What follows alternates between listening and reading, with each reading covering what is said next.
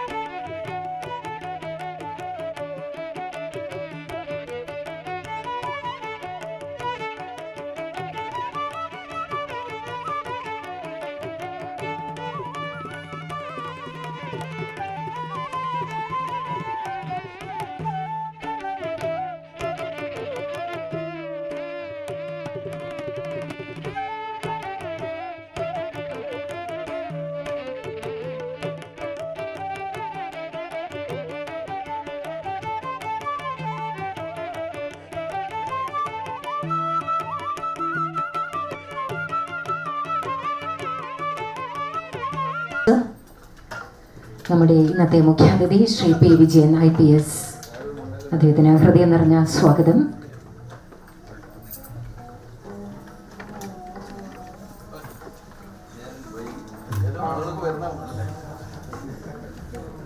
Ladies and gentlemen, kindly take your seats as we move on to the program right now.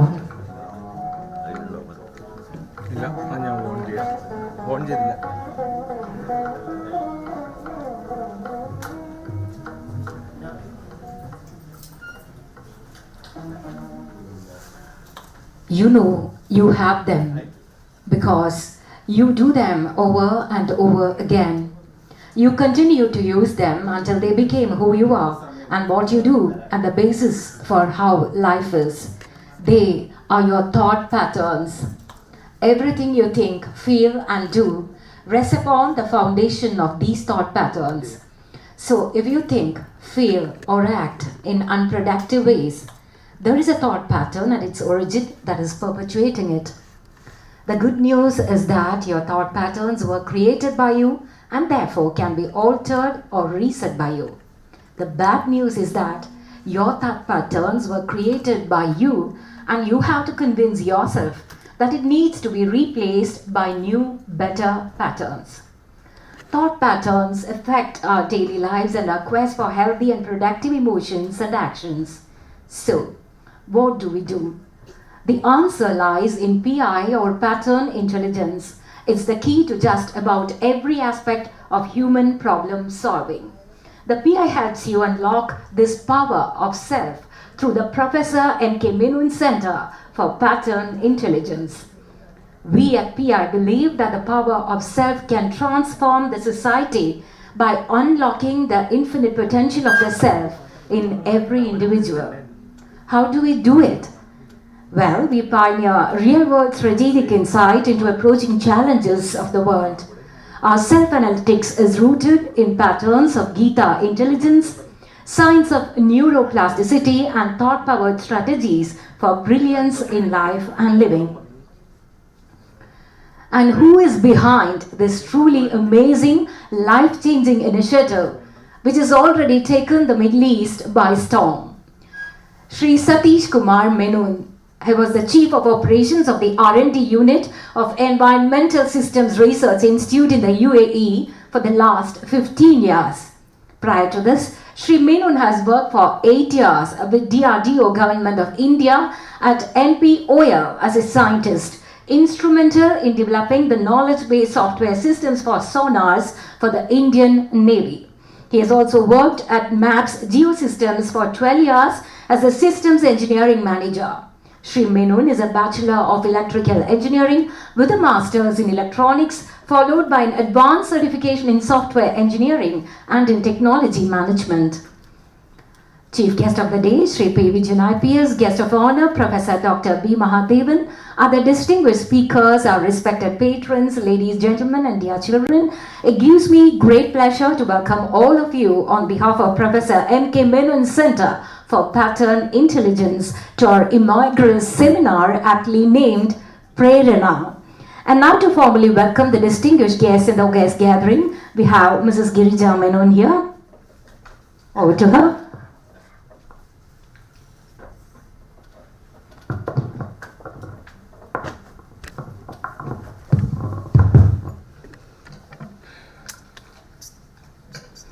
Namaste and good evening, ladies and gentlemen. ഒരു നല്ല സായാഹ്നത്തിലേക്ക് എല്ലാവർക്കും സ്വാഗതം. It's a privilege for me to welcome our renowned guest for the day on behalf of the Pattern Institute. Let us celebrate the moment when our reputed guest are offered a floral welcome. We are fortunate to have Shri P. Vijayan IPS as our chief guest, who is currently serving as Inspector General of Police, Anti-Terrorist Squad, Kerala, MD KPBS and Director Social Policing Division. Swagatham sir.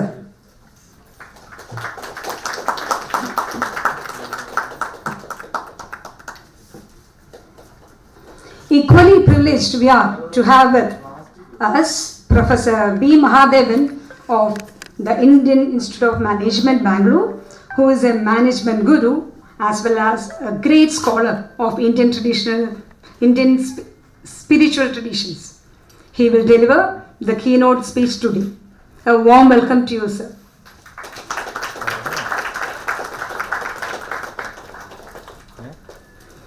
A heartfelt welcome to our musical trio, Sri Jayashankar Pallipuram, Sri Sajith Pallipuram, and Sri Balagopala Menon. Cognitive pattern of musical intelligence എന്ന വിഷയമാണ് ഇന്ന് അവരുടെ അവതരിപ്പിക്കാൻ പോകുന്നത്. സ്വാഗതം Shri Jayashankar sir, Shri Balagopala Menon and Shri Jayashankar Sajith പള്ളിപ്പുരം.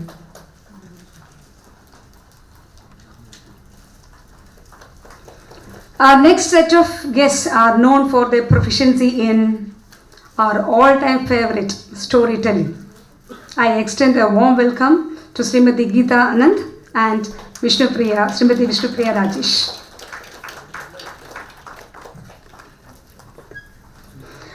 Dr. Krishna Balagopal, a renowned neurologist and assistant professor at Malangara Orthodox Syrian Church Medical College, Kolanjeri, is our next guest of honor. Welcome to the seminar, Doctor. We feel privileged to have you here. Let me take this opportunity to welcome our greatest inspiration, our patrons. A warm welcome to Dr. Sulojana Nalapat, famous writer. Sri S. Ananda Narayan, distinguished defense scientist, retired from DRDS.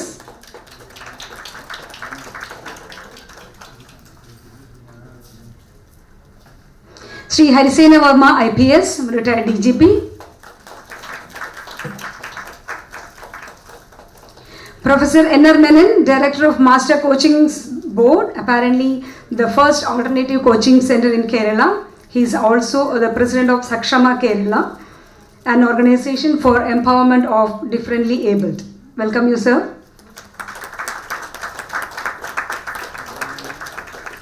And Sri S. Ananda Padmanabhan, retired Executive Director, Auto India. Welcome to Sri Satish Kumar Menon, the Founder Director of the Pattern Institute, who has dreamt big for the nation. He is in the process of shaping young minds and providing a head start for tomorrow's aspiring leaders. A warm welcome to the Pattern Institute students who are going to receive WISE certifications, the students of Teens Geeta Intelligence, and participants of Self-Analytics, their family, friends and relatives. ഒരിക്കൽ കൂടി a warm welcome to all of you present here. എല്ലാവർക്കും ഒരു ഊഷ്മളമായ സായാഹ്നം ആശംസിച്ചുകൊണ്ട് നന്ദി, നമസ്കാരം.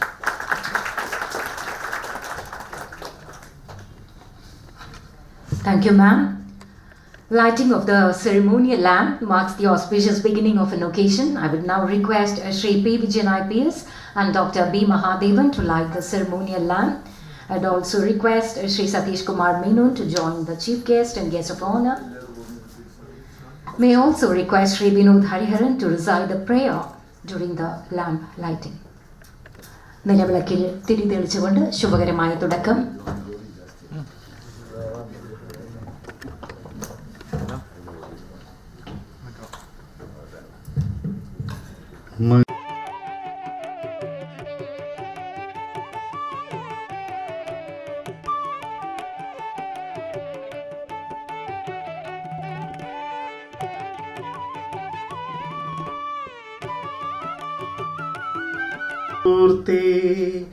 മോഹന ഗണപതി മതിക്കല ചൂടും ദേവനൂതനയ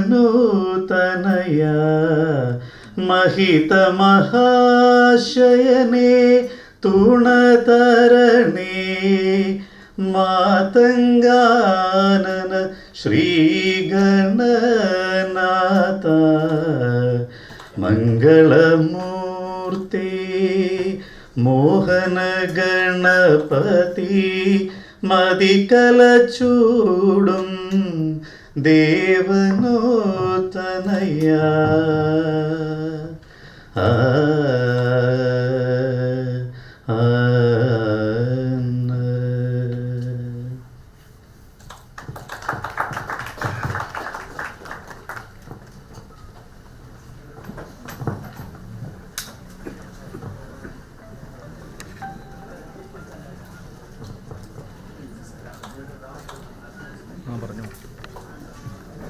The lamp has been lit. Thank you, gentlemen. You may kindly take your seats.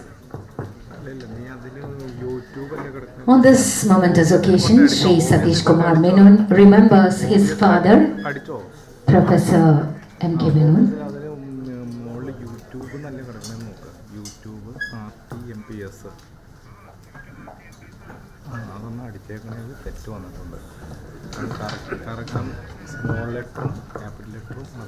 A very good evening to everyone. എല്ലാവർക്കും സുദിനം ആശംസിച്ചുകൊണ്ട് ഞാൻ ഈ പാറ്റേൺ ഇൻസ്റ്റിറ്റ്യൂട്ട് എന്ന് പറയുന്ന എൻ്റെ ഒരു പാഷനാണ് ആയിരുന്നു അത് കൂടുതൽ പ്രവർത്തനങ്ങളിൽ ഏർപ്പെട്ടുകൊണ്ട് ഇവിടെ എറണാകുളത്തും മറ്റുള്ള കേരളത്തിലും ഒക്കെ കൂടുതൽ കാര്യങ്ങൾ ചെയ്യാൻ വേണ്ടിയിട്ട് തുടങ്ങുകയാണ്. അത് എൻ്റെ അച്ഛൻ എൻ്റെ തുടക്കം മുതൽ തന്നെ എനിക്ക് പറയാവുന്ന I think he is the one who inspired me to blend values with knowledge, and that was one of the things that has stood the test of time.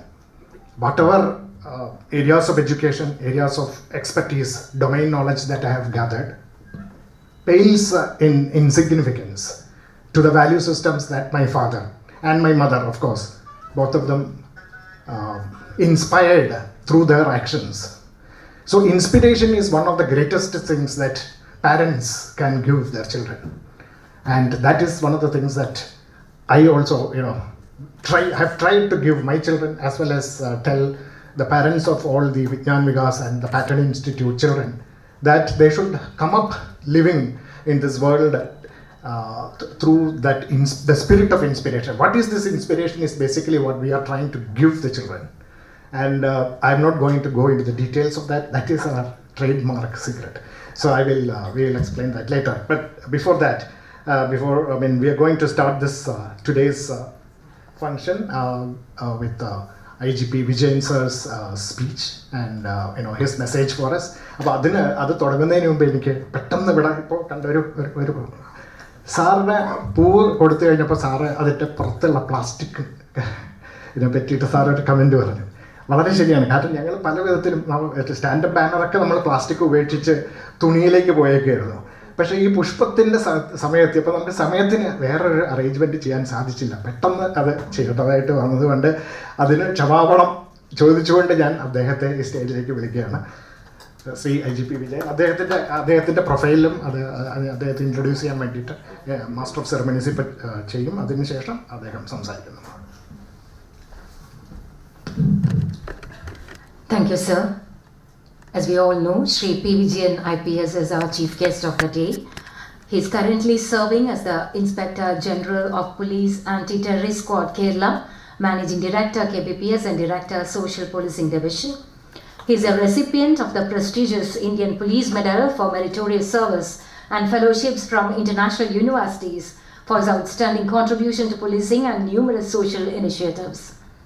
As a man who has touched millions of lives and transformed them through his various initiatives, he has become one of the extraordinary change makers of our times. A change maker who relies on the inner human potential to solve problems and create a better tomorrow for everyone. As the first IPS officer to serve as commissioner of all 4 commissionates of Kerala, he has led the investigation teams in many sensational cases, including the Kalamasheri bus burning, Shabrimala Tantri case, Chelambra bank robbery, and also an email threat against the Honorable Prime Minister. He addressed crime through effective and unbiased investigation, and his administrative capability was well received by the highest echelons of government, wherein he innovated policing strategies and revamped police training. He brought in systemic changes within police and initiated student police cadet to redefine community policing. SPC today covers more than 800 schools with 2.5 lakh high school children molded to become young change leaders. Shri Rajnath Singh, the Union Home Minister in 2018, directed all states to follow Kerala SPC model. Our responsibility to children, Project Candlelight, Project Hope to help school dropouts, Nanma Foundation, Pause Talk series, Padavugal, Chiri O Chiri, and CEP are some of the several programs that are inspired by Sri P. Vijayan. As the special officer for Shabrimala, he was shaken by the environmental pollution due to the pilgrimage. To make people aware on this aspect, the Punyam Punkavanam, the Holy Garden, was launched, interlinking spirituality and ecological responsibility. It drew tremendous appreciation from the Honorable Prime Minister of India, Shri Narendra Modi, in his Mann Ki Baat on 31st December 2018. It's being replicated in other pilgrimage locations of the country. Shri Vijayan was chosen for the CNN IBN Indian of the Year Award, a man who demonstrates with his life that the only stumbling block between you and your dreams is you. Through his unique philosophy and actions, he has carved a niche for himself in the hearts of every Indian. We are extremely proud to have one of the most popular police officers of Kerala, Shri P. Vijayan IPS, as our chief guest of the day. Let me request him to kindly deliver the inaugural address. Welcome, sir.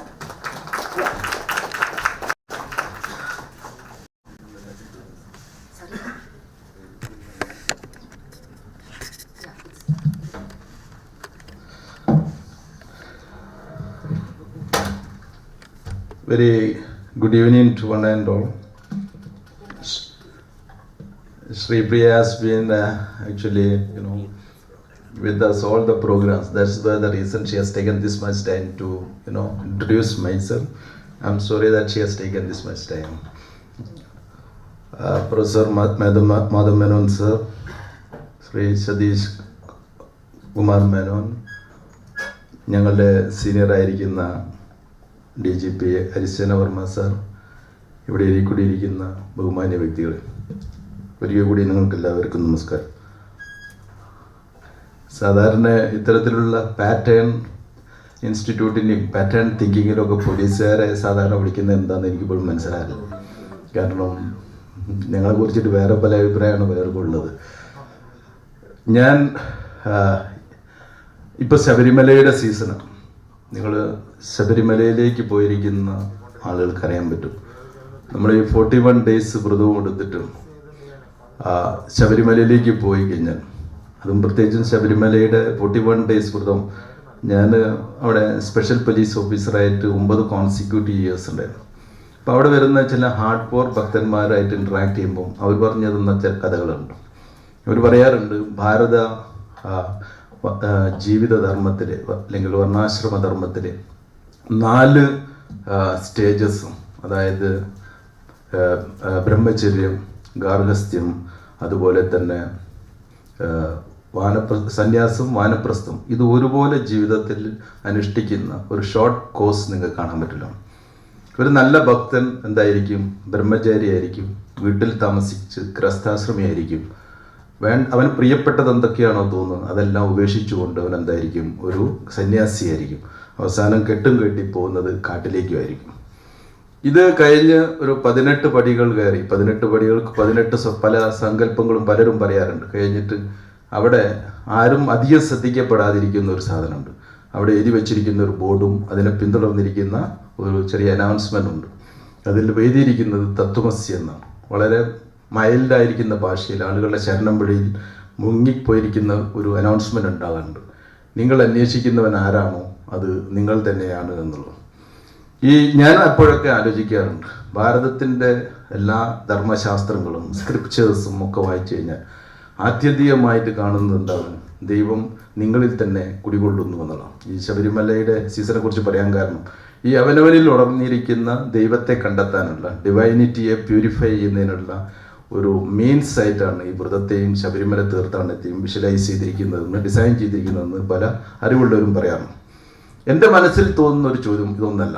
ഞാനൊരു student of economics കൂടിയാണ്. Student of എക്കണോമിക്സിൻ്റെ ഒരു കാര്യം, ഇപ്പോഴും ഇന്ത്യയിൽ around 20 crore people below the age of 14, below the poverty line ആണെന്ന് പറയുന്നു. എന്ന് പറഞ്ഞു കഴിഞ്ഞാൽ 2 നേരത്തെ ഭക്ഷണം കഴിക്കാൻ വകയില്ലാത്ത ഒരാളെയാണ് ദാരിദ്ര്യതയ്ക്ക് താഴെ എന്ന് പറയുന്നു. നമ്മൾ അന്വേഷിക്കുന്നവൻ ആരാണോ അത് ദൈവമാണ് എന്ന് പറഞ്ഞാൽ, നമ്മൾ ദൈവത്തോളം ശക്തിയും ദൈവത്തോളം ഉയരാൻ പ്രാപ്തിയുമുള്ളവനാണെങ്കിൽ എന്തുകൊണ്ട് ഈ ദൈവങ്ങൾക്ക് 2 നേരത്തെ ഭക്ഷണം കഴിക്കാൻ കുറേ പേർക്ക് പറ്റുന്നില്ല? മനുഷ്യനിൽ അന്തർലീനമായിരിക്കുന്ന കഴിവുകളും അതിൻ്റെ all potentials as equal as the God ആണെങ്കിൽ എന്തുകൊണ്ട് ചില ആളുകൾക്ക് ഈ കഴിവുകൾ പുറത്തെടുക്കാൻ പറ്റുന്നില്ല? അല്ലെങ്കിൽ എന്തുകൊണ്ട് തന്നിലുള്ള ഈ പറഞ്ഞിരിക്കുന്ന ദൈവത്തോളം ശക്തമായിരിക്കുന്ന കഴിവുകളെ പുറത്തെടുക്കാൻ പറ്റുന്നില്ല, അല്ലെങ്കിൽ എന്തുകൊണ്ട് അത് യൂട്ടിലൈസ് ചെയ്യാൻ പറ്റുന്നു? ഈ ചോദ്യം എന്നെ സംബന്ധിച്ചിടത്തോളം വളരെ നാളുകളായിട്ട് അലട്ടിക്കൊണ്ടിരിക്കുന്നതാണ്.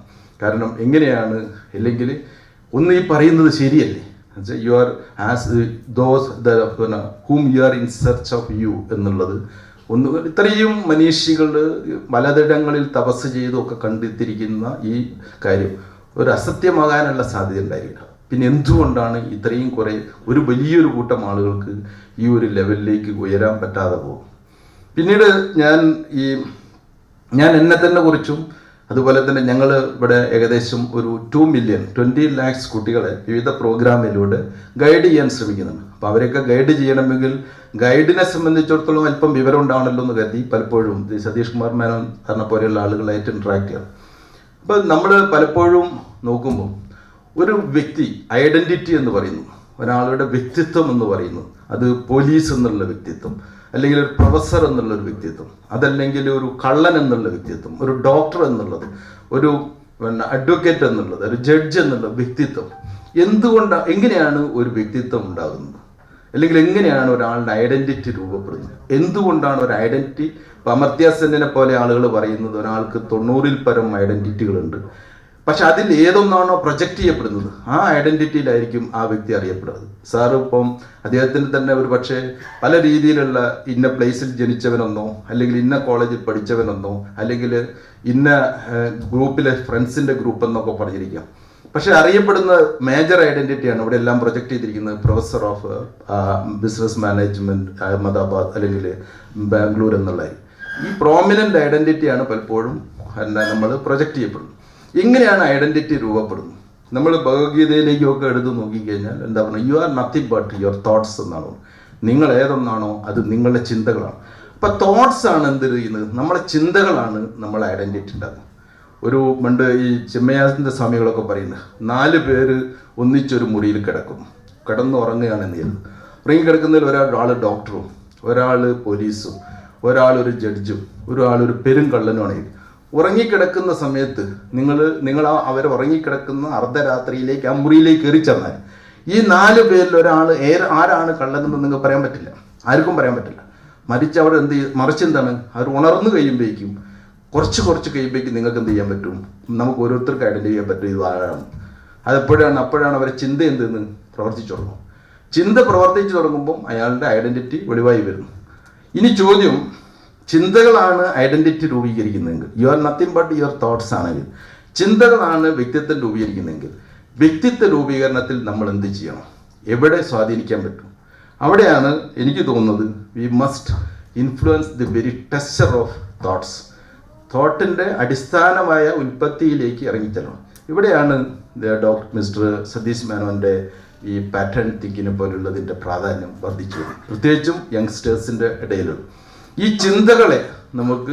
ചിന്തകളുടെ ഒറിജിനിലേക്ക് എങ്ങനെ നമുക്ക് ഇറങ്ങിച്ചെല്ലാൻ പറ്റും, അവിടെ ഏത് രീതിയിലുള്ള സ്വാധീനം നമുക്ക് ഉണ്ടാക്കാൻ പറ്റും.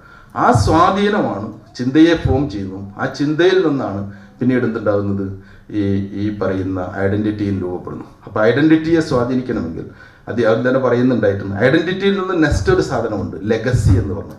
ആ ഐഡൻറ്റിറ്റിനെ ഒരു ഉപജീവനത്തിൻ്റെ ലെവലിൽ നിന്നും മാറ്റി ഒരു സമൂഹത്തിൻ്റെയോ അല്ലെങ്കിൽ ഒരു ലോകത്തിൻ്റെയോ തന്നെ നന്മയ്ക്ക് വേണ്ടിയിട്ട് മാറ്റി പറയുമ്പോൾ അത് ലെഗസിയിലേക്ക് മാറുന്നു എന്ന് പറയും. അപ്പോൾ ഈ ടെക്സ്ചർ ഓഫ് ദി ഐഡൻറ്റിറ്റി തോട്ട്സും അവിടെ നിന്നും തോട്ട്സിൻ്റെ formation leads to action and action further leads to the identity.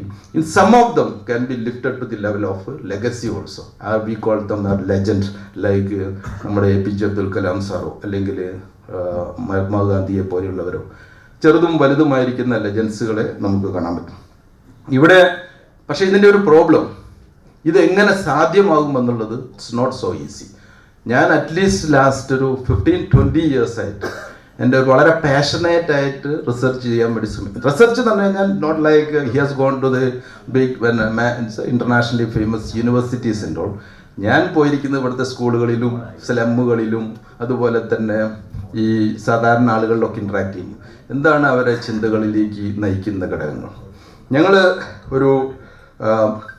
ഒരു തിയറി നിങ്ങൾ I.S.T E=mc² എന്ന് കേട്ടിട്ടുണ്ടോ?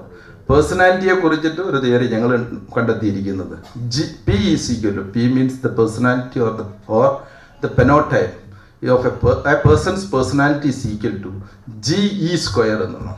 എന്താണ് G എന്ന് പറയുന്നത് ജനറ്റിക് ആസ്പെക്റ്റും അതർ വൺ എന്ന് പറയുന്നത് environment. If genetic having an one factor effect, this double factor effect is there for the environment. അപ്പോൾ ഞങ്ങൾ കരുതിയിരുന്നത്, ഞങ്ങൾ ശ്രമിച്ചുകൊണ്ടിരുന്നത് how we can change the create an simulated environment, thereby we can change the pattern of the person and person's thinking ഉണ്ടോ.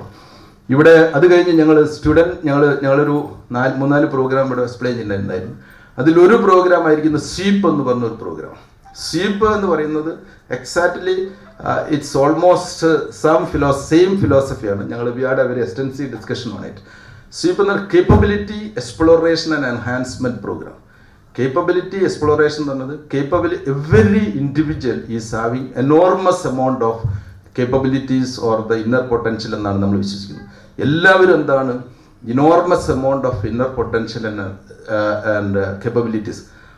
അത് ഒരു പ്രശ്നം നമ്മൾ വിശ്വസിക്കുന്നുണ്ടോ എന്നുള്ളതാണ്. നമ്മൾ പറയുന്നു every person is having enormous amount of inner potential എന്ന് ഈ പറയുന്ന ഓരോരുത്തരും പറയുമ്പോൾ whether that person himself is really വിശ്വസിക്കുന്നുണ്ടോ എന്നുള്ളതാണ്. ഉണ്ടെങ്കിൽ അങ്ങനെയാണ് പെരുമാറുക. ഈ ചിന്മയാനന്ദ സ്വാമികളുടെ ഏതോ ഒരു ശ്ലോകത്തിൻ്റെ അവസാനത്തിൽ അദ്ദേഹം വിശദീകരിക്കുന്നുണ്ട്, if we are to be true representative of the infinity and the eternal, we have to always focus on its larger possibilities. Otherwise we'll be simply wasting the highest inner potential entrusted upon us by the divinity. നമ്മളിൽ ഉണ്ടാകുന്ന ഒരു അസാമാന്യമായിരിക്കുന്ന ഒരു ദൈവത്തിൻ്റെ ഒരു true representative. ഇപ്പം നമ്മൾ പറഞ്ഞാൽ നിങ്ങൾ ആരാണോ അത് ദൈവമാണ് നിങ്ങളെന്ന് പറയുന്നുണ്ടെങ്കിൽ, നിങ്ങൾ തന്നെയാണ് ദൈവം എന്ന് പറയുന്ന അവസ്ഥയിലേക്ക് നിങ്ങൾക്ക് ഉയരാൻ പറ്റുമെങ്കിൽ, നിങ്ങൾ ആ ഒരു ഇൻഫിനിറ്റ് പവറിൻ്റെ റെപ്രസെൻറ്റേറ്റീവ് ആകണമെങ്കിൽ ഒരു ഹയർ പോസിബിലിറ്റിയിലേക്ക് നമ്മൾ എക്സ്പ്ലോർ ചെയ്യും. അതിനാദ്യം നമ്മൾ കൺവിൻസ്ഡ് ആയിരിക്കണം. We have to be convinced actually I have the power to raise ourself to the level of the god. അതുകൊണ്ടാണ് ഈ ശബരിമല ദർശനത്തിൽ നിങ്ങൾ നോക്കിയാൽ ശബരിമലയിൽ ഒരു മാലയിട്ട് വരുത്തുന്ന ഒരു വ്യക്തി അദ്ദേഹത്തിന് എത്തിച്ചേരുന്ന പേര് അയ്യപ്പൻ അല്ലെങ്കിൽ സ്വാമി എന്നാണ്. നമ്മൾ കരുതുന്ന എന്താണെന്ന് വെച്ചാൽ ഈ വ്രതമർത്ത് വരുമ്പോഴേക്കും അദ്ദേഹം ഉയർന്ന് ദൈവത്തിൻ്റെ സ്ഥാനത്തേക്ക് ഉയരുന്നു അല്ലെങ്കിൽ അയ്യപ്പൻ്റെ സ്ഥാനത്തേക്ക് ഉയരുന്നു എന്നുള്ളത് ഇപ്പോഴും ഒരു ചടങ്ങായിട്ട് മാലയിട്ടവൻ എല്ലാവരും എന്തായി മാറുന്നു, ഈ വാളെടുത്തവനെല്ലാം വെളിച്ചപ്പാടെന്നുള്ള പോലെ മാലയെടുത്തവൻ എല്ലാവരും എന്താണ് അയ്യപ്പനായി മാറുന്നു. ഈ ഒരു എന്താണ് നമ്മൾക്ക് നമ്മൾ whether we have that belief. Self അനാലിറ്റിക്സിലൊക്കെ ഒരു പക്ഷേ അത് വളരെ യൂസ്ഫുൾ ആയിരിക്കും തോന്നുന്നു. അതായത് എങ്ങനെയാണ് നമ്മൾക്ക് ആ inner potential, enormous amount of inner potential ഓരോരുത്തരിലും ഉണ്ട് എന്നുള്ള വിശ്വാസം ഉണ്ടാകുക. നാട്ടുകാരിൽ മാത്രമല്ല എന്നിലും ഉണ്ടെന്നുള്ള വിശ്വാസം ഉണ്ടാകുക. ആ ഒരു വിശ്വാസത്തെ എങ്ങനെ നമുക്ക് ഉയർത്തിക്കൊണ്ട് അയാളെ കൺവിൻസ് ചെയ്യിക്കാൻ പറ്റും. That is the biggest problem. ഇതാണ് ഞങ്ങൾ ഒന്ന് ചെയ്തുകൊണ്ട് കേപ്പബിലിറ്റി എക്സ്പ്ലോറേഷൻ. ഓരോരുത്തരിലും ഇത്തരത്തിൽ എനോർമസ് എമൗണ്ട് ഓഫ് ഇന്നർ പൊട്ടൻഷ്യലിൽ നിന്ന് ചിന്തിപ്പിക്കുകയും വിശ്വസിപ്പിക്കുകയും കൺവിൻസ് ചെയ്യുകയും ചെയ്യുക. 2, അതിനെ എങ്ങനെ നമുക്ക് എൻഹാൻസ് ചെയ്തെടുക്കാൻ പറ്റുള്ളൂ. ഈ എൻഹാൻസ് ചെയ്യുന്നതിന് ചിലപ്പോൾ ഉണ്ടാകുന്ന ലിമിറ്റേഷൻസ് എന്തൊക്കെയാണ്, അല്ലെങ്കിൽ എക്സ്പ്ലോർ ചെയ്യുന്നതിനുള്ള ലിമിറ്റേഷൻ. ഞാൻ പലപ്പോഴും കണ്ടിരിക്കുന്ന ഈ വിശ്വാസത്തെ, നമ്മളിലുണ്ടാകുന്ന ഈ കൺവിക്ഷനെ തടസ്സപ്പെടുന്നു. ഒന്ന് നമ്മൾ attitudinal problems, 2 fear of failure, അതല്ലെങ്കിൽ നമ്മൾ കാണുന്ന എക്സ്ക്യൂസസ്, ഇങ്ങനെയുള്ള ലേസിനെസ്, ഇങ്ങനെയുള്ള പല കാര്യങ്ങളാണ് ഒരാളുടെ ശ്രദ്ധത്തിൽ അവരുടെ ഇന്നർ പൊട്ടൻഷ്യലിനെ ഐഡൻറ്റിഫൈ ചെയ്യുന്നതിനും എക്സ്പ്ലോർ ചെയ്യുന്നതിനും ഫെയിലാകുന്നു. അതോടൊപ്പം തന്നെ ഒരിക്കലും അത്തരത്തിലുള്ള ഒരു ഇന്നർ പൊട്ടൻഷ്യൽ ഉണ്ടെങ്കിൽ അതിനെങ്ങനെ പോളിഷ് ചെയ്യാം, റിഫൈൻ ചെയ്യാം, സ്ട്രെങ്തൻ ചെയ്യാം എന്നുള്ളതാണ് കേപ്പബിലിറ്റി എക്സ്പ്ലോറേഷൻ. എന്താ ചെയ്യാൻ ശരിക്കും ഇതായിരിക്കേണ്ടിയിരുന്നു വിദ്യാഭ്യാസം എന്ന് പറയുന്നു. ഇങ്ങനെ ചെയ്യുന്നതായിരിക്കേണ്ടിയിരുന്നു വിദ്യാഭ്യാസം. to bring out the best in a child, not to bring in or to insist upon him the best out in the society അല്ലെങ്കിൽ in the society or in the country എന്നുള്ളതിനപ്പുറം to bring out the best in a person ഉണ്ടാവുള്ളൂ. അങ്ങനെ ആയിരിക്കും വേണ്ടി. നിർഭാഗ്യവശാൽ നമ്മൾ ഈ 75 കൊല്ലത്തെ സ്വാതന്ത്ര്യം കിട്ടിയ സമയത്ത് നമ്മൾ വിദ്യാഭ്യാസ സിസ്റ്റം കൊണ്ട് ഉണ്ടാക്കിയിരിക്കുന്നത് ഈ പറയുന്ന ചിന്തയാണ് മനുഷ്യൻ്റെ രൂപത്തിൻ്റെയും ഭാവത്തിൻ്റെയും ഐഡൻറ്റിറ്റിയുടെയും അടിസ്ഥാനമെന്നുള്ള ഒരു സത്യം മനസ്സിലാക്കാതിരിക്കുകയും ആ ചിന്തിക്കാനുള്ള കഴിവുകൾ വളർത്താതിരിക്കുകയും ചെയ്തതുകൊണ്ട് ഈ 75 കൊല്ലം കഴിയുമ്പോഴും നമ്മൾ 136 കോടി ജനങ്ങളുണ്ടായിട്ടും ഒരു substantial output in the original thinking and a pioneering format yet to happen എന്നുള്ള ഒരു സത്യമാണ്. ഇവിടെ ഈ ഇത്തരത്തിലുള്ള ഒരു ഇനീഷ്യേറ്റ് നമ്മളിലുള്ള സത്വത്തെ തിരിച്ചറിഞ്ഞിട്ട്, നമ്മളിലുള്ള എനർജിയെ തിരിച്ചറിഞ്ഞിട്ട്, അതിനെ എക്സ്പ്ലോർ ചെയ്തിട്ട്, അതിൽ നിന്നും നമ്മൾ ഒരു ഉയർന്ന ഐഡൻറ്റിറ്റിയിലേക്കും പിന്നീട് ഒരു ലെജൻഡിലേക്കും ഒക്കെ നമ്മൾ ഉയർത്താൻ പ്രാപ്തമാകുന്നതാണ് ശ്രീ സതീഷ് കുമാർ ഡിസൈൻ ചെയ്തുകൊണ്ടിരിക്കുന്ന, ഇംപ്ലിമെൻ്റ് ചെയ്തുകൊണ്ടിരിക്കുന്ന, അല്ലെങ്കിൽ ഒരു എക്സ്പെരിമെൻ്റ് ചെയ്തുകൊണ്ടിരിക്കുന്ന ഈ പാറ്റേൺ തിങ്കിങ് എന്നുള്ളത് ആണ് ഞാൻ മനസ്സിലാക്കിയിരിക്കുന്നത്. ഇത് ഇത്രയും ഞാൻ ഇത് ഒരു പാഷനേറ്റ് ആയിട്ട് ഇത് പറയാൻ കാരണം, ഞാൻ I have been thinking about this one quite long time. I didn't get a proper answer. Still we are inquiring into that one, and hopefully we'll find out some solution to that direction. With the few words, I'm extremely grateful to Mr. Sadish Menon for inviting me into this extremely great program and getting great opportunity to meet you people. And with the few words, let me declare this program is inaugurated. Thank you.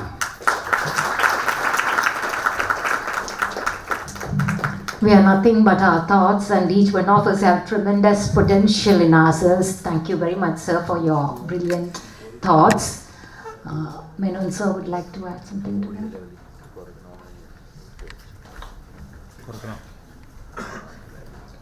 തത്വമസി എന്ന് പറയുന്ന മഹാസത്യത്തിൻ്റെ പ്രാക്ടിക്കലായിട്ടുള്ള വളരെ most practical വഴിക്കോൾ explanation of തത്വമസി to be applied in to our living, അതിൻ്റെ ഒരു ഉദാത്ത ഉദാഹരണമായിട്ട് എനിക്ക് IGP വിജയൻ സാറിനെ ആയിട്ട് കണ്ട ഒരു രണ്ടോ മൂന്നോ മണിക്കൂർ നമ്മൾ സംസാരിച്ചു. അതിൽ നിന്ന് എനിക്ക് മനസ്സിലായി, അന്ന് എനിക്ക് ആ ഒരു മൊമെൻറ്റിൽ അദ്ദേഹവുമായിട്ട് സംസാരിച്ച സമയത്ത് എനിക്ക് വളരെ ക്ലിയർ ആയിരുന്നു, ഞാൻ ഇവിടെ ഇത് ഇന്നോഗ്രേറ്റ് ചെയ്യാനായിട്ട് വിളിച്ച വ്യക്തി ഇതിന് പറ്റിയ ഒരു വ്യക്തി തന്നെയാണെന്ന്. നമ്മുടെ ഉള്ളിലുള്ള തത്വമസി എന്ന് പറയുന്ന ആ സത്യം പലപ്പോഴും നമ്മൾ വെറും വാക്കുകളിൽ ഒതുക്കിയിട്ടാണ് നമ്മളത് കാണുന്നത്. അത് ഞാൻ തന്നെയാണ് എന്നുള്ള ബോധം ശരിയായിട്ടുള്ള ഒരു ഐഡൻറ്റിറ്റിയിൽ എത്തുമ്പോൾ മാത്രമേ അത് ശരിക്കും മനസ്സിലാക്കുന്നുള്ളൂ, അല്ലെങ്കിൽ അത് വെറും വാക്കായി പരിണമിക്കുകയാണ്.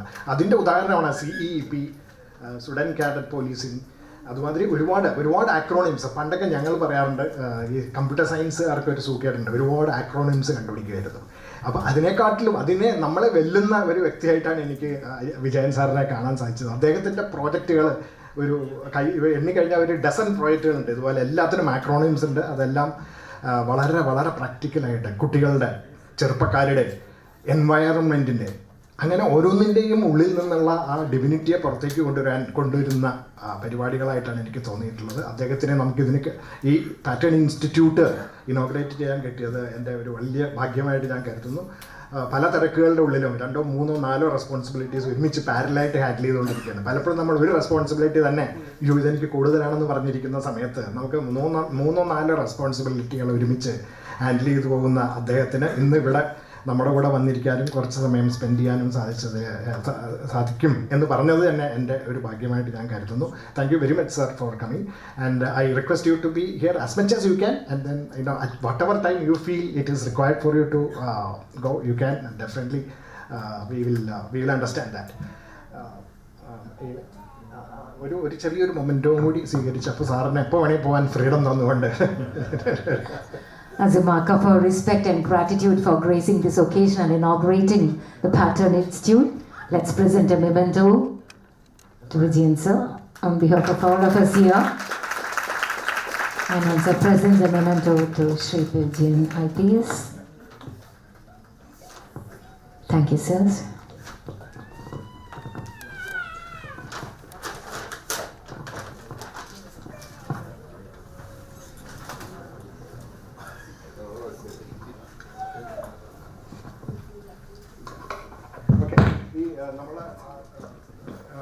വിജയൻ സാർ ഇപ്പോൾ നമ്മളുടെ തോട്ട് പവറിനെ പറ്റിയിട്ട് പറഞ്ഞിരുന്നു. തോട്ട് പവറിനെ നമുക്ക് മാക്സിമൈസ് ചെയ്യുക എന്നുള്ളതാണ് നമ്മൾ ശരിക്കും ചെയ്യേണ്ടതായിട്ടുള്ളത്. അത് നേരായ മാർഗത്തിൽ ടു ക്രിയേറ്റ് അപ്രോപ്രിയേറ്റ് ലെഗസി. ആ ലെഗസി എന്ന് പറയുന്നത് എന്താണെന്നൊക്കെയാണ് നമ്മുടെ ഈ പാറ്റേൺ ഇൻസ്റ്റിറ്റ്യൂട്ട് വഴി നമുക്ക് കുട്ടികൾക്കും ചെറുപ്പക്കാർക്കും കൊടുക്കാനായിട്ട് സഹായിക്കുന്നത്. അപ്പോൾ one of the greatest legacies that I think we can give our youth, our children, and I'm sure Professor Mahadevan also will agree with me, is that we even now, 30 years back it was very bad. Even now it is so, but we have progressed. Productization mentality. A productization mentality is something that we lack. You know, we are great project implementers. We are great engineers. But I think we still are lacking behind as scientists. Scientists എന്ന് പറയുമ്പോൾ നമ്മളുടെ science, physics, chemistry അങ്ങനെ അത് മാത്രമല്ല. ഏത് human എൻഡവറിലും ഏത് subject എടുത്തു കഴിഞ്ഞാലും that is A science. Economics is A science, history is A science, literature is A science. എല്ലാം സയൻറ്റിഫിക് ആയിട്ടുള്ള ഫണ്ടമെൻ്റൽ ആയിട്ടുള്ള സയൻസിൽ നിന്ന് പുറത്തേക്ക് കൊണ്ടുവരുന്ന വിധത്തിലുള്ള കാര്യങ്ങൾ ചെയ്യുക എന്നുള്ളതാണ്. അപ്പോൾ അതിന് അത്യാവശ്യമായിട്ടുള്ളൊരു സംഗതി ക്രിയേറ്റിവിറ്റിയാണ്. ആ ക്രിയേറ്റിവിറ്റി എന്ന് പറയുന്നത് ആർട്സ്, ലിറ്ററേച്ചർ, മീഡിയ എന്ന് പറയുന്ന സബ്ജക്റ്റുകൾ, അതിന് റിലേറ്റഡ് ആയിട്ടുള്ള സംഗതികളാണ് ക്രിയേറ്റീവ് പ്രൊഫഷൻസ് എന്ന് നമ്മൾ സാധാരണക്കാർ പറയുന്നത് എപ്പോഴും. But we definitely forget the fact that science, engineering, technology, science എന്ന് പറയുമ്പോൾ എല്ലാ നോളജ് മേഖലകളും വരും.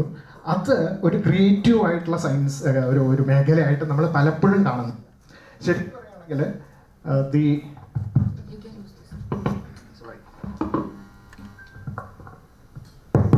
ശരിക്കും ഈ മേഖലകളിൽ ഈ പ്രോഡക്റ്റ് ഡെവലപ്മെൻറ്റ് എന്ന് പറയുന്ന ഒരു സ്റ്റേജിലേക്ക് പോവുകയാണെങ്കിൽ it becomes a truly creative endeavour. അതിന് it requires creativity and there is a process for that. There is a process of creativity. പക്ഷേ at the same time this process of creativity, what is that? അത് വളരെ ഫണ്ടമെൻ്റലായിട്ട് നമ്മൾ പറയുകയാണെങ്കിൽ solution സ്പേസും problem സ്പേസും തമ്മിൽ മാപ്പ് ചെയ്യുന്നതിനെയാണ് creativity എന്ന് നമുക്ക് അതിൽ പറയാവുന്നത്. How if you are able to map a solution space to a problem space, പെട്ടെന്ന് നമുക്കൊരു പ്രോബ്ലം വന്നു, ആ പ്രോബ്ലത്തിന് സൊല്യൂഷൻ മാച്ച് ചെയ്ത് കണ്ടുപിടിക്കാൻ സാധിക്കുക എന്ന് പറയുന്നത് ഒരു ക്രിയേറ്റീവ് പ്രോസസ്സാണ്. അതിന് ഈ പറയുന്ന എല്ലാ മേഖലകളിലും നമുക്ക് ഓപ്പർച്യൂണിറ്റീസ് ഉണ്ട്.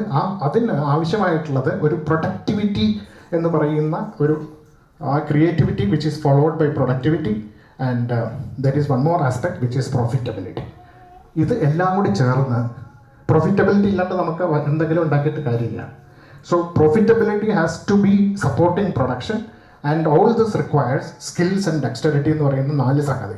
അപ്പോൾ 4 സംഗതികളാണ് creativity, productivity, profitability and skills എന്ന് പറയുന്ന 4 ഫണ്ടമെൻ്റൽ ആപ്റ്റിറ്റ്യൂഡ്സ് നമുക്ക് ഡെവലപ്പ് ചെയ്യേണ്ടതായിട്ടുള്ളത്. That is basically what we are at the pattern institute trying to do. അതിൽ ആദ്യം തന്നെ നമുക്ക് ഈ മ്യൂസിക് എന്ന് പറയുന്ന ആർട്ടിൻ്റെ ഒരു സൈഡാണ്. അതിൽ മ്യൂസിക്കിലത്തെ ക്രിയേറ്റിവിറ്റി സാധാരണ ഒരു മ്യൂസിക് ഡയറക്ടറുടെ അടുത്ത് നമ്മൾ ചോദിച്ചു കഴിഞ്ഞാൽ അവർക്ക് പ്രത്യേകിച്ച് അത് പറയാൻ പറ്റില്ല. ഇത് നമുക്ക് ഡിഫൈൻ ചെയ്യാൻ പറ്റാത്തതാണെന്ന് പറയുക. പക്ഷേ ആ മ്യൂസിക് ക്രിയേറ്റിവിറ്റി കൊണ്ട് അദ്ദേഹം ചെയ്ത സംഗതി, അതിനെ നമ്മൾ ശരിക്കും ഒന്ന് ആഴത്തിൽ ചിന്തിച്ച് നോക്കിക്കഴിഞ്ഞാൽ there will emerge a process. അത് നമുക്ക് കണ്ടുപിടിക്കാൻ സാധിച്ചു കഴിഞ്ഞാൽ ക്രിയേറ്റിവിറ്റിയുടെ റൂട്ടിലേക്ക് നമുക്ക് കുറച്ച് വെളിച്ചം അടിക്കുന്നതായിട്ട് കാണാൻ സാധിക്കും. അപ്പോൾ അതിന് നമ്മൾ ചിന്തിക്കണം. അപ്പോൾ എനിക്ക് കുറച്ച് എൻ്റെ ബാല്യകാല സുഹൃത്തുക്കളായിട്ടുള്ള ജയശങ്കർ, ബാലഗോപാലൻ ആൻഡ് ജയശങ്കറിൻ്റെ അനിയനാണ് സജിത്ത്. ഇവരിവിടെ എറണാകുളത്ത് തന്നെയുള്ളവരാണ്. ഞാൻ അവരെ ഒന്ന് ഉപയോഗിക്കാമെന്ന് വിചാരിച്ചു. എന്ന് വെച്ചാൽ അവർക്ക് ചിന്തിക്കാൻ കഴിവുള്ളവരാണ്. അവർ മ്യൂസിക് ഫീൽഡിൽ മാത്രം പ്രൊഫഷണൽ മ്യൂസീഷ്യൻസോ അല്ലെങ്കിൽ ഡയറക്ടേഴ്സോ അല്ല. ജയശങ്കർ ഒരു സയൻറ്റിസ്റ്റാണ്. Is in the marine fisheries area. Balagopalan was an entrepreneur. Sajith is an engineer. അപ്പോൾ ഇവരെടുത്ത് അവർ വളരെ അഗാധമായിട്ട് ഇതിനെ പറ്റി ചിന്തിക്കുകയും അതിൻ്റെ പ്രോസസ്സിനെ പറ്റിയിട്ട് അവർക്ക് ചിന്തിച്ച് പറയാൻ സാധിക്കും എന്നെനിക്ക് തോന്നിയത് കാരണം I thought I will invite dum. അപ്പോൾ അവർ ഈ മ്യൂസിക്കിൻ്റെ ക്രിയേറ്റിവിറ്റിയെ പറ്റി അവർ ഇപ്പോൾ ചിന്തിച്ചിട്ട് അതിൽ നിന്ന് അവരെങ്ങനെയാണ് ഇത് ഉണ്ടാക്കിയെടുക്കുന്നത്, ഒരു ലിറിക്സ് കിട്ടിക്കഴിഞ്ഞാൽ ആ ലിറിക്സിൽ നിന്ന് മ്യൂസിക്കാക്കി മാറ്റുന്ന പ്രോസസ്സ്, അതിലെന്തൊക്കെയുണ്ട് എന്നുള്ളതിനെ പറ്റിയിട്ട് അവർക്ക് ആവുന്നത്ര അവരെ കൊണ്ടാവുന്ന വിധത്തിൽ ഇപ്പോൾ നമുക്ക് ഇവിടെ ഡെമോൺസ്ട്രേറ്റ് ചെയ്ത് തരാൻ പോവുകയാണ്. അതാണ് നമ്മുടെ തുടക്കം. അതായത് ആർട്ടിലത്തെ ക്രിയേറ്റിവിറ്റി. അതിൽ നിന്ന് പിന്നീട് മറ്റുള്ള ക്രിയേറ്റിവിറ്റിയുടെ മേഖലകളിലേക്ക് നമുക്ക് പോകാം. അപ്പോൾ അതിനായിട്ട് ഞാൻ ആദ്യം ജയശങ്കർ, ബാലഗോപാൽ ആൻഡ് സജിത്ത് അവരെ ക്ഷണിക്കുകയാണ്. Please introduce.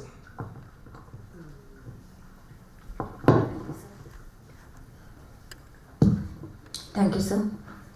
As sir said, today we take a look at the cognitive patterns of musical intelligence, and to enlighten us on the subject, we have 3 eminent personalities here.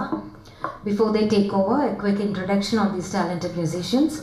Sri Jayashankar Palipuram has 41 years of research experience in fisheries and aquaculture in his professional career spanning 36 years. For 5 years, he worked as director and 4 years as head of division. Sri Jayashankar has 358 research publications to his credit, has inked 35 MOUs with entrepreneurs, companies, universities, and progressive farmers, and he owns 3 research patents. He's also a gifted musician, having trained in Carnatic music, and has been consistently giving public performances of light and classical concerts. His love for music made him launch his own digital recording studio. Sri Sajid Palipuram is a mechanical engineering graduate, sales and marketing professional, and entrepreneur. He is also the promoter director of Bindwell, India's leading supplier of bookbinding and post-printing suppliers. He is a distribution partner of Henkel Adhesives in India for the graphic art industries. Sri Sajid is also on the board of 2 startups with very different interests, education and energy efficiency. After turning 50, Sri Sajid turned to his first love, music, with which he had lost complete touch for 30 years. Now he is learning music. He is also composing music and promotes film independent music through his YouTube channel, Music Mumbai. Sri Balagopala Menon is an entrepreneur who is now focusing on writing and reflections on Advaita philosophy. He has penned several poems, some of which are now being given music by Sri Jayashankar Palipuram. Sri Menon also writes articles for the Karyoga Saukridam magazine published by the Ernakulam Karyogam. Let's now welcome them who have varied interests and professions, as rightly pointed out by Sir, but united by the love for music. Welcome, sirs.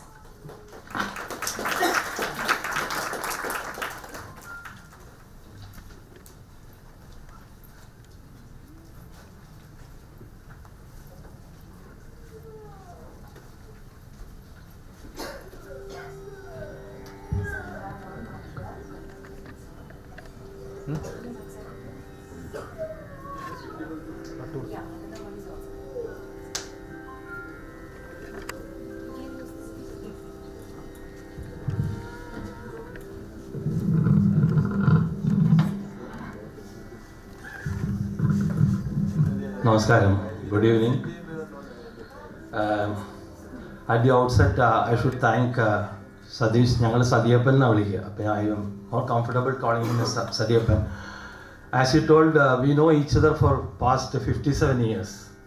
അപ്പോൾ ഞങ്ങൾ ആദ്യമായിട്ട് മറ്റേ Ernakulam girls ഹൈസ്കൂളിന് അടുത്തുള്ള നഴ്സറിയിൽ ഒന്നിച്ച് പഠിച്ചു തുടങ്ങിയതാണ്. And during schooling also we were together. And after that we got dichoted.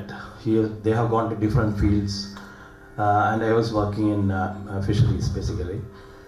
So at the outset I should really thank Sadiyappan for giving me this opportunity to make a presentation along with my younger brother Sajid and also Balagopalan. I don't know how we will try to present this because we didn't have much practice. So sorry, this is an amateurish presentation. But actually, I was not knowing anything about musical intelligence, and because Sadiyappan has inspired me and catalyzed me to think about it, I got some idea. So I'll briefly make a quick presentation on this musical intelligence. This is a contents of my presentation. I'll just go through it quite fast because of time. You know, Howard Gardner is a guy who told that, you know, all human beings are having 8 intelligences. So, like, you know, we are picture smart, self smart, nature smart, logic smart, word smart, people smart, body smart, and finally music smart. So, let's see what is that. This is a kind of, you know, definition and thoughts about musical. Sorry, how it is? Okay. Ability of an individual to perform, compose and appreciate music and musical patterns. People with excellent musical intelligence can use rhythms and patterns to assist in learning. And the proposer himself, Howard Gardner, has defined musical intelligence as knowledge of perception and production in music, associated with enjoying music, singing, making music and playing instrument, involves sensitivity to sounds as well as the emotions music conveys. In short, we all, the person who can really, perceive music, perception of music, and then reaching to the level of production of music. That is called basically the musical intelligence. And these are the characteristic features of musical intelligence: rhythm, memory, perception, instrument playing, detection of off-key notes. നമ്മൾ മലയാളത്തിൽ പറയും അവൻ കല്ലടിക്കണ്ട്, വെള്ളി അടിക്കണ്ടെന്ന് പറയും. Means actually instead of a particular C note, he may be singing F or G. So if somebody can easily find out it is off-key note or pitch out, we say, that is also part of it. Now there are many benefits of just quickly go through learning music. Sleep patterns. It has been empirically found out that we can improve our sleep by listening to soulful music. Immune system. Now that in this pandemic era of virus, we have to agree that we are to all live with this sort of pandemic scare. So immune system is the most important thing. Immune system can be improved by good music, and also stress levels. As far as intellectual advantages or benefits is concerned, they say that people with musical intelligence have a high IQ. They are quick and better memorization, because some of us can even remember Dasetan and Jayatan has sung during late 60s or 70s. That song still are there. We don't need a lyrics or script to sing that song, because that has gone into our soul actually. And lastly, overall personality. I always used to say, when Dasetan comes, they make fun. Dasetane kanda thanne, that kind of personality, he emits some kind of attraction. I don't know, it's so difficult to explain. His very presence itself will be so much invigorating for us. That's about the personality. Now now I'm just coming to identifying a song of ragam of a song. I'll try to sing. Intuition. There are similar songs and ragam personality. For example, Devaraya Master is one of my most favorite composers. He is perhaps arguably the best in Malayalam film. Omkaram, Omkaram, Adima Mandram, Anashwara Mandram, Nada Brahma Vidakshara Mandram. ഓം ഓം കുമാരസംഭവത്തിലൊരു പാട്ടാണ്. പിന്നെ മറ്റേ ഉഷാകിരണങ്ങൾ പുൽകി പുൽകി തുഷാരബിന്ദുവിൻ വദനം ചുവന്നു പകലിൻ രാവിൽ ദിനകരകരങ്ങൾ പവിഴമാലികകളണിഞ്ഞു.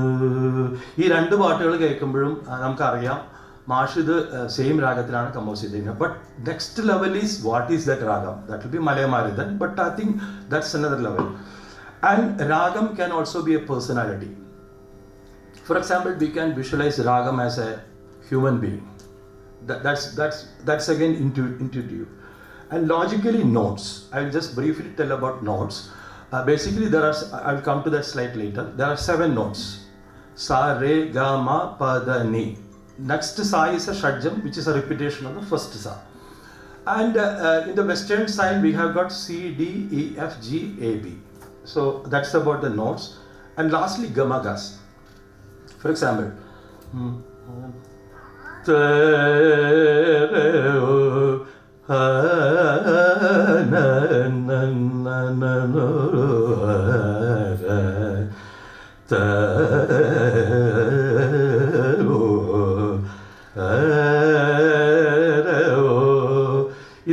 ആ first not ഗാന്ധാരാണ്.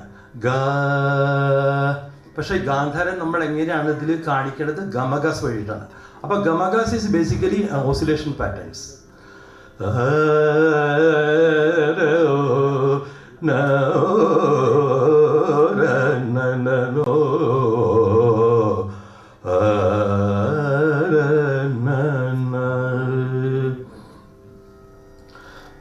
ഇനി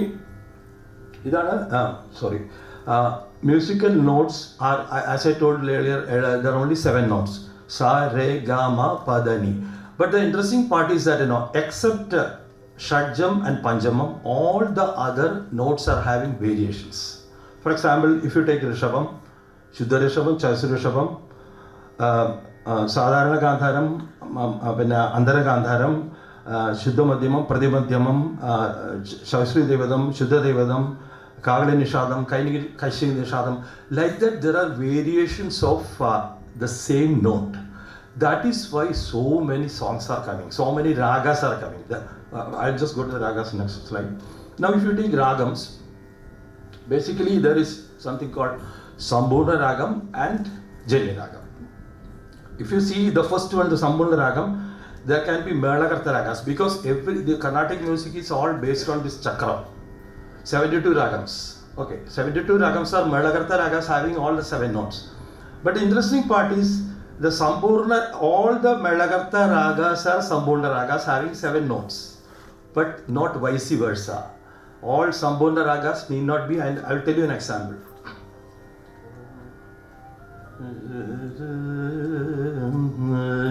Sarigama Padani Padani Sa Sanidava Magare Sa. This is the notes of Bhairavi. Sarigama Padha.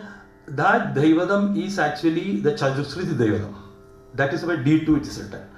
Sarigama Padha Ni Sa Sanida Da Da Da Da. I think you can easily understand now.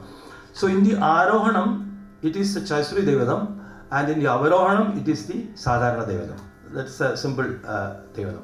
So that is why they are telling that any Sambhurna Ragam having 2 different notes in the Arohanam and Avarohanam cannot be considered as a Malakarta Ragam. That's the reason.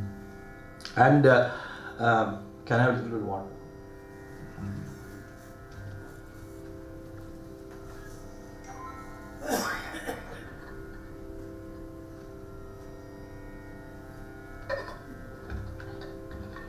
The next category is Janya Ragam. Janya Ragams are those ragams in which some of the notes have been removed. Okay, it's not 7, it can be 6 and it can be 5. And great people like Balamurali Krishna has composed even ragam with 4 notes and 3 notes. And I think Ilayaraja also has made some compositions with ragams having even 3 notes, 2 notes. Okay, now 6 notes, Kannada. Sariga tadari na na na no na Sariga madhani sa Sariga madhani 6 note. പിന്നത്തെ സാ മറ്റേ സാ കീഴുള്ള സാ അപ്പോൾ അത്രേ ഉള്ളൂ. അപ്പം അതുകൊണ്ട് തന്നെ 6 നോട്ട്. പിന്നെ Sarega sa Sadha Bagare sa Mohanam Sarega Padha Anje. So basically just want to say that this is about ragams.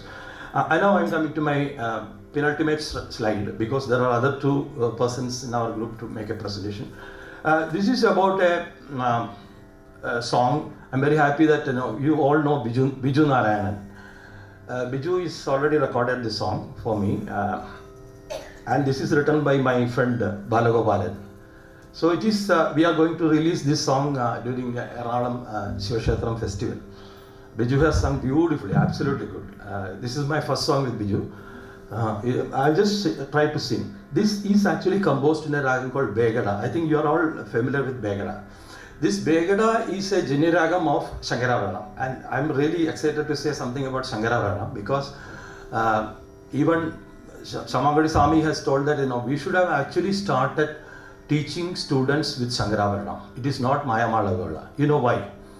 Shankarabharanam is a ragam where all are Vellakatta, all white, Sa re ga ma Padani sa sa ni dha pa ma ga re sa sa re ga ma pa da ni sa sa ni dha pa ma ga re sa. ഇതിൽ എന്താ തമാശ എന്ന് പറഞ്ഞാൽ ഇതിൽ മറ്റേ നമ്മൾ harmonium എടുത്ത് keyboard എടുത്ത് നോക്കുകയാണെങ്കിൽ എല്ലാം വെള്ളക്കെട്ടയാണ്. ഇതിലൊരൊറ്റ കറുത്തക്കെട്ട വരില്ല. അപ്പോൾ എന്തുകൊണ്ട് മമ്മൂട്ടി സ്വാമിക്ക് പറയണത് എന്തുകൊണ്ട് കുട്ടികളെ ഇതുകൊണ്ട് മറ്റത് സരേ ഗ മ പ ദ നീ സ സാ നീ ധ പ മ ഗ രേ സ. That is Mayamalavala. Mayamalavala is a little more complicated when compared to Shankaravanam. So I just wanted to say Shankaravanam is a Janya Ragam. It's a Sambhurna Ragam. It's a Janyam of 29th Melakartha Ragam, Dhira Shankaravanam. Okay. So I have composed this with a traditional style, because we used to say that Dakshinamurti Swami, when he composes, he keep a ragam ready and then he composes. The lyrics are ready. But Devaraya Maharshi has got a different style. Devaraya Maharshi is, I should say, he's brilliant. Perhaps, I don't know whether such a great person can even once in a million. And he's just an idol for me. Because Devaraya Master, when he composes, there are many songs where the raga is completely concealed. You cannot, and my younger brother Sajit will demonstrate. He is a very good musician and a composer. He will demonstrate how to compose a song with the ragam is not shown at all. It is completely concealed and make. But if you see Dakshinamurti Swami's songs, mostly we can easily find out. If somebody is having a musical sense, he can find out. But I have followed the Swami style here. ആയിരം കുടത്തിനാൽ ജലധാരയെന്നും ഏറ്റുവാങ്ങും പരമ്പൊരുളെ ആകാശഗംഗയെ ജടയിലൊതുക്കും എറണാകുളത്തപ്പ കൈ തൊഴുന്നേൻ. നിങ്ങളെല്ലാവരും കേട്ട് കാണും. ഇതിൻ്റെ പ്രചോദനം എന്താ വെച്ച് കഴിഞ്ഞാൽ, ബാലു എൻ്റെ ഫ്രണ്ടാണ്. അവനിത് എഴുതിയപ്പോൾ പണ്ട് കാലത്ത് ഞങ്ങൾ എസാവിൽ പഠിക്കുമ്പോൾ ഇവൻ മറ്റേ അമ്പലപ്പറമ്പിലെ യാരാമത്തിലെ ചെമ്പരത്തിപ്പൂവേ, മാഷിൻ്റെ ഒരു ഫാന്റാസ്റ്റിക് കമ്പോസിഷനാണ്. അത് ഇവൻ പാടാറുണ്ട്. അപ്പം ഞാൻ ഇവൻ ലിറിക്സ് എഴുതി കൊണ്ട് വന്നപ്പോൾ ഞാൻ പറഞ്ഞു, ഇത് ബേഗഡാൻ എടുത്തിട്ടേക്കാം. അങ്ങനെയാണ് ഇത് തുടങ്ങിയത്. അപ്പോൾ ഇതിൽ നോക്കുകയാണെങ്കിൽ ആയിരം കുടത്തിനൽ സാനിധ ഗഗരീസ ജലധാരയെന്നും ഗമത പ ഏറ്റുവാങ്ങും പരമ്പൊരുളെ ഗമത പ ആകാശഗംഗയെ പാദപ സസഗരി സനിധപ ജടയിലോ തൂക്കും പപദ പസ എറണാകുളത്തപ്പ ഗമത പഗമരേ കൈ തൊഴുന്നേൻ സസനിധ പസ. അപ്പം ഞാൻ ഫോളോ ചെയ്ത സ്റ്റൈല് ഇത് ആക്ച്വലി സ്വാമിയുടെ സ്റ്റൈലാണ്. പക്ഷെ ദേവരായ മാഷൻ എന്നൊക്കെ പറഞ്ഞു കഴിഞ്ഞാൽ അങ്ങേരെ ഞാൻ പറഞ്ഞു കേട്ടിട്ടുണ്ട്. ഞാൻ before I close, because I get so excited when I think about that person. And it's so unfortunate that I could not meet him at all. He works actually in the night, between 12 to 2 o'clock. He makes all notations and keep ready, Marshall. Keep ready, and then nobody can question him. Nobody, no singer, no even the Nirmada, the producer, nobody can question. Once he has composed, it is the final. And there is a person called R.K. Shekhar. I think you are all knowing now. നമ്മുടെ റഹ്മാൻ്റെ ഫാദറാണ് R.K. Shekhar. അപ്പോൾ R.K. Shekhar was actually the arranger. സാറിന് ഇങ്ങനെ instruments ഒന്നും അറിയില്ല, but R.K. Shekhar use to finally put it into form.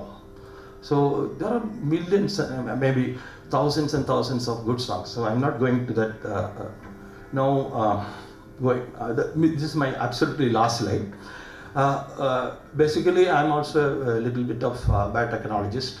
I was working for about 10 years in biotechnology, fisheries biotechnology, and I have used DNA for DNA fingerprinting and DNA identification So I have a little bit interest in the genome, etc. So here the gene AVPR1A in the chromosome 12q is actually coding for music perception, music memory, and music listening. These are all empirical results which I found out. Another one is gene SLCS6A4 on chromosome 17q for memory and choir participation. So let me tell you, and there was a discussion on here, the genetic and environment. That is P is equal to GE square. No, sir? Absolutely. Great. Because P equals GE square.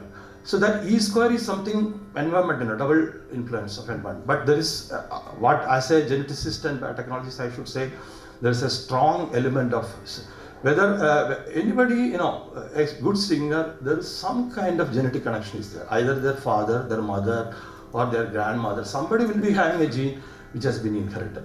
I think. Thank you very much for your patient listening. Thank you so much. So I invite Balagopal to do his Tattva Chinta, followed by my younger brother Sajid Pallipuram too. Thank you very much.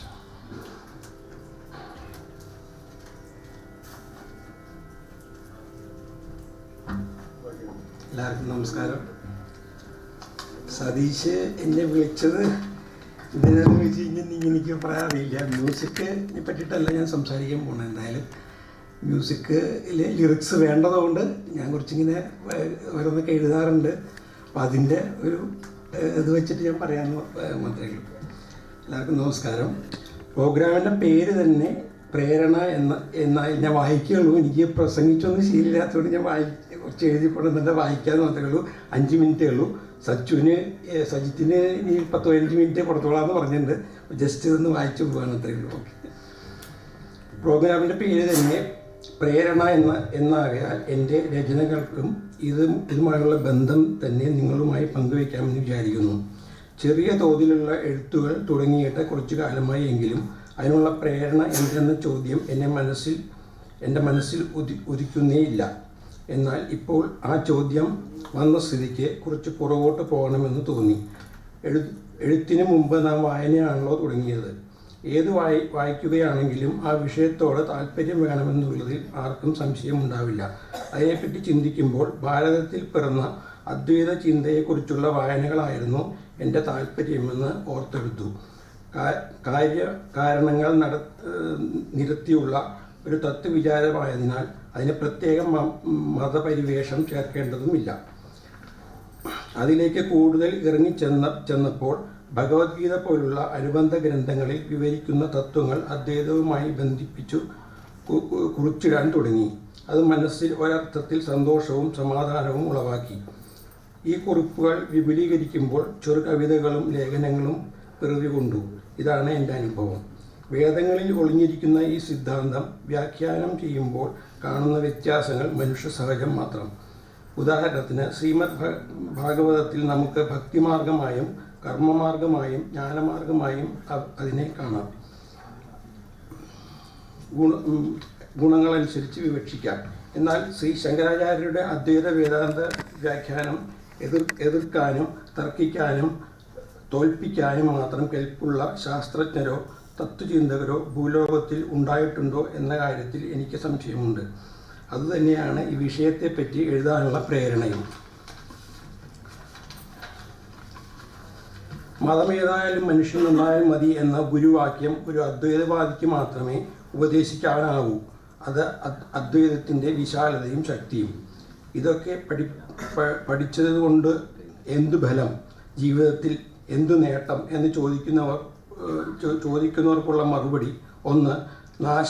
നാശമില്ല, മരണമില്ല എന്ന ഉറച്ച വിശ്വാസം 100% ഭയമില്ലാത്ത ജീവിതം നയിക്കാനാകും. 2. നാം ആരെ കാണുന്നുവോ അയാളെ ദൈവതുല്യനായി കാണാനാകും. അഥവാ ദൈവവിശ്വാസിയല്ലാത്തവർക്ക് നാം ജീവിതത്തിൽ ഏറ്റവും ബഹുമാനിക്കുന്നവനും തുല്യമായി കാണാനാകും. അല്ല, അങ്ങനെയും ഒന്നില്ലാത്തവനെ താൻ തന്നെയായി കാണാനാകും.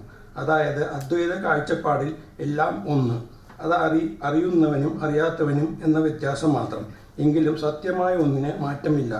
അതിന് ജനനം തന്നെ ഇല്ല. പിന്നെ മരണകാര്യം പറയേണ്ടതില്ലല്ലോ. അതിന് നിലനിൽപ്പ് മാത്രം, സ്വഭാവമായി സത് ചിത് ആനന്ദം, അതിൻ്റെ സ്വഭാവം. ആ അറിവ് എല്ലാവരെയും സ്നേഹിക്കപ്പെടാനാകും, ലോകനന്മയ്ക്കായി പ്രവർത്തിക്കാനാകും, അതിൽ സന്തോഷം കാണാനാകും, അതിൽ ആനന്ദിക്കാനാകും. ഇതിൽ പരം വേറെ എന്തു വേണം? പാറ്റേൺ ഇൻസ്റ്റിറ്റ്യൂട്ടിൽ നിന്ന് പഠിച്ചിറങ്ങുന്ന കുട്ടികൾക്കും ഇതൊക്കെ പ്രയോജനപ്പെടുത്താം. കൂടാതെ ഏകാഗ്രത വർദ്ധിപ്പിക്കാനും ഇത് ഉപകാരപ്പെടും.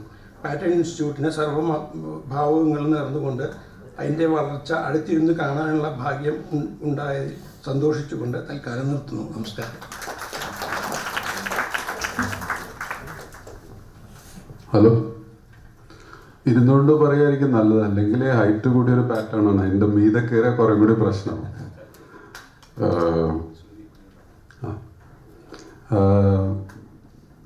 When Satish Menon approached me to speak a bit about my journey as a music student, a student of learning how to compose music, I was not very optimistic in the beginning. I was not very sure how does patterns fit into things. We have been always trying to go away from patterns. We have been trying to break rules, because if you remain in the same thing, then you are compared with somebody else. How do you fit into that? He spent at least an hour trying to tell me more about it and how he perceives things from the perspective of patterns, and it was a great learning for me. Creativity within the space of music and art always borders between order and chaos. Order has patterns. The moment you try to move into chaos, you try and break all patterns. So my feeling was everything is lost there, but then I realized new patterns are being built. So within the frame of music, if you look at it, the best example is Salilda. We all try and be him because he broke all the rules which was present in that modern day, those days of music composing in Hindi. He broke everything, brought in Western, he brought in Bengali folklore, everything was brought in, and he broke all the patterns which was moving in there, but then he created his own pattern. So I think there is no escape from pattern. Whether you make one or whether you strive to make one or follow somebody's, that's how it works. Within my limited knowledge of music and music composing, I would like to take what is we call as a song or a gana. What does it constitute of? It's got, according to me, there are at least minimum 3 dimensions to a song. It's lyrics, because we are all born and brought up in listening to songs with lyrics. Then the music, which gives it its body, and the visual aspect of it. So if whether there is a visual attached to it, whether it is made for a movie or whether it's made for a play or not, when a listener is listening to music or a song, it should take him to some place. So some other place where he's not or she's not in this place, it's either transported to a different place. So that visual is very important in that thing. So when it comes to movie making songs for the movie, based on the story, there will be a scene where you need the song to be fitted in. The director will say that I have this scene, and for which you need a character to do so and so things, and for which maybe there is this kind of it's either happening in the mountain. I'm talking about the movies in the past. So you need some kind of a mood to be created, and within that mood you need the lyrics to be built in. So there is no order in these things. So though there are disorderly kind of creations, you can start with the visual, go to the lyrics, make the music, or you can start with the music, create the lyrics, go to the visuals. Those kind of things have been always challenged, and there is nothing wrong in that. Within these 3 dimensions of singing or songs, I can say that each one of them have a very specific pattern. So lyrics, you start with what is called as meter. മലയാളത്തിൽ വൃത്തം അതിൻ്റെ ഒരു ഭാഗമാണ്. ഇന്ന് ഗദ്യ കവിതകൾ ഇഷ്ടംമാതിരി വരുന്നുണ്ട്, but even then there is some kind of a rhythm based on which the lyrics is built at. And the music, like my brother has explained, the notes, the ragam, these are the kind of things. I mean, our classical system has restrictions in terms of the number of swaras that can be used in a specific raga, whereas there are other music forms where they use all the notes. So the basic pattern for music comes from the notes. And then you have what we call as the visuals. And visuals is mostly related to the abhinaya part of it. So either you have nature being shown, or there is a person shown, or you yourself become that person, which is that specific thing, the bhavas. I mean, you have different bhavas related to abhinaya, which comes in as its pattern. So you could have shringaram, you could have kopam, you could have hasyam, all those kind of bhavas. And each word from the lyrics could have a definite connection with that particular bhava. And if you can connect it with your singing style or your raga or your music, then you are creating a song. So I'll just explain, I'll try and explain it through two songs which I have composed. And one is a padam. Padam is basically composed for Mohiniyattam. And the inspiration for this padam was, there is a raga called as Ahiri, and there is a very famous song called as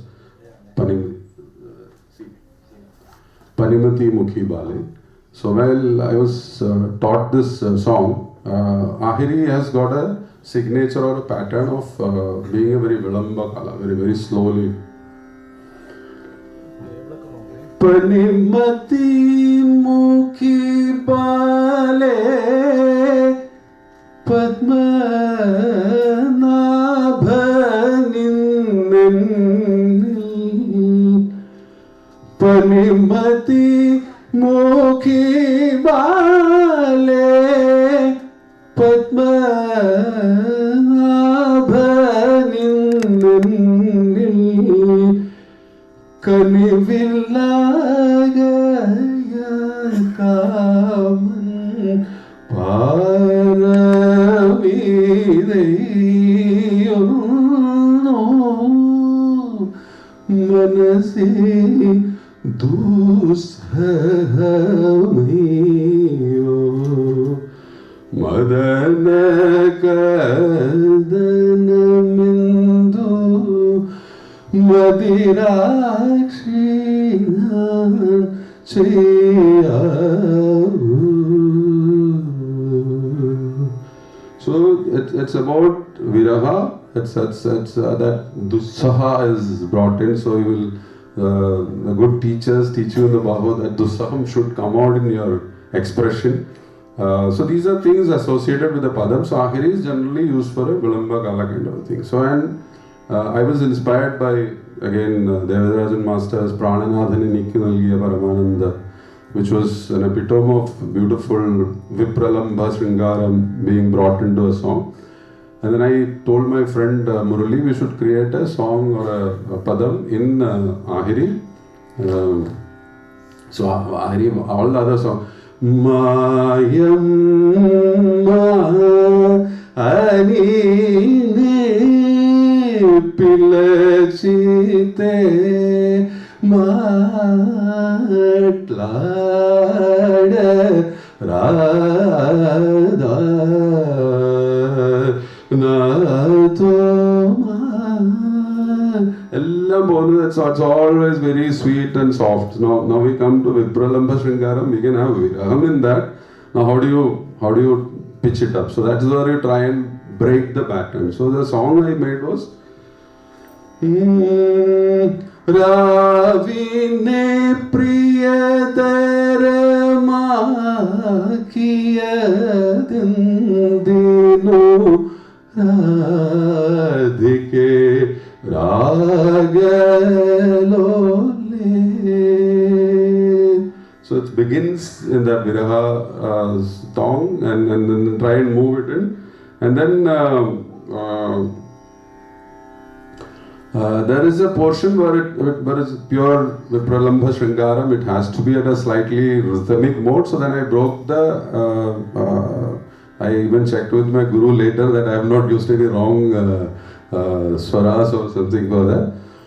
സുന്ദരാംഗമടി മുടി തഴുകി കരവിരലുകൾ കൊങ്കതലോടി തലളിറവുട തമ്പുരു മുറുകിയ ദുരഗതികളിൽ അതര മധുരഗതിരാവിന്റെ പ്രിയതരമാക്കിയതെന്തിനു രാധികേ രാഗലോലേ. So unless you sometimes break patterns and then create new patterns, you cannot fit in something. So if the lyrics or the mood of the song is getting into something else, that couldn't have happened at a slow space. So that is one this thing. And bhavams, like there's a song which says നടയിൽ ഞാൻ എത്തിയില്ല നടക്കാവിൽ വച്ചേ നിന്റെ മിഴികളിൽ നിന്നെ അറിഞ്ഞു കണ്ണ തൊഴുകയുമായി ഞാൻ നിന്നു അരികത്ത് വന്നില്ല നീ അകലത്ത് നിന്നോരെന്നെ കിളിമിതി എന്നെ വിളിച്ചു ഞാൻ അടിമുടി കോരിത്തരിച്ചു. സച്ചിദാനന്ദൻ പുഴങ്കര എന്ന് പറഞ്ഞൊരു നല്ല ഒരു കവിയുണ്ട്, അദ്ദേഹത്തിൻ്റെ വരികളാണ്. അപ്പോൾ so when you write lyrics, you think with some patterns, you have certain things in your mind and you can always challenge that, you can break that, you can also bring in new. So how do you see this? This is like it's like പ്രേമ ഭക്തി. കണ്ണനെ കാണുന്നത് പ്രേമത്തോടെ ഉണ്ട്, ഭക്തിയോടെ ഉണ്ട്, കുറച്ച് കുസൃതിയോടെ ഉണ്ട്. So all the three things can be brought in under same raga, different. So first could be Ashcharyam.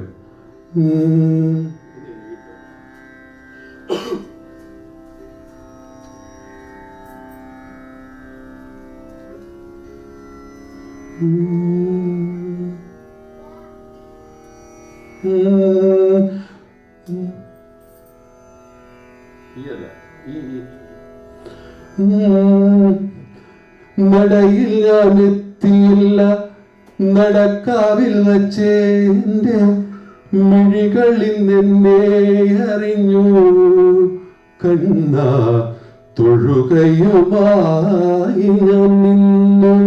You can bring in ആശ്ചര്യം. അരികത്ത് വന്നില്ല നീ അകലത്തു നിന്നോരെന്നെ കിളിമതി എന്നെ വിളിച്ചു ഞാൻ അടിമുടി കോരിത്തരിച്ചു. You can use Paribhavam in that. നടയിൽ ഞാൻ എത്തിയില്ല നടക്കാവിൽ വച്ചേ എൻ്റെ മിഴികളിൽ നിന്നെ അറിഞ്ഞു കണ്ണ തൊഴുകയുമായി ഞാൻ നിന്നു അരികത്ത് വന്നില്ല നീ അകലത്ത് നിന്നോരെന്നെ കിളിമതി എന്നെ വിളിച്ചു ഞാൻ അടിമുടി കോരിത്തരിച്ചു. So ragas can be used in any fashion. Like my brother said, this is started with a raga called Chanjuriti. Yeah. So and the poet uses name of a raga in this. So sometimes you are then challenged to change the raga. So ഇവളുടെ മിഴിയാമലരിതിൽ തിരുനാമം എഴുതിടുമേ കാകിതയിൽ ഇവളുടെ മിഴിയാമലരിതിൽ തിരുനാമം എഴുതിടുമേ കാകിതയിൽ തരളിതമാകുന്ന ശ്രുതിഗതി തന്നിലോ യമുനാ കല്യാണി നിറഞ്ഞു മെല്ലെ ശതതന്ത്രിയാകെ ഉടന്നു ഞാൻ അനുപല്ലവിയിലലിഞ്ഞു നടയിൽ ഞാൻ എത്തിയില്ല നടക്ക. So some naughtiness comes in. So bhavas can be utilized in the same rag, same this thing, same lyrics, and that brings in a visual appeal to the whole thing. So sometimes the lyrics itself is so powerful that it takes you to Chandrakalavam Charti Unarim Dira. You don't need anything else. When that lyrics takes you to that world, where you want to live again. No. So I think this is only connect. I mean, I think Satish Menon is better suited to talk about the implications of patterns in music than us. I can only say that whatever we try and learn, we learn it by way of a traditional system which is brought in by a set of pattern, which helps you learn faster, it helps you remember better, reproduce better, connect with the audience better. But at the same time, don't stop at it. Creativity should push you towards breaking rules, trying to create something wrong, you will fall, then keep doing it. It's like what we do in entrepreneurship. We keep making machines. 9 out of 10 are failures, but then one blockbuster will come in and then that will help you. So these are our few thoughts. I would request my brother to conclude. Yeah. Because I just forgot to tell one aspect here. In my presentation, I showed about IQ, intelligent quotient. Actually, if we can start teaching our children at the age of about 5 to 6 Carnatic music, there's nothing like that. Because definitely learning either Carnatic music or Hindustani music at the young age of 5 or 6 or 7, that time, provided they're having a vasana. This vasana is nothing but same as jnanam. I think Brahmins are Brahmins are jnanam to be general public vasana. If that talents, if you notice in your children or grandchildren, I would really recommend that you can start teaching them Carnatic music, all the notes, Sarigama, Padani, all the notes, either Carnatic or this one, at the age of 5 to 6. Definitely their intelligence will increase. They can perform very well in their studies, academics, not only in music but academics. Thank you very much.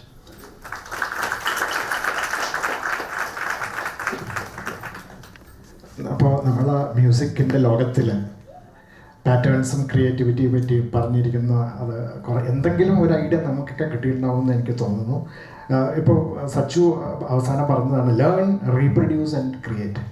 ഈ learning process, reproduction and creativity, ഇത് ഈ pattern റെക്കഗ്നിഷൻ്റെ ഒരു strength ആയിട്ട് നമുക്ക് കാണാം. അത് മ്യൂസിക്കിൽ നമുക്ക് വളരെയധികം കാണാം. പക്ഷേ ഈ മ്യൂസിക്കിൽ നമ്മളുടെ ഇത് കേൾക്കുമ്പോൾ നമ്മുടെ ഉള്ളിലുണ്ടാവുന്ന ആ എന്ത് പ്രക്രിയയാണ് നടക്കുന്നതെന്ന് ഞാനിപ്പോൾ ഒരു ചിത്രത്തിലൂടെ നിങ്ങൾക്ക് കാണിച്ചു തരാം. അത് നമ്മളുടെ ഉള്ളിൽ നടന്ന സംഗതികളാണ്. റിമോട്ട്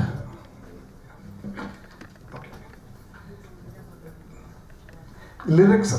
ഈ ലിറിക്സ് നമ്മുടെ കയ്യിൽ കിട്ടുമ്പോൾ it is dry, pure, very dry powder. It is dry powder. പക്ഷേ അത് വായിക്കുന്ന നമ്മളുടെ ഉള്ളിലേക്ക് അതിൽ കേൾക്കുന്ന മ്യൂസിക് കേൾക്കുന്ന ഒരാളുടെ ഉള്ളിലേക്ക് 3 സംഗതികളാണ്. അത് മെലഡി, റിതം ആൻഡ് ഹാർമണി എന്ന് പറയുന്ന 3 സംഗതികൾ. അത് 3 കളറായിട്ട് നമുക്ക് എടുക്കുകയാണെങ്കിൽ അതിൻ്റെ ഉള്ളിലേക്ക് നമ്മൾ ചാലിച്ച് എടുക്കുകയാണ്. ഈ ഡ്രൈ പൗഡറിൽ ഈ 3 കളറുകൾ നമ്മൾ ചേർത്തു. എന്നിട്ട് ഇത് നമ്മൾ കേൾക്കുമ്പോൾ നമ്മുടെ മനസ്സിൻ്റെ ഉള്ളിൽ നടക്കുന്നത് എന്താണ്? ഇതാണ്. This is basically what is happening inside us. അത് ഒരു ചിത്രം ആയിട്ട് വരികയും ആ ചിത്രത്തിൽ കുറച്ച് വെള്ളവും കൂടി നമ്മൾ ചേർക്കുന്നു. പിന്നീട് ആ വെള്ളം ചേർത്ത് കഴിയുമ്പോൾ നമ്മൾ ആ മ്യൂസിക് കേട്ട് ആസ്വദിക്കുകയാണ്. This is basically what is happening right inside our brain. നമ്മളുടെ ഉള്ളിൽ, ബ്രെയിനിൻ്റെ ഉള്ളിൽ നടക്കുന്ന ഒരു ഫയർ വർക്ക്സ് ആണ് അവിടെ. അത് ഏതാണ്ട് ഇതുപോലെ ഇരിക്കും.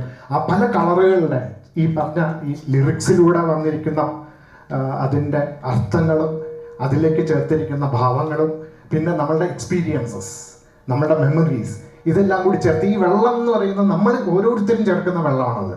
അത് ഓരോരുത്തരുടെയും ഡിഫറെൻ്റ് ആയിരിക്കും. എൻ്റെ എക്സ്പീരിയൻസസ്, എൻ്റെ മെമ്മറീസ്, എൻ്റെ ഇൻ്റർപ്രിട്ടേഷൻസ്, അതാണ് വെള്ളം. ആ വെള്ളം ചേർത്ത് കഴിയുമ്പോൾ മാത്രമേ ഇത് ഈ പറയുന്ന ടെക്സ്റ്റും അതിലത്തെ മ്യൂസിക്കും ശരിയായിട്ടുള്ളൊരു സംഗീതമായിട്ട് മാറുന്നുള്ളൂ. അത് നമ്മളുടെ ഉള്ളിലത്തെ സംഗീതമായിട്ട് മാറുന്നു. അപ്പോൾ ഈ ഒരു മാറ്റം സംഗീതമാക്കി നമ്മുടെ ഉള്ളിലേക്ക് മാറ്റിയെടുക്കുന്നൊരു പ്രക്രിയ ഈ ലിറിക്സിൽ നിന്ന് മ്യൂസിക്കിലേക്ക് പോകുന്നതിൽ മാത്രമല്ല, നമ്മൾ പഠിക്കുന്ന ഓരോ സബ്ജക്റ്റുകളിലും നമുക്ക് ചെയ്യാനായിട്ട് സാധിക്കും. അവിടെയാണ് നമ്മളുടെ ജീവിതത്തിൽ, നമ്മളുടെ നോളജ് അക്വിസിഷനിൽ നമുക്ക് വിജയം നേടാനായിട്ട് സാധിക്കുന്നത്. അതിൻ്റെ ഒരു പ്രോസസ്സ് മ്യൂസിക്കിൽ നിന്ന് തുടങ്ങുന്നതിൻ്റെ കാണിച്ചു തരാൻ വേണ്ടിയിട്ടാണ് ഇത് ചെയ്തത്. അപ്പോൾ ഇവിടെ ഇനി അടുത്ത സ്റ്റെപ്പിലേക്ക് നമ്മൾ കിടക്കുമ്പോൾ, ഫോർ എക്സാമ്പിൾ ഇപ്പം നമ്മൾ കണ്ടത് we have a mixture of the subjective and the objective which is getting mixed up with our experiences. That is happening even in any field of studies, any field of knowledge acquisition. അതിന് ഈ subjective and the knowledge objective ആയിട്ടുള്ള ഈ ഇതിനെ നമുക്ക് connect ചെയ്യാനായിട്ട് സാധിക്കണം. അതും നമ്മളുടെ ബ്രെയിനിൻ്റെ തന്നെ ഫങ്ഷനാണ്. How do we connect this subjectivity and the objectivity and also connect with the meaning and the melody and the rhythm etcetera. ഇതെല്ലാം ബ്രെയിനിൻ്റെ ഉള്ളിൽ നടക്കുന്ന ഒരു പ്രക്രിയയായിട്ടാണ് നമുക്ക് കാണാൻ സാധിക്കും. അപ്പോൾ അതിന് ആ ബ്രെയിനിനെ പറ്റി നമുക്ക് കൂടുതൽ നമുക്കൊരു ന്യൂറോ സയൻറ്റിസ്റ്റ് ആയിട്ടുള്ള ഡോക്ടർ കൃഷ്ണൻ വന്നിട്ടുണ്ട്, അദ്ദേഹം സംസാരിക്കും. അതിനെപ്പറ്റി ഞാൻ കൂടുതൽ സംസാരിക്കുന്നില്ല. എന്നാലും ചില സംഗതികൾ ഇപ്പോൾ പുതിയതായിട്ടുള്ള റിസർച്ചിൽ കാണുന്ന ചില സ്പിൻഡിൽ ന്യൂറോൺസ് അല്ലെങ്കിൽ വോൺ എക്കോണമോ ന്യൂറോൺസ് എന്നൊക്കെ പറഞ്ഞ ചില ന്യൂറോൺസ് ഉണ്ട് which are long dendrites and it is set that അത് ഇറ്റ് ഈസ് നോട്ട് അപ്രൂവ്ഡ്. അപ്പം ഞാൻ അത് ഈ ലോങ് ന്യൂറോൺസ് ആണ് നമ്മുടെ ബ്രെയിനിൻ്റെ പല പാർട്ടുകളെ തമ്മിൽ കൂടുതലായിട്ട് കണക്ട് ചെയ്യാൻ സഹായിക്കുന്ന ചില സംഗതികൾ. അപ്പോൾ അത് they help you to connect. ഇത് 7-8 വയസ്സൊക്കെ ആകുമ്പോഴേക്കും ഈ ന്യൂറോൺസ് നമ്മുടെ ബ്രെയിനിൽ ഉണ്ടാവും. It is already all the von Economo neurons will be in place by the time you are 10 years of age. I think something like that, before 10 years of age. അപ്പോൾ നമ്മുടെ കുട്ടികൾക്ക് ഈ വോൺ എക്കോണമോ ന്യൂറോൺസ് അല്ലെങ്കിൽ ഈ spindle ന്യൂറോൺസിനെ ശക്തിപ്പെടുത്തുവാൻ വേണ്ട കർമ്മങ്ങൾ നമ്മൾക്ക് സ്കൂളിൽ ടീച്ചർമാരും അച്ഛനമ്മമാരും കൊടുക്കാൻ സാധിച്ചു കഴിഞ്ഞാൽ വളരെ സഹായകരമാകും. അതെങ്ങനെയാണ്? നമുക്ക് ബ്രെയിൻ പൊളിച്ചു വെച്ചിട്ട് അതിൽ ന്യൂറോ സർജറി ചെയ്യാൻ പറ്റില്ല. നമുക്ക് പുറമേയുള്ള ചില പ്രവർത്തനങ്ങളിലൂടെ മാത്രമേ അത് ചെയ്യാൻ സാധിക്കുള്ളൂ. അതിന് വേണ്ട ഫണ്ടമെൻ്റൽ ആയിട്ടുള്ള ഒരു നട്ട് ആൻഡ് ബോൾട്ട് ലെവൽ ഒരു ടൂൾ, അതാണ് നമ്മളിതിൻ്റെ അടുത്ത് കാണാൻ പോകുന്നത്. ഈ ഒബ്ജക്റ്റീവ് ആൻഡ് ഡിസ്കണക്റ്റഡ് ആയിട്ടുള്ള സംഗതികളെ കണക്ട് ചെയ്തെടുക്കാനായിട്ടുള്ള നമ്മളുടെ ചിന്താശക്തിയുടെ കഴിവ്, അതിലേക്കാണ് നമ്മളിപ്പോൾ കിടക്കുന്നത്. അതിന് നമുക്കിവിടെ നമ്മളുടെ കടലക്കടലാസ് എന്ന് പറയുന്ന ഒരു ഓൺലൈൻ ഓർഗനൈസേഷൻ, ഒരു കൂട്ടായ്മ, അവർ കഥകൾ പറഞ്ഞിട്ടാണ് നമ്മളെ ഇവിടെ ഇന്ന് എൻ്റർടൈൻ ചെയ്യാൻ പോകുന്നത്. ആ കഥകൾ എന്തിനാണത് എന്നൊക്കെ ഉള്ളതിനെ പറ്റിയിട്ടും നമുക്കിതിന് ശേഷം കുറച്ച് സംസാരിക്കാം. അപ്പോൾ അതിന് ആദ്യം ശ്രീമതി ഗീത അനന്ത് ആൻഡ് ശ്രീ വിഷ്ണുപ്രിയ രാജേഷ്, ഇവർ രണ്ടുപേരുമാണ്. അവരെ ഒന്ന് ഇൻട്രൊഡ്യൂസ് ചെയ്യും. And you can be seated also here.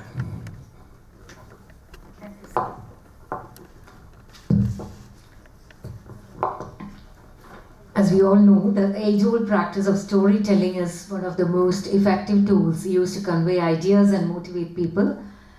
Analogical cognition is the core mechanism of human cognition, and now the stage is all set for two master crafts, Srimati Geeta Anand and Srimati Vishnupriya Rajesh. A few words about them. Srimati Geeta is a retired band professional with a passion for music, art and storytelling. She is an incessant learner and an evolving teacher. She has over 30 years of training as a Carnatic vocalist and has given a lot of performances at prestigious venues across the years, which also includes All India Radio. Her recent forays into storytelling has earned her the certificate in storytelling from the Kathalaya Academy, Bangalore. She is an active member of the Kadla Kadlas group Storytellers community. In addition to that, she is also a certified fabrical expert teacher. Fabrical expert teacher who is skilled in Indian and Western painting and craft techniques. She was also serving the society through Mahila Kalyan Manch DRDO Kochi chapter through her initiatives named Jiva. Mrs. Vishnupriya Rajesh is a kindergarten teacher by profession. She is very much passionate about storytelling. It's a best medium, as we all know, to get connected with children. She has developed her interest towards the art of storytelling and has conducted storytelling workshops for children in association with Pratham Books, and has also translated stories for children from English to Malayalam for Story Weaver and open source digital platform from Pratham Books. Being an active member of the Kadla Kadla Storytellers community, she has presented stories under various genres in YouTube and Facebook page. She is also a trained classical dancer and a freelance voiceover artist. With 10 years of kindergarten teaching experience in reputed schools in UAE. Presently, she is working with Bhavan's Balamandir, Erur. Srimati Geeta Anand and Vishnupriya Rajesh. The stage is all yours.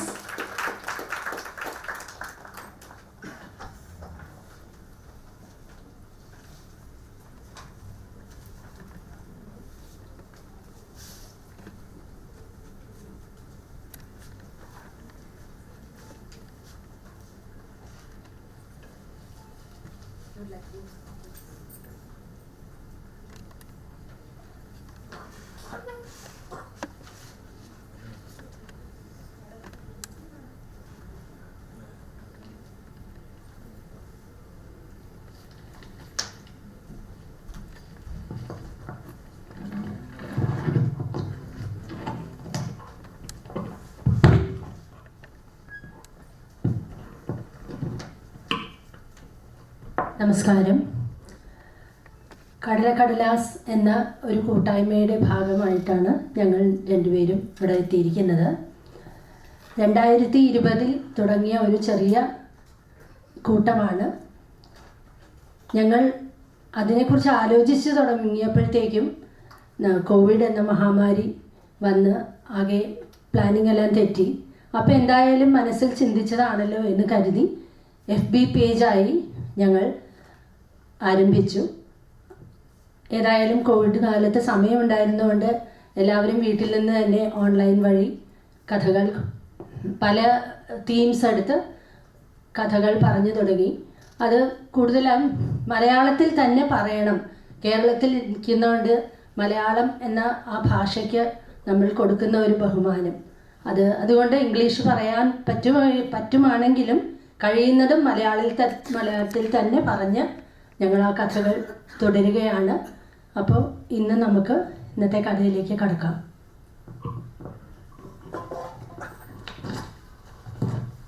എല്ലാവർക്കും നമസ്കാരം. കഥകൾ കേൾക്കാൻ നമുക്ക് എല്ലാവർക്കും വളരെ ഇഷ്ടമായിരിക്കും, അല്ലേ? സ്വയം വായിച്ചു മനസ്സിലാക്കാനുള്ള കഴിവ് നാം ആർജിക്കുന്നതിന് മുമ്പായിട്ട് നമുക്ക് ചുറ്റുമുള്ള ലോകത്തെ നമ്മൾ അറിഞ്ഞിരുന്നത് കഥകളിലൂടെയാണ്. എനിക്ക് തോന്നുന്നു മുത്തശ്ശി കഥകൾ കേട്ട് വളർന്നു വരാത്തവരായി ഇവിടെ ആരും തന്നെ കാണുന്നു തോന്നുന്നില്ല. നമുക്കറിയാം, നമ്മുടെ പുരാണങ്ങളും ഇതിഹാസങ്ങളും എല്ലാം കഥകളുടെ ഒരു കലവറ തന്നെയാണ്.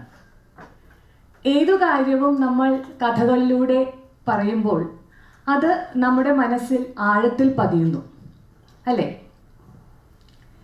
ഇന്ന് ഞങ്ങളിവിടെ പറയാൻ ആഗ്രഹിക്കുന്ന കഥ ശ്രീമദ് ഭാഗവതത്തിലെ 4-ാം സ്കന്ധത്തിൽ പ്രതിപാദിക്കുന്ന ധ്രുവകുമാരൻ്റെ കഥയാണ്.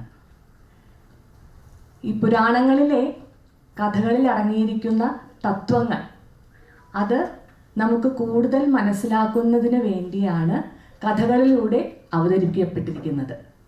അപ്പോൾ ഇന്ന് നമുക്ക് ധ്രുവകുമാരൻ്റെ കഥ കേൾക്കാം. ആരാണ് ഈ ധ്രുവകുമാരൻ? നമുക്ക് നോക്കാം. സ്വയംഭൂ മനുവിന് ശതരൂപിയിൽ 2 പുത്രന്മാർ ജനിച്ചു. പ്രിയവ്രതനും ഉത്താനപാദനും. ഉത്താനപാദന് 2 പത്നിമാരുണ്ടായിരുന്നു, സുരുചിയും സുനീതിയും. അവർ തമ്മിൽ രൂപത്തിലും സ്വഭാവത്തിലും വളരെയധികം അന്തരമുണ്ടായിരുന്നു. സൗന്ദര്യം അല്പം കുറവാണെങ്കിലും സുനീതി അവരുടെ പെരുമാറ്റം സാംസ്കാരികമായും ആധ്യാത്മികമായും വളരെ ഉയർന്ന തലത്തിലായിരുന്നു. സുരുചിയാകട്ടെ സുന്ദരിയും വാക്കുകൊണ്ടും പ്രവൃത്തി കൊണ്ടും എല്ലാവരെയും തന്നിലേക്ക് ആകർഷിക്കാൻ കഴിവുള്ളവളുമായിരുന്നു. അതുകൊണ്ട് തന്നെ ഉത്താനപാദ മഹാരാജാവിന് സുരുചിയോടായിരുന്നു കൂടുതൽ പ്രിയം. ഉത്താനപാദ മഹാരാജാവിന് 2 പുത്രന്മാരുണ്ടായിരുന്നു. സുനീതിയിൽ ധ്രുവനും സുരുചിയിൽ ഉത്തമനും. ക്ഷത്രിയധർമ്മപ്രകാരം രാജാവിൻ്റെ കാലശേഷം മൂത്ത പുത്രനായ ധ്രുവനായിരുന്നു രാജ്യം ഭരിക്കാനുള്ള അവകാശം. ഇത് മനസ്സിലാക്കിയ സുരുചി സുനീതിയെയും പുത്രനായ ധ്രുവനെയും രാജാവിൽ നിന്ന് മാറ്റി നിർത്താനുള്ള പല ശ്രമങ്ങളും നടത്തിയിരുന്നു. ഇതൊന്നും വകവയ്ക്കാതെ സുനീതി പരിഭവമോ പരാതിയോ ഒന്നുമില്ലാതെ കൊട്ടാരത്തിൻ്റെ മറ്റൊരു ഭാഗത്ത് തൻ്റെ പുത്രൻ ധ്രുവനോടൊപ്പം താമസിച്ചു പോന്നു. കാലം മുന്നോട്ട് പോയി, കുട്ടികൾ വളർന്നു. പക്ഷേ കുട്ടികൾ തമ്മിൽ യാതൊരു മാത്സര്യമോ ശത്രുതയോ ഒന്നും ഉണ്ടായിരുന്നില്ല. പിള്ള മനസ്സിൽ കള്ളമില്ലെന്നാണല്ലോ. അവർ കളിച്ചും രസിച്ചും വളർന്നു. അങ്ങനെയിരിക്കെ ഒരു ദിവസം ഉത്താനപാദ മഹാരാജാവ് തൻ്റെ പുത്രനായ ഉത്തമനെ മടിയിലിരുത്തി ലാളിക്കുന്നത് ധ്രുവൻ കാണാനിടയായി. മൂത്ത പുത്രനായ ധ്രുവന് ഒരു മോഹം, എനിക്കും എൻ്റെ അച്ഛൻ്റെ മടിയിലിരുന്ന് അച്ഛൻ്റെ ലാളനെ അനുഭവിക്കണം. അപ്പോൾ ധ്രുവൻ ആവേശത്തോടുകൂടി അച്ഛൻ്റെ മടിയിലിരിക്കാനായി ഓടിച്ചെന്നു. അപ്പോൾ ആ സമയത്ത് അരുതാത്തതൊന്ന് സംഭവിച്ചു. ധ്രുവൻ്റെ ഇളയമ്മയായ സുരുചി തൻ്റെ അച്ഛൻ്റെ മടിയിലേക്ക് ഇരിക്കാനായി ഓടിച്ചെന്ന ധ്രുവനെ തടഞ്ഞു. കൂടാതെ അവർ പറഞ്ഞു, അച്ഛൻ്റെ ലാളനെ അനുഭവിക്കാൻ നീ അർഹനല്ല. അതനുഭവിക്കണമെങ്കിൽ ഭഗവാനെ തപസ് ചെയ്ത് ഭഗവാനെ പ്രീതിപ്പെടുത്തി നീ എൻ്റെ വയറ്റിൽ വന്ന് ജനിക്കണമെന്ന്. കേവലം 5 വയസ്സ് മാത്രം പ്രായമുള്ള ആ ബാലന് ഇത് താങ്ങാവുന്നതിലും അപ്പുറമായിരുന്നു ഇളയമ്മയുടെ വാക്കുകൾ. അവൻ പൊട്ടിക്കരഞ്ഞുകൊണ്ട് അമ്മയുടെ അടുത്തേക്ക് ഓടിച്ചെന്നു. ഇതിനോടകം സുനീതി കൊട്ടാരത്തിലെ പരിചാരികമാരിൽ നിന്നും അവിടെ നടന്ന സംഭവങ്ങളൊക്കെ കേട്ടറിഞ്ഞിരുന്നു. അവർ സമചിത്തതയോടെ മകനെ വിളിച്ച് തന്നോട് ചേർത്ത് പിടിച്ച് അവനെ സമാശ്വസിപ്പിച്ചു. എങ്ങനെയായിരിക്കും ആ അമ്മ മകനെ സമാശ്വസിപ്പിച്ചിരിക്കുക? പറഞ്ഞു. തൻ്റെ അടുത്തേക്ക് പൊട്ടിക്കരഞ്ഞുകൊണ്ട് ഓടി വന്ന മകനെ ആ അമ്മ കെട്ടിപ്പിടിച്ച് ആശ്വാസവാക്കുകൾ പറഞ്ഞു. ആ അമ്മ പറഞ്ഞത് എന്താണെന്നറിയാമോ? മകനെ, നീ ഒരിക്കലും മറ്റുള്ളവരിൽ ദോഷം കാണരുത്. അപ്രകാരം ചെയ്താൽ അത് നിനക്ക് തന്നെ വിനയായി തീരും. അതിനാൽ സുരുചിയമ്മ പറഞ്ഞ വാക്കുകൾ നീ അതേപടി അനുസരിക്കുക. ഭഗവാനെ പ്രീതിപ്പെടുത്തി നിന്റെ ലക്ഷ്യത്തിലേക്ക് എത്തുക. സാക്ഷാൽ വിഷ്ണു ഭഗവാന് മാത്രമേ ഈ സങ്കടത്തിൽ നിന്ന് നിന്നെ കരകയറ്റാനാവൂ എന്നാണ് ആ അമ്മ മകനോട് പറഞ്ഞത്. അമ്മയുടെ ഈ ആശ്വാസവാക്കുകൾ ധ്രുവകുമാരന് വല്ലാത്ത ഒരു ധൈര്യം പകർന്നു. അവൻ ദൃഢനിശ്ചയത്തോടെ കൊട്ടാരം വിട്ടിറങ്ങി. ഇതറിഞ്ഞ നാരദ മഹാമുനി മാർഗമധ്യേ ധ്രുവകുമാരനെ കണ്ടുമുട്ടി. കൊട്ടാരം വിട്ട് വന്നതിൻ്റെ കാരണം മഹർഷി ധ്രുവനോട് തിരക്കി. സംഭവിച്ച കാര്യങ്ങളെല്ലാം ധ്രുവൻ നാരദ മഹർഷിയെ അറിയിച്ചു. ഇത് കേട്ടിട്ട് നാരദ മഹർഷി ധ്രുവനോട് പറഞ്ഞത് എന്താണെന്നറിയോ? കുമാര, നമ്മുടെ ജീവിതത്തിൽ സുഖദുഃഖങ്ങൾ ഉണ്ടാകുന്നത് നമ്മുടെ കർമ്മഫലം കൊണ്ടാണ്. അത് ഒരു ഈശ്വര നിശ്ചയമായി കരുതി നീ മുന്നോട്ട് പോകുക.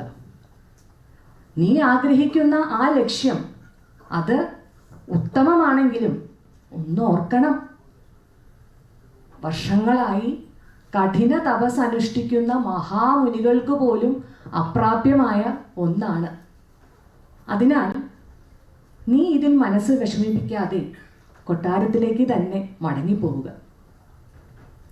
എന്നാൽ നാരദ മഹർഷിയുടെ ഈ വാക്കുകൾ കേട്ടിട്ട് തൻ്റെ തീരുമാനത്തിൽ നിന്നും പിന്മാറാൻ ധ്രുവൻ തയ്യാറായിരുന്നില്ല. അതിൻ്റെ കാരണം വ്യക്തമായി നാരദ മഹർഷിയോട് പറയുകയും ചെയ്തു. 5 വയസ്സ് മാത്രം പ്രായമായ ആ ബാലൻ്റെ മറുപടി നാരദ മഹർഷിയെ അതീവ സന്തോഷവാനും സന്തുഷ്ടനുമാക്കി. എന്തായിരിക്കാം ആ ബാലൻ നാരദ മഹർഷിക്ക് കൊടുത്ത മറുപടി? കൊട്ടാരത്തിൽ നിന്നും ഇറങ്ങിയ ധ്രുവൻ തൻ്റെ മനസ്സിൽ ചില കാര്യങ്ങളൊക്കെ കുറിച്ചിട്ടിരുന്നു. ആ കാര്യങ്ങൾ തന്നെ മനസ്സിൽ കരുതി ഇവിടെ നിന്ന് ഞാൻ പറഞ്ഞു തരാം എന്ന് പറഞ്ഞ് അദ്ദേഹം പറഞ്ഞു, നീ കാളിന്തി തീരത്തുള്ള മധുവനത്തിലെത്തി അവിടെ കുളിച്ച് ഭഗവത് ധ്യാനം ചെയ്ത്, അതുകൂടാതെ ഓം നമോ ഭഗവതേ വാസുദേവായ എന്ന ശ്രേഷ്ഠമായ മന്ത്രം ജപിക്കുവാനും പറഞ്ഞു. നാരദമുനിയുടെ നിർദ്ദേശപ്രകാരം ധ്രുവൻ മധുവനത്തിലെത്തി ഭഗവത് ഭജനം തുടങ്ങി.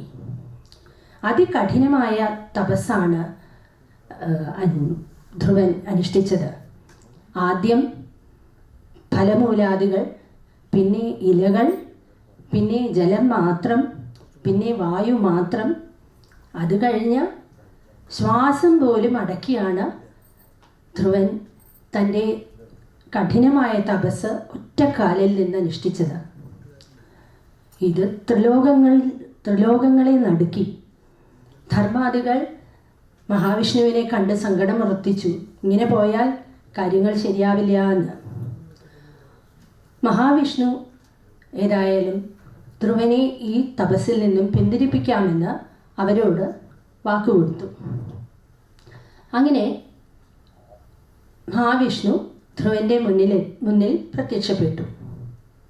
ഏതൊരുവനിലാണോ ധ്യാനിച്ച് ശരണമടയാൻ താൻ ആഗ്രഹിച്ചത്, അത് മനസ്സിൽ കണ്ടുകൊണ്ടാണ് ധ്രുവൻ കഠിന തപസ് ചെയ്തിരുന്നത്. പെട്ടെന്ന് ധ്രുവൻ നോക്കിയപ്പോൾ ആ രൂപം കാണുന്നില്ല മനസ്സിൽ. ധ്രുവൻ ആകെ പരിഭ്രമമായി. പതുക്കെ കണ്ണു തുറന്ന് നോക്കിയപ്പോൾ എന്താണ്? ഭഗവാന്റെ ആ വിശ്വരൂപം തൻ്റെ മുന്നിൽ പ്രത്യക്ഷപ്പെട്ടിരിക്കുന്നു. എന്തെന്നില്ലാത്ത സന്തോഷവും ഭക്തിയും പരിഭ്രമവും ഒക്കെ കൂടി ധ്രുവൻ ഭഗവാനെ ദീർഘദണ്ഡ നമസ്കാരം ചെയ്തു. ഭഗവാൻ ധ്രുവനിൽ കാരുണ്യം ചൊരിഞ്ഞ് ധ്രുവൻ്റെ കവിൾത്തടത്തിൽ തൻ്റെ ശംഖാൽ തലോടി. ഭഗവാന്റെ സ്പർശം ഏറ്റ ഉടനെ തത്വത്തെ വെളിപ്പെടുത്തുന്നതായ വാഗ്വിശേഷം ധ്രുവനിൽ അധീനമായി ഭവിച്ചു. എങ്ങും വ്യാപിച്ചിരിക്കുന്ന മഹാകീർത്തിയോടുകൂടിയിരിക്കുന്ന ആ ഭഗവാനെ ഭക്തിപൂർവം ധ്രുവൻ സ്തുതിച്ചു. ധ്രുവസ്തുതി എല്ലാവരും കേട്ടു കാണുമല്ലോ. അതിലെ ആദ്യത്തെ ശ്ലോകം ഞാനിവിടെ ചൊല്ലാം. യോന്തപ്രവിശ്യമവാചമിമാം പ്രസുപ്താം സഞ്ജീവയത്യഖില ശക്തിധരസ്വധാംന അന്യാം സഹസ്തചരണശ്രവണത്വഗാദീൻ പ്രാണാൻ നമോ ഭഗവതേ പുരുഷായ തുഭ്യം. നമ്മുടെ ഉള്ളിൽ ഭഗവാൻ വസിക്കുന്നത് കൊണ്ടാണ് സർവ്വ ഇന്ദ്രിയങ്ങളും വ്യാപരിക്കുന്നത്. ആ ചൈതന്യം തന്നെയാണ് നമ്മളുടെ ജീവനെ നിലനിർത്തുന്നത്. അതുകൊണ്ട് ഭഗവാൻ എവിടെ, അല്ലെങ്കിൽ ഭഗവാൻ എന്താണ് ചെയ്യുന്നതെന്ന് തെളിയിക്കേണ്ട യാതൊരു ആവശ്യവുമില്ല എന്നാണ് ഈ ശ്ലോകം സൂചിപ്പിക്കുന്നത്. ഇപ്രകാരം ഭഗവാനെ ഭക്തിപൂർവം സ്തുതിച്ചു കഴിഞ്ഞപ്പോൾ ഭഗവാൻ ധ്രുവന് ആരും പ്രാപിച്ചിട്ടില്ലാത്ത ആ പരമപദം നൽകി അനുഗ്രഹിച്ചു. ആ പരമപദമാണ് പിന്നീട് ധ്രുവപദം എന്ന് അറിയപ്പെട്ടത്. അതിനുശേഷം ഈ ധ്രുവപദം എന്ന് പറഞ്ഞാൽ എന്താണ്? നക്ഷത്രങ്ങളും ഗ്രഹങ്ങളുടെയും കേന്ദ്രമാണ്. ധർമാദികൾ അതേ വലം വെച്ചുകൊണ്ടേയിരിക്കും.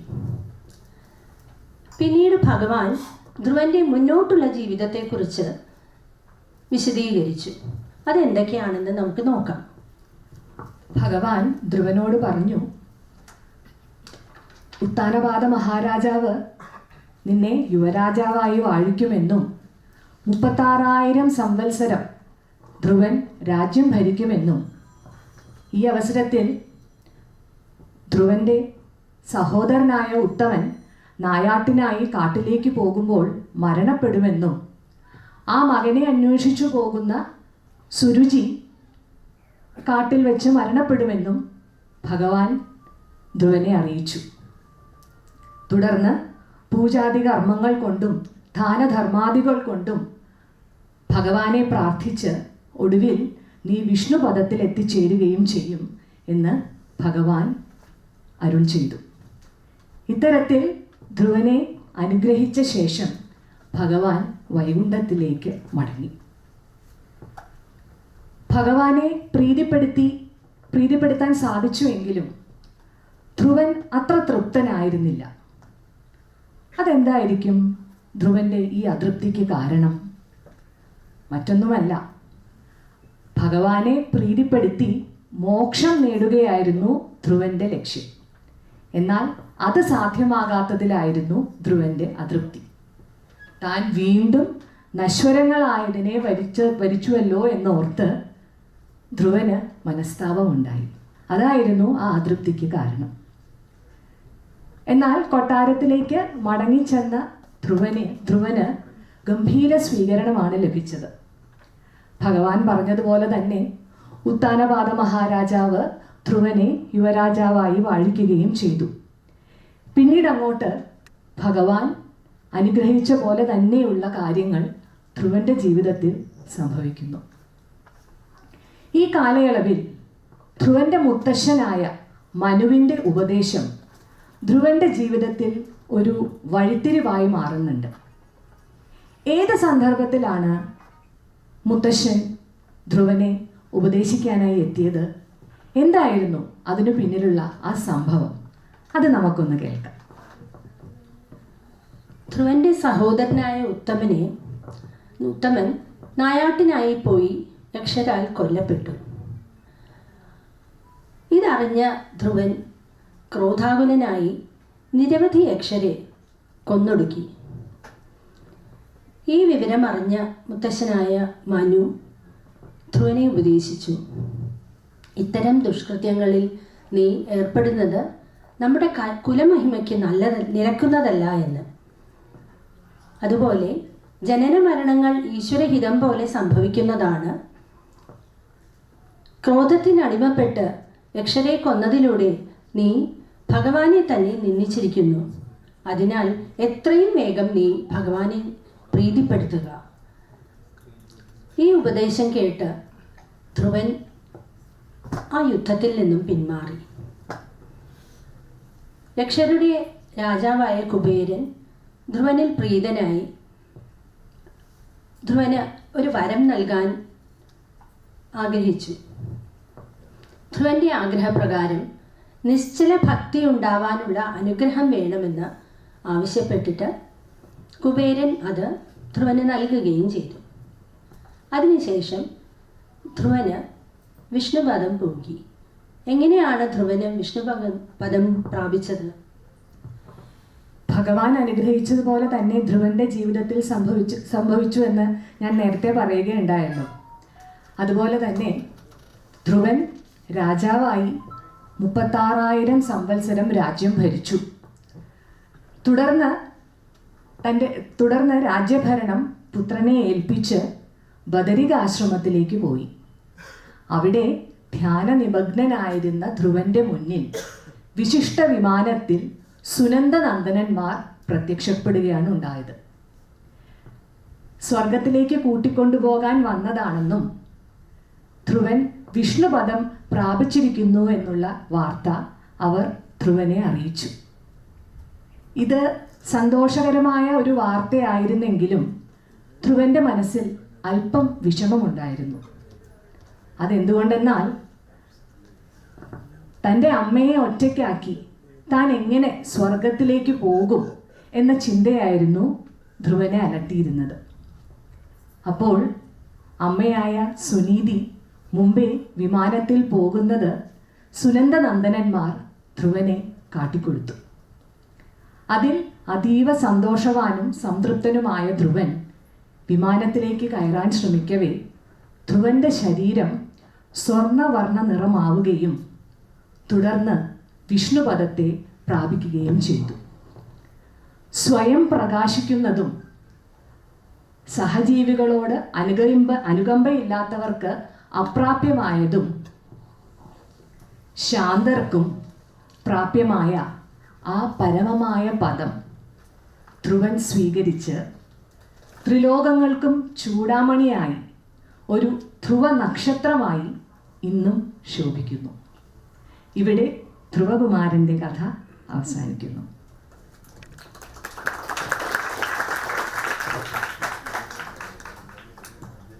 ധ്രുവന്റെ ഈ കഥയിലെ സന്ദർഭങ്ങൾ നമ്മുടെ എല്ലാവരുടെയും ജീവിതവുമായി ബന്ധപ്പെട്ടിരിക്കുന്നു. അതെങ്ങനെയാണെന്ന് നമുക്കൊന്ന് നോക്കാം. നമ്മളിൽ പലരുടെയും ജീവിതത്തിൽ ഒരു ലൈഫ് ചേഞ്ചിങ് മൊമെൻറ്റ് അല്ലെങ്കിൽ ഒരു ലൈഫ് ചേഞ്ചിങ് ഇൻസിഡൻറ്റ് ഉണ്ടാവാറുണ്ട്, ഇല്ലേ? നമ്മളുടെ പരമമായ ലക്ഷ്യം അല്ലെങ്കിൽ അൾട്ടിമേറ്റ് ഗോൾ എന്താണെന്ന് ചിലപ്പോൾ തിരിച്ചറിയുന്നത് തന്നെ ആ സന്ദർഭത്തിലായിരിക്കും. ആ പരമമായ ലക്ഷ്യം നേടാനുള്ള പ്രയാണത്തിൽ നമ്മൾ സധൈര്യം മുന്നോട്ട് പോകുമ്പോൾ നമ്മളെ ഗൈഡ് ചെയ്യാനായിട്ട് ഒരു മെൻറ്റർ അല്ലെങ്കിൽ ഒരു ഗൈഡായിട്ട് ആരെങ്കിലും വന്നു ഭവിക്കും. ഈ കഥയിൽ സുരുചിയുടെ വാക്കുകളാണ് ധ്രുവൻ്റെ ജീവിതത്തിലെ വഴിത്തിരിവാകാൻ കാരണമായത്. അതിലൂടെ ധ്രുവൻ തൻ്റെ പരമമായ ലക്ഷ്യം എന്താണെന്ന് മനസ്സിലാക്കിയത് സുനീതി അമ്മ ഉപദേശത്തിൽ നിന്നാണ്.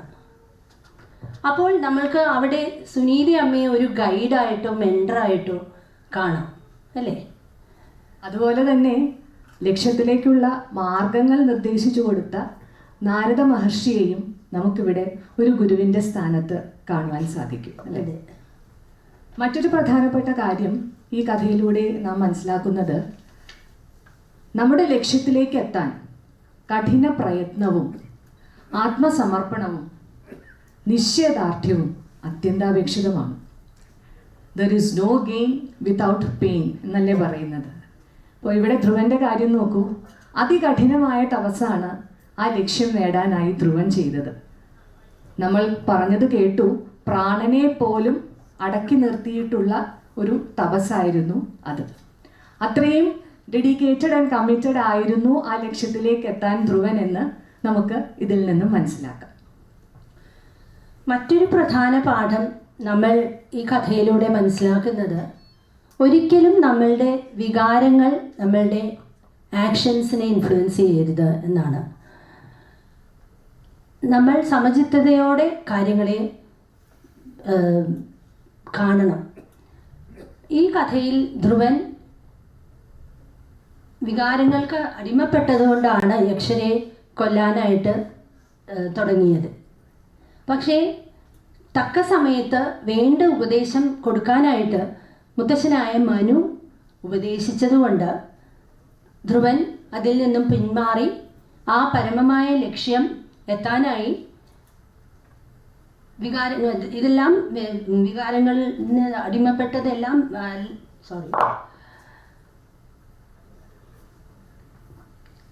വികാരങ്ങളിൽ അതിജീവിച്ച് ആ പരമമായ ലക്ഷ്യത്തെ ധ്രുവൻ എത്തി. അപ്പോൾ ഇതിൽ നമ്മൾക്ക് മനസ്സിലാക്കാം, മുത്തശ്ശനായ മനു അവിടെയും ഒരു ഗുരുവിൻ്റെയോ ഒരു മെൻറ്ററിൻ്റെയോ റോളിൽ പ്രത്യക്ഷപ്പെടുന്നുണ്ട്. അപ്പോൾ നോക്കുകയാണെങ്കിൽ നമ്മുടെ പുരാണങ്ങളിലെല്ലാം പറയപ്പെടുന്ന ഓരോ കഥകളും നമ്മുടെ ജീവിതാനുഭവങ്ങളുമായി ബന്ധപ്പെട്ട് കിടക്കുന്നവയാണ്. അപ്പോൾ അവയെല്ലാം വെറും കഥകളായി മാത്രം കാണാതെ നമ്മുടെ ജീവിത വിജയത്തിന് സാധൂകരിക്കുന്ന ഉപകരണങ്ങളായിട്ട് കാണുക. കടലക്കടലാസ് എന്ന ഞങ്ങളുടെ ഈ കൊച്ചു കൂട്ടായ്മയുടെ ഉദ്ദേശവും അതുതന്നെയാണ്. കഥകളിലൂടെ മൂല്യങ്ങൾ പറഞ്ഞു കൊടുക്കുക. പാറ്റേൺ ഇൻസ്റ്റിറ്റ്യൂട്ടിൻ്റെ ഇനോഗ്രൽ സെമിനാറിൻ്റെ ഭാഗമായിട്ട് കടലക്കടലാസിന് ഒരവസരം തന്നതിൽ വളരെയധികം സന്തോഷവും നന്ദിയും ഞങ്ങളിവിടെ അറിയിക്കുന്നു. പ്രേരണയുടെ ദ പാറ്റേൺ ഇൻസ്റ്റിറ്റ്യൂട്ടിൻ്റെ തുടർന്നുള്ള പ്രവർത്തനങ്ങൾക്ക് എല്ലാവിധ മംഗളങ്ങളും ആശംസിച്ചുകൊണ്ട് ഞങ്ങൾ നിർത്തുന്നു. നന്ദി, നമസ്കാരം.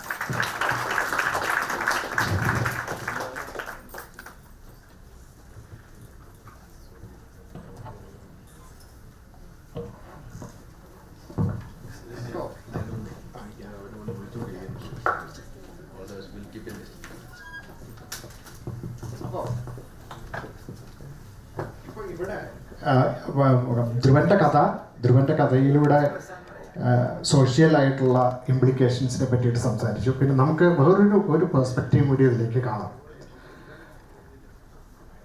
നമുക്ക് സാധാരണ നമ്മളൊക്കെ രണ്ട് കാര്യങ്ങളിൽ, അതായത് we always we are always oscillating between the path of the pleasure and path of good. Shreyasam, prayasam. And the path of pleasure is prayas, and the path of good is shreyas. They are actually spread out two different directions, and we always tend to fall between these two extremes. We are oscillating between this emotional spectrum. We prevaricate between these conditions. Appo, this path of pleasure, it is defined by the taste for pleasure and gratification, arrogance and flamboyance and such glories in life. Instant pleasures, shortcuts. That's our taste for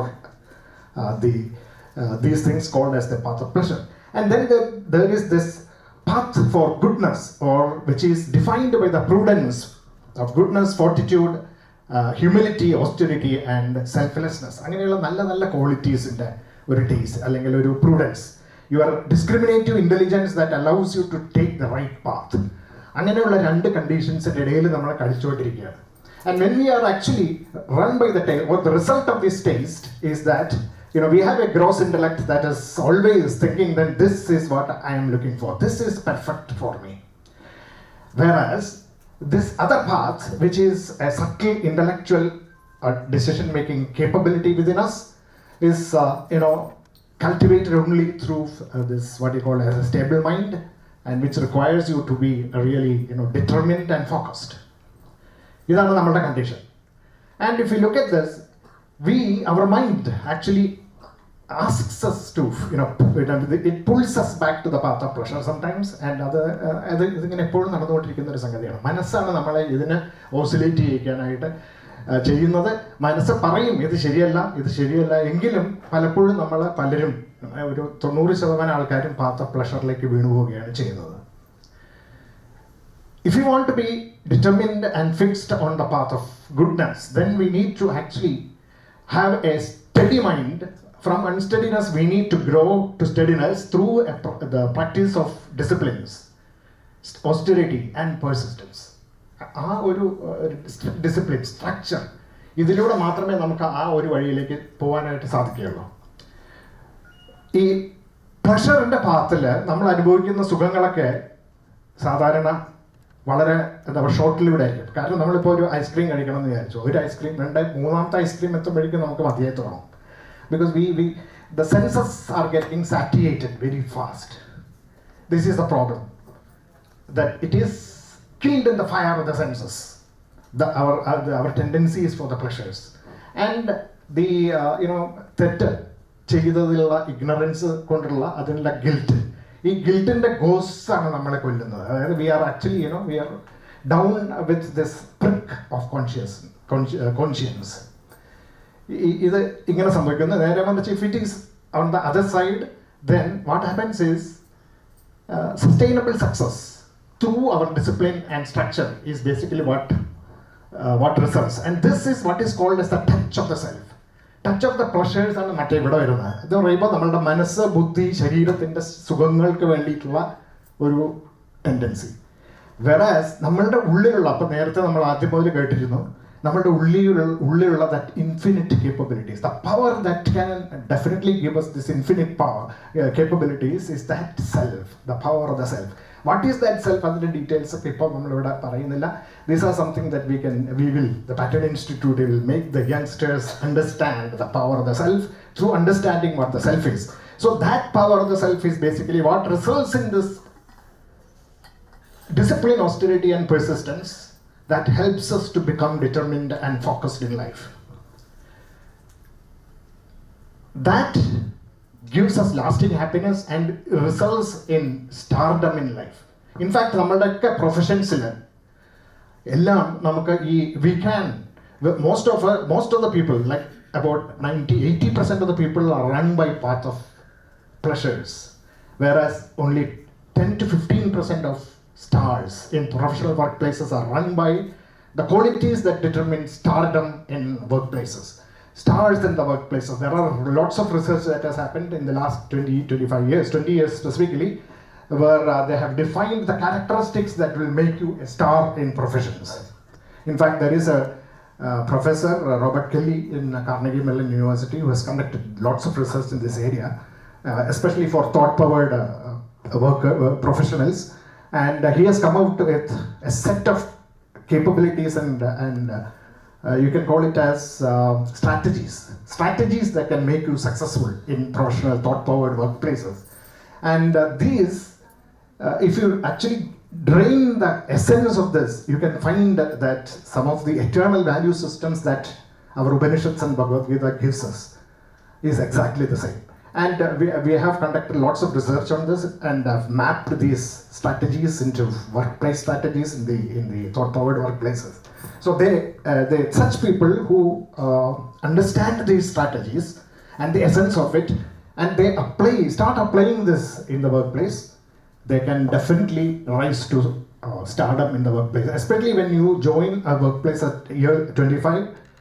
Within 5 years, you can, if you apply these strategies, these people will move ahead, and specifically 2 or 3 steps ahead of the others. That I've seen that personally, I've seen it happen, I've experienced it personally, and that is the reason why I'm standing here and confidently telling you that these strategies work. And on this day of Gita Jayanti Day, I thought I will fix this day today because of the fact that these strategies which have really worked and works, and I've seen it happen, I wanted to and even a professor like Professor Mahadevan, I wanted him to be here because he is one person who is who is actually giving this knowledge to our youth in India through his courses for his MBA program in the Indian Institute of Management. So he will definitely be talking to us about this after a few minutes from now. Before that, I would like Dr. Krishnan here, who will be introduced by our Master of Ceremonies, who is going to talk about this, the apparatus which helps us to become like this. The apparatus. What is the science behind this phenomena that is taking place here in the outside world in terms of these kind of strategies and emotions and patterns of behavior, etc. And hopefully that is going to give you some amount of, some clue as to how we can shape the minds of our children and the strategies and practices that we can apply in life. So without going too much into that, before that, actually I would like to, why I actually gave this picture here is, you look at this picture. This is called as Uttanabada. The names are very important. The story in the story that we just heard, all the names can be mapped into this. Just mapping into this. You can think about it. I will just give the mapping. Uttanabada here. Taste for pleasure, Suruchi. Taste for the prudence for goodness, Sunidhi. And then we have the Uttama, who is who considers himself as lucky. And then there is Dhruva, firm and determined. And the mind, Narada, rigorous practices, austerities, Uttama killed by Yaksha, conscience, proprieties, Suriji killed by sense, the fire, the forest fire, Suniti is long-lived happiness, stardom of Dhruva. That's the story. In fact, all the stories of the Bhagavata Purana, and also there are lots of poetries and other things. Shakespeare's dramas and all of these things. If you study deeply, you will find lots of analogies. Just by ferreting out these analogies from these stories, as well as the poetry, etc., is a tremendous exercise of the mind to help build these long dendrites in the human brain, which helps them to become more and more creative. In fact, Pattern Institute is also engaged in writing these stories as a book with mapping, detailed mapping of the characters and the situation. And if you study about 10 of those stories in let's say 5 or 6 years from the age 12 to 15, let's say, or 10 to 15, deeply and understand that, their mind would have changed. In the sense that whatever subject they study, they will be always looking at connections in the outside world and for solutions to problems. So solutions to the problem space, that kind of thought process can be built in the human minds, And Pattern Institute is going to be engaged in such activities. It is not a futuristic activity. We have been doing that for the last 10 to 15 years, or 20 years actually, as of now 20 years, with lots of children, expatriate children in Dubai. And I have found a tremendous amount of creative spurt in smaller minds. And there are lots of physical examples which I can give, which is something which, if you get connected with Pattern Institute, we will actually show you how these things work. So Dr. Krishnan now will be called, and he will be talking about the neuroscience behind this creative approach and the philosophies that are built to exploit that. Even as laymen, we often keep hearing about the relation between cognition and neuroscience. We have also read that cognitive neuroscience seeks to use observations from the study of the brain to help reveal the mechanisms of the mind. And today we have one of the distinguished members of the medical community to enlighten us on the topic. Dr. Krishnan Balagopal is a consultant neurologist and assistant professor at the Department of Neurology, MOSC Medical College, Kolancheri, Kochi. He is a graduate of the Stanley Medical College, Chennai, and has a MD in General Medicine from Karnataka Institute of Medical Sciences. He is also specialized in neurology from CMC Vellore. Dr. Krishnan has worked as assistant professor at CMC Vellore, consultant neurologist at MIOT Hospital, Chennai, and at NMC Hospital, Abu Dhabi, before joining the hospital at Kolancheri. He has also published more than a dozen papers in national and international journals. Dr. Krishnan is deeply interested in teaching and academics. Welcome, sir.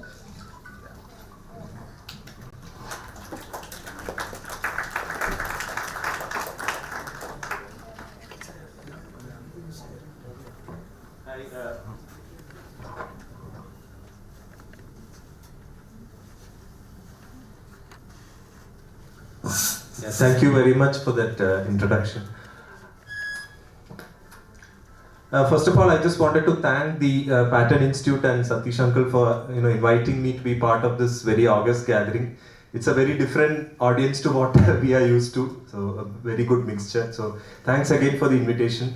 Though I'm primarily a clinical neurologist, I have a great interest in cognitive neurology, which is a field that is up and coming, and which I'm sure most of you will be hearing about it over the next few years. So I'll give you a small outline into cognitive neurology and how patterns are formed in the brain, which is of great relevance to the Pattern Institute. So I'll just run through a few slides because it will work out too long otherwise. I'll structure my talk into a small introduction and then cognitive development and the brain, looking at the epigenetic influences, a small look into myelination and neurogenesis, and the last part of the talk will be a little bit to do about how you can improve your memory and mind and improve your neuroplasticity with regards to children, young adults, and even something for the elderly. So, what exactly is this cognitive neurology or cognitive neuroscience? So, it has to do basically with the scientific process that underlie, or the biological process that underlie cognition. So, we all know about cognition. What happens in the brain that will affect the cognition? That is the study of cognitive neurology.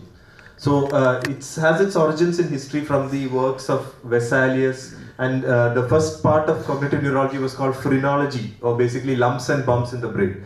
So I can see this is an old phrenology where you divide the brain into different areas which they postulated each area will look after each part of the brain or functions of the brain. This is obviously out of date, but the neuropsychology was the first prerunner of cognitive neurology, especially through the works of two people, Wernicke and Broca, whose name continues to be famous even today in the field of stroke. So they identified certain parts of the brain that control our language. And when these parts of the brain are affected, we have a condition where there is an inability to speak that is called aphasia. So this aphasia is named even now, so many centuries later, after Wernicke and Broca. So this is the area, Broca's area, which deals with the speaking of language, and the Wernicke's area deals with the understanding. So if you don't have understanding and don't have production, you cannot have speech. So this is the pioneer of, or the pioneers of cognitive neurology. And then of course, 20th century came the advent of the functional MRI, functional neuroimaging, and now cognitive neurology has become a very vast subject. It has multiple inputs like the sensory input, language, thought, learning and perception. So all these together forms a core subject of cognitive neurology, and this is the basis of all pattern formation in the brain. So this is of course what we all wish. Brains are awesome, but unfortunately not everyone has a good one. So when you look at the development of the brain in early life, here this is the age and this is the process of development. So one thing you can see very clearly, most of the development is complete by around children between 6-12 years of age. So the majority of the development takes place even during fetal life, goes on till infancy, and the growing brain, most of the things are complete by say 10 years of age. Why is this important? Catch the children young. So the age at which the brain is amenable to external influences will be between say infancy and 11 or 10, 15 years of age. So this is the time you have to catch the children. And that is why I think the Pattern Institute, the work they do will be of great relevance to us. Now why is this important? Because the child's brain has what is called plasticity. What is plasticity? It is the ability of the brain to change with regard to external influences. So, for example, what this can be, as later previously said, in the form of genetic expression or nature, or environmental influences and nurture. So it's basically, it's not nature versus nurture, it's nature and nurture. So what are some of these influencing factors? I'll go into detail in that, but some of the important factors are environmental factors include socioeconomic status, nutrition, interaction, pollution even. So here you can see that as your socioeconomic status improves, the growth of the brain is more. So that's one of the factors. So before going on to the factors, there is an important field which I want all of you to know, which is called epigenetics, which is becoming very important today. What exactly is epigenetics? Epigenetics is a new branch of science that basically focuses on how your environment, your thoughts and your experiences affect your expression of genes. So previously it was thought that all of us have a genetic code, so 46 chromosomes.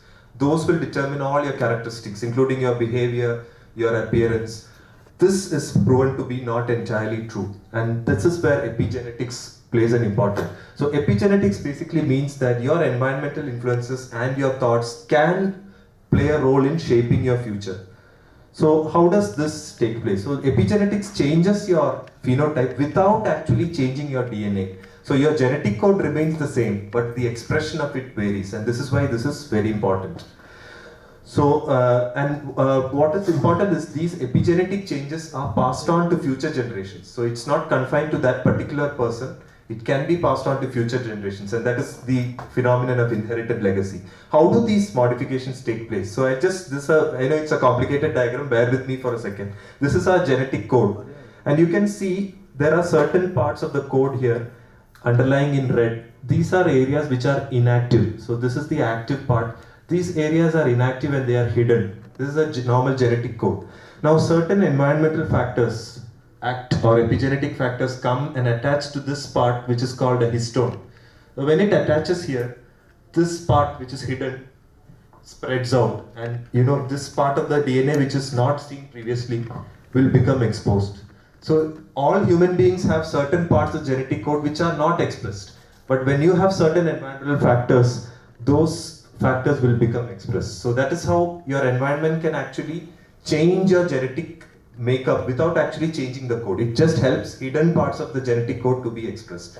So this is why certain factors like diet, physical activity, exposure to toxins like alcohol, all of these can affect how your genetic code is expressed. So this is what this is the positive effect of a positive genes, and this is the effect of a negative experiences. So your environmental exposure plays a big role in how your genes are expressed. So genes load the gun, but the environment pulls the trigger. So it's a combination of both. So epigenetics says that genes are not your destiny, but epigenetics also says that your foreparents' diet has doomed you. So it's just a paradox. So why is this important? Well, you may ask, why do we have to learn about epigenetics? This is because children's development is what makes epigenetics so important. I'll tell you a very interesting thing. You must have all seen identical twins. So children who are twins, they have the same genetic code. There is absolutely no difference. Yet when they grow up, you can see a lot of differences in their behavior and their characteristics. So you may ask, why is this so? When you have a same genetic code, you will expect them to have the very similar traits. This is because of epigenetics. So that is one clear example in nature of how epigenetics varies the code. So that is why children who have positive experiences in childhood will tend to have a more positive outcome, whereas those who have negative influences will tend to have a slightly negative outcome. So development of brain architecture is what makes epigenetics very important. So these are some of the things by which you can influence your epigenetics. So healthy diet, exercise, avoiding exposure to pollution, and I'll come to the measures a little later on. So another part of it is myelination. So as you all know, myelin is the covering of the brain, and why is this so important?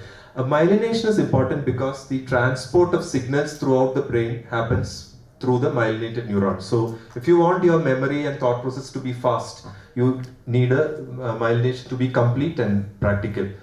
So there is a big link, many studies have shown a significant link between the extent of myelination and your cognitive abilities, including your development of language, memory, processing speed, and your reactivity to external stimuli. So myelination starts right from fetus, from the child, from at birth to at least maximum of 1 year is when most of the myelin tracts get completed. But this can sometimes go on to little later on also.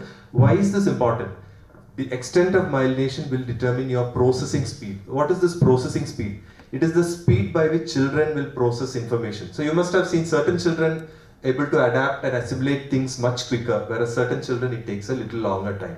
One such cause of the reason for this could be the extent of myelination. So another thing along with myelination is synaptogenesis. So synapses are basically connections between the neurons. As Dr. Satish Uncle was telling, there you have a lot of neurons which establish connections between various areas. So that myelination and synaptogenesis is also something which continues through childhood and into adult life. And this is a very important thing. Synaptic or synaptic pruning. So you all know pruning is basically you get rid of things which are not required. Weeding or whittling. What is this pruning? So synaptic pruning takes place in the child between say 10 to 15 or 10 to 18 years of age. The brain has a lot of neurological connections, some of which may not be very important. So by this process of synaptic pruning, the brain will get rid of those connections which are not being used. So for example, you don't use a particular part of the brain enough, those will be eliminated during this process of synaptic pruning. On the other hand, if you use those areas more, those areas will be retained. So that is the importance of synaptic pruning.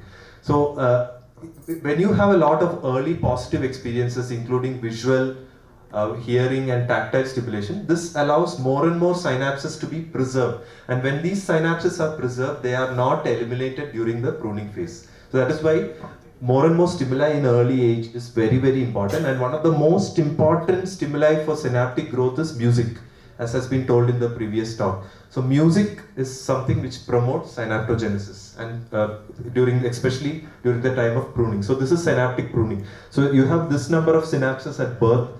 By around 7 to 8 years of age, the child has around so many millions of neurons and synapses. This will get cut down between say 10 and 15 years of age. So the ones you use will be retained, the ones you don't use will be discarded. And that is why the final state will be attained around 15 to 16 years of age. So this pruning is very important in this respect. Now another important role is sleep. You may ask, what is the connection between sleep and neurons? That is in the field of memory. Sleep is the single most important factor which leads to consolidation of memory. It is not enough to just store memory, you have to retain and consolidate it. So this consolidation of memories takes place especially in the part of the brain which is called the hippocampus, which is near the temporal lobe. And this hippocampal consolidation of memories takes place only during sleep. That is why sleep plays a very important role if you want to retain things for a long period of time. And it is very well known that deprivation of sleep can have adverse effect on memory and learning. So importance of sleep in adults and in children, very, very important. This is just a schematic which shows sleep has two phases. I'm sure most of you will know. There is a REM sleep and an NREM sleep. both of them are important for memory, and it has been found that NREM sleep has importance in synaptic communication and REM sleep in strengthening of cortical representation. This is just scientific jargon.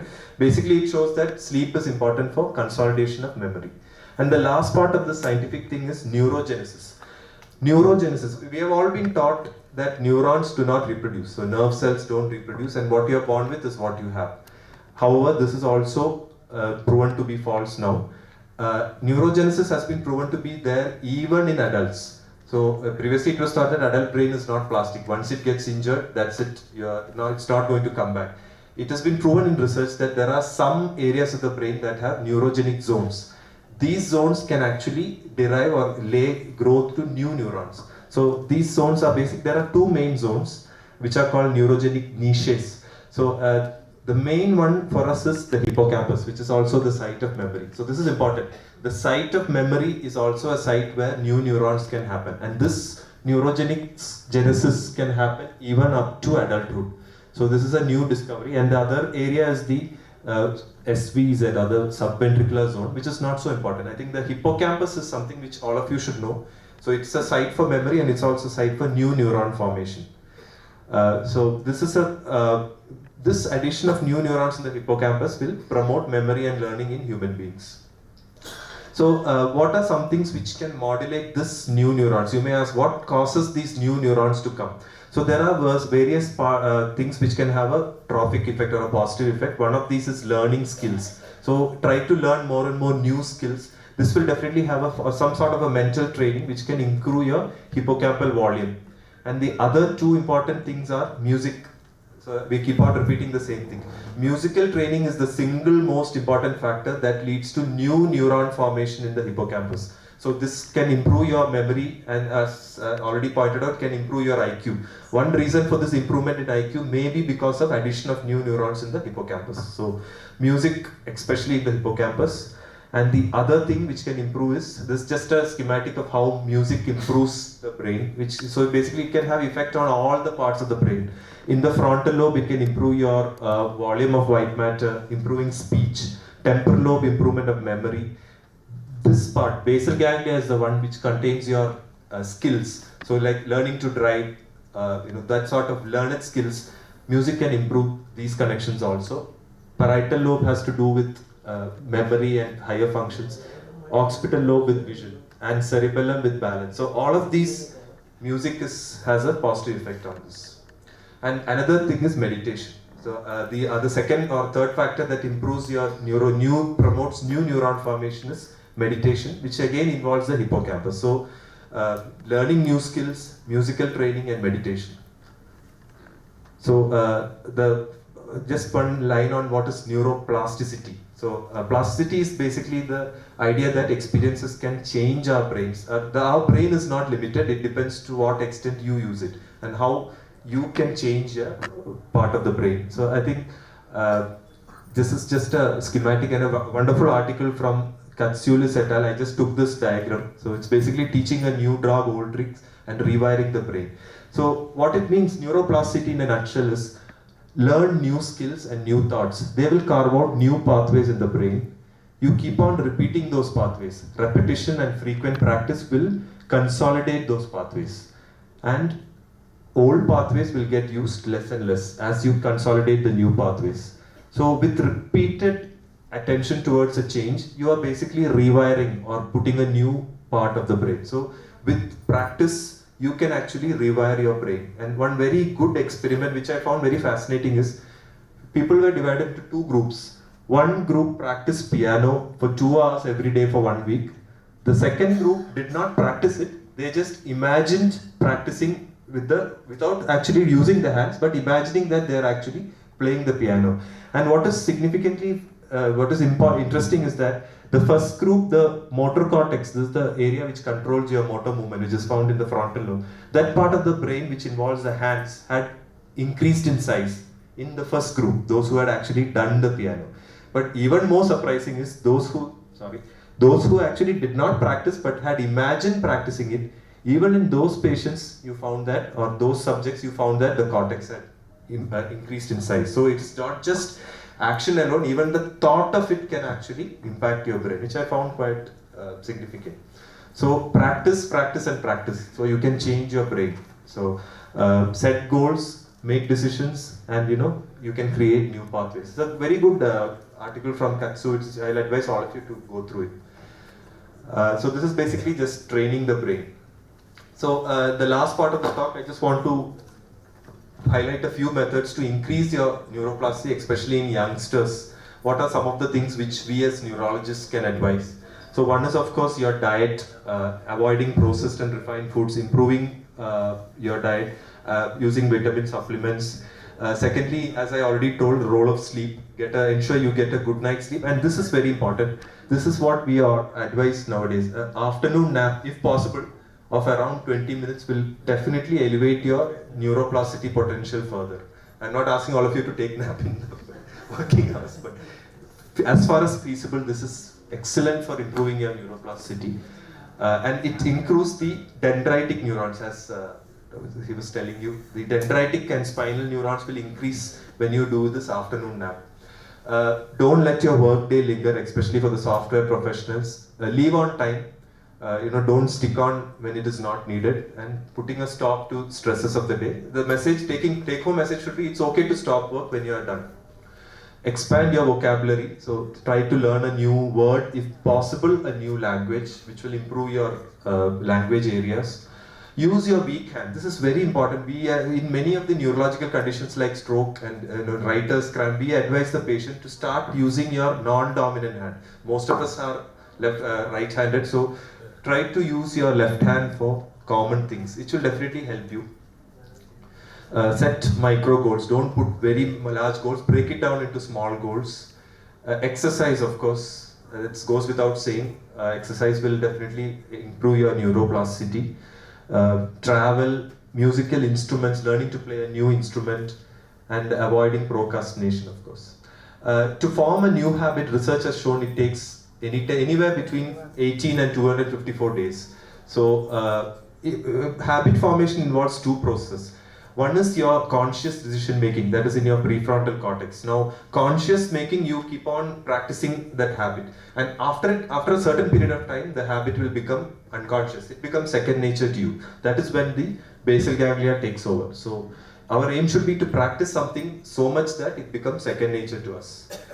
So these are just the things like keeping a journal, meditation, exercise, limiting screen time, etc., and developing new skills. So all individuals have a particular skill set which we use to perform a job well. So you can include setting a career goal, getting a mentor. If you can get a good mentor to help you with work, and somebody who provides you with constructive criticism, it will definitely help. Reading books, sticking by schedules, regular practice, asking for feedback, and learning from other people's experiences, be it good or bad. All of these will help you in developing new skills. And in elderly people, I get asked this question, that how can we prevent dementia, or can we prevent the aging? You cannot prevent it, of course, but there are certain steps which you can postpone it or delay it, or even prevent it to a certain extent. These, of course, most important is exercise. Exercise will lead to a release of a factor which is called BDNF, or brain-derived neurotrophic factor, which actually can help to improve your brain volume.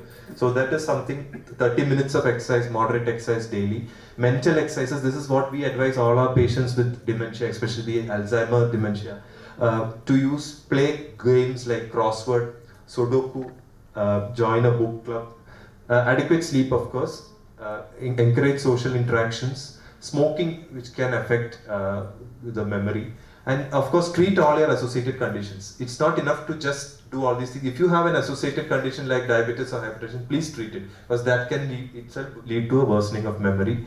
Use cues around the house. So many people are elderly, get confused due to lack of proper lighting and proper cues. So, and then maintaining a diary is something which the elderly brains will definitely benefit from. New language may be a little difficult. So. And last part of the talk is caring for the developing brain in children. What are the measures you can actually take part in children? So as I already told, childhood is a phase where the new networks develop. So it's already been covered. So the brain thinks that it's the most important organ. So play. children playing is a wonderful way to help the baby or the child develop. Play along with the child, participate in the child's play also. Comfort. So for babies, the touch of the parents will definitely help. Reading, encourage reading in the children, especially repeating the same books further, and ask him or her to point to certain parts of the book where certain images. So that is another way. Choosing the toys, that certain toys will be a little more challenging to the child, and you can choose those things. Like one example here is the stacking of the blocks, what you call the Jenga game. So there you encourage the child to stack blocks such that they do not fall down, and that's a very good way to develop the child's social and fine motor skills also. So choose the games, don't just buy random games, choose what games they play. Make your children help out in chores at home, and encourage them to be part of that process. So when they put the toys out on the floor, make sure that they keep it back. So these are things which you can, sorting the toys into categories, cleaning up after play, these things which I think all of us can adopt. Listening to music, of course, nutrition, limiting junk food, which is unfortunately easier said than done. And so this is just a synopsis of the things that one can do, basically what I have told before. So just to summarize, it's a complicated topic, just to put it all in one piece. So cognitive neurosciences, like I told, it's improving and increasing, the role is improving in daily life. There is an association between myelination and the speed or the processing speed. Epigenesis, the most important part of today's talk. So epigenetic changes, environmental changes, they can lead to a change in your approach and your future without actually changing the genetic code. Synaptic pruning and synaptogenesis. The pathways you use more will be preserved, the pathways you use less will be lost. So try to use more and more pathways. Sleep, get a good night's sleep for consolidation of memory. Remember the role of hippocampus, both as a site of new neurons as well as a seat of memory.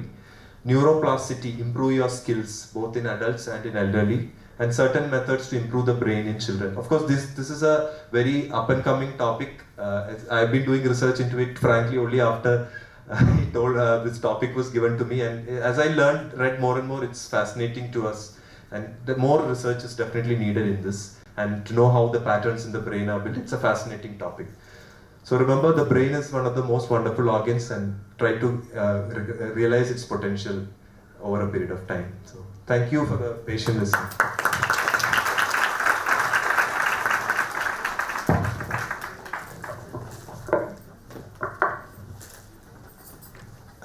അപ്പോൾ brain, നമ്മുടെ ബ്രെയിനിൻ്റെ സീക്രട്സിൽ ഇതിലിപ്പോൾ ഉറക്കത്തിൻ്റെ കാര്യം പറഞ്ഞത്, I think he was talking about sufficient sleep.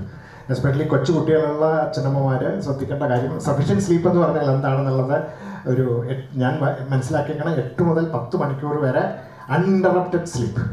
അതെ. അപ്പോൾ രാത്രി 6 മണിക്കൂർ, ഉച്ചയ്ക്ക് 3-4 മണിക്കൂർ ഉറങ്ങിയിട്ട് കാര്യമില്ല. രാത്രി ഒറ്റ സ്ട്രെച്ചിൽ ഉറക്കം കിട്ടണം. അത് 8-10 മണിക്കൂർ, എസ്പെഷ്യലി ഒരു 10-12 വയസ്സ് വരെയൊക്കെയുള്ള പ്രായത്തിൽ ആ 10 മണിക്കൂർ ഉറക്കം ആ കുട്ടിക്ക് കിട്ടിയിട്ടില്ലെങ്കിൽ 15 വയസ്സാകുമ്പോൾ അവർ കാണിക്കുന്ന ഇൻഎഫിഷ്യൻസീസ്, ബ്രെയിൻ തിങ്കിങ്ങിലുള്ള ഇൻഎഫിഷ്യൻസീസിന് വേറെ ആരെയും കുറ്റം പറഞ്ഞിട്ട് കാര്യമില്ല. നമ്മൾ അച്ഛനമ്മമാർ തന്നെയാണ് അതിന് റെസ്പോൺസിബിൾ എന്നുള്ള ഒരു message I think all of us should understand that, and that is a great message which I think a lot of parents I have seen have been shocked to hear. So basically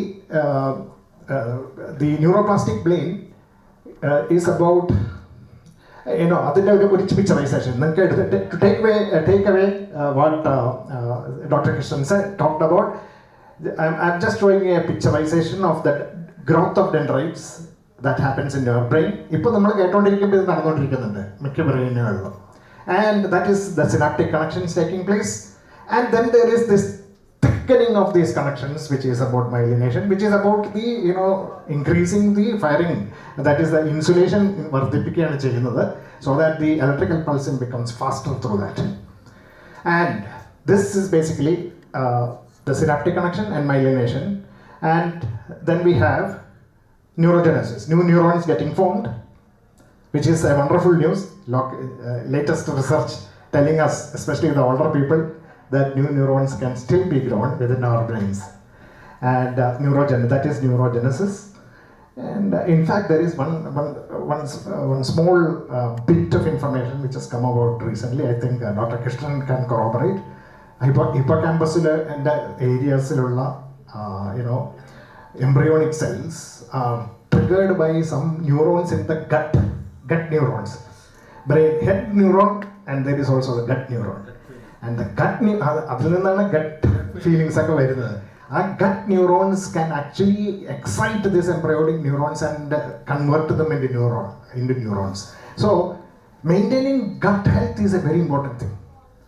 അത് നമുക്ക് നമ്മളുടെ കൊച്ചുകുട്ടികൾ, അപ്പോൾ നമ്മളുടെ ഭക്ഷണം, ആ കൊച്ചുകുട്ടികൾ പോലെ LKG-യിലത്തെ ചില ടീച്ചേഴ്സ് പറഞ്ഞു കേട്ടോ, അവർക്ക് അച്ഛനമ്മമാരെ കൊച്ചുകുട്ടികൾക്ക് ഭക്ഷണം കൊടുത്ത് അയക്കുന്നതിൻ്റെ ഇറസ്പോൺസിബിൾ ആയിട്ടുള്ള അപ്രോച്ച്. സത്യത്തിൽ പറഞ്ഞാൽ ഗട്ട് ന്യൂറോൺസിനെ എഫക്ട് ചെയ്യുന്ന സംഗതികളാണ്. വലുതാകുമ്പോഴും അതെ, ഇപ്പോൾ നമ്മുടെ ജങ്ക് ഫുഡ്, ഇപ്പോൾ ഡോക്ടർ കൃഷ്ണൻ ഇപ്പോൾ പറഞ്ഞു. അപ്പോൾ ആ ഫുഡിൻ്റെ ഒരു control can really help the gut health, and gut health will be an instrumental factor in neurogenesis in later years. And ഇപ്പോൾ പുതിയ റിസർച്ചിൽ പറയുന്നു, more work is going on, and people like Dr. Krishnan will do the research and tell us what exactly it is. But before at the moment we'll go ahead, we have this neurogenesis, and then of course the genetic thing which makes our health, the brain neuronal health better. Genetic factors, epigenetics he talked about. The impact of the environment on gene expression. So that's basically the 4 steps, processes that take place, the patterns of processes that take place inside the brain to make us thought-powered, giving us a resilient brain. But the interesting thing is that if we summarize that into 4 things, the practical things that is reflected in the outside world is about learning. Learning helps your synaptic connections. Perfecting your skills and knowledge helps in myelination. Retraining helps in neurogenesis. And the impact of environment, the child bringing up and all the one thing that about this is the epigenetics is that the reverse is also possible. That if you can visualize, the visualization and thinking about what your goals are creates an environment for you. So that is the effect of epigenetics in the reverse manner. So it is not about the environment that you grew with. Sometimes you don't have control over it, but you can start thinking about a better tomorrow, and that can create an environment which will again help your brain. So that two-way traffic is there, which is something which people do not understand. So that is the practical implications of what Dr. Krishnan was talking about.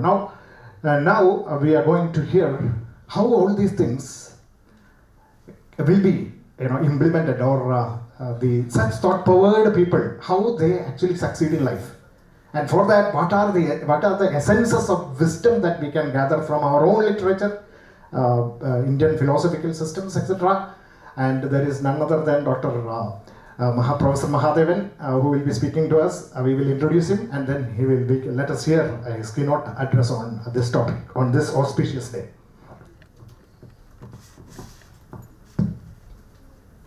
The Gita is the scientific handbook of life for all, including the youth. Contrary to the popular belief, it's not only for elder citizens, but very much relevant for youngsters as well. If perceived in the right way, each chapter can be resonated with everyone. Today, our guest of honor, Professor Dr. B. Mahadevan, will be enlightening us on the topic, Patterns of Success and Leadership from Bhagavad Gita, Insights for Business and Society. Professor Mahadevan is a Professor of Operations Management at the Indian Institute of Management, Bangalore, where he has been teaching since 1992. Professor Mahadevan has more than 27 years of wide-ranging experience in teaching, research, consulting, and academic administration at IIM Bangalore and other reputed institutions such as IIT Delhi and XLRI Jamshedpur. He was a visiting scholar at the Amostuck School of Business Administration, New Hampshire, in 1999-2000. He was also a retainer consultant to Deloitte Consulting LLP USA in 2001-2002. He was earlier the chief editor of IIMB Management Review. Professor Mahadevan's research interests include researching the possibility of using ancient Indian wisdom to address contemporary concerns, spirituality in the workplace, and management paradigms from Bhagavad Gita. In the traditional areas of management, the research interests include design of service systems in customer co-creation of value and order allocation issues in electronic markets. Professor Mahadevan was the founder, Vice-Chancellor of Chinmaya Vishwavidyapeeth, a university for applied Sanskrit and Indian wisdom during the years 2016 to 2018. Ladies and gentlemen, Professor Mahadevan. Welcome, sir.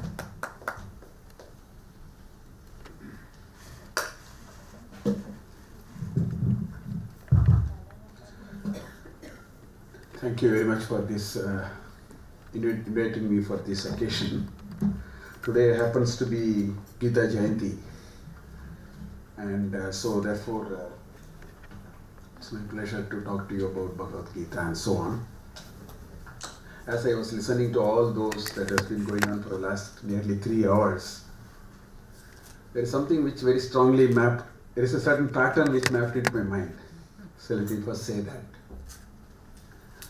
I heard, the I.S.T spoke about Vyaktitva. Then we had a beautiful rendering of connections of music and of course then we had a beautiful story and the moral of the story and things that came out of it. What resonated in my mind, as every one of these was going on, there were a lot of things that were happening in my mind. Every sentence that you can read in ancient Indian wisdom, I realized there is a pattern. Actually, I was just, these 3 hours I've been thinking only about pattern. Thanks to you for that. Somehow I came to a conclusion that a person who does not understand this whole, call it a science or art and science, whatever way you want to call it, of pattern, is someone who will find the world to be chaotic. Pattern is actually a method to madness, if I have to use a word like that. And the greatest contribution of ancient Indians is everything they said fell into a pattern. For example, they talked about the different aspects of music. I will quote from Taittiriya Upanishad. The first sentence in Taittiriya Upanishad talks about 6 aspects of pronunciation and sound. It says, Sikshambya Akya Syamaha. Let me now explain the whole science of sound. Then it says there are 6 components to it. Varnas, Swaraha, Matra, Balam, Sama, Santanaha. There are 6 elements which make the whole world of sound, which includes music. It says there is Varna, there is Swara, there is Matra, there is Bala, there is Sama, and there is a Santana.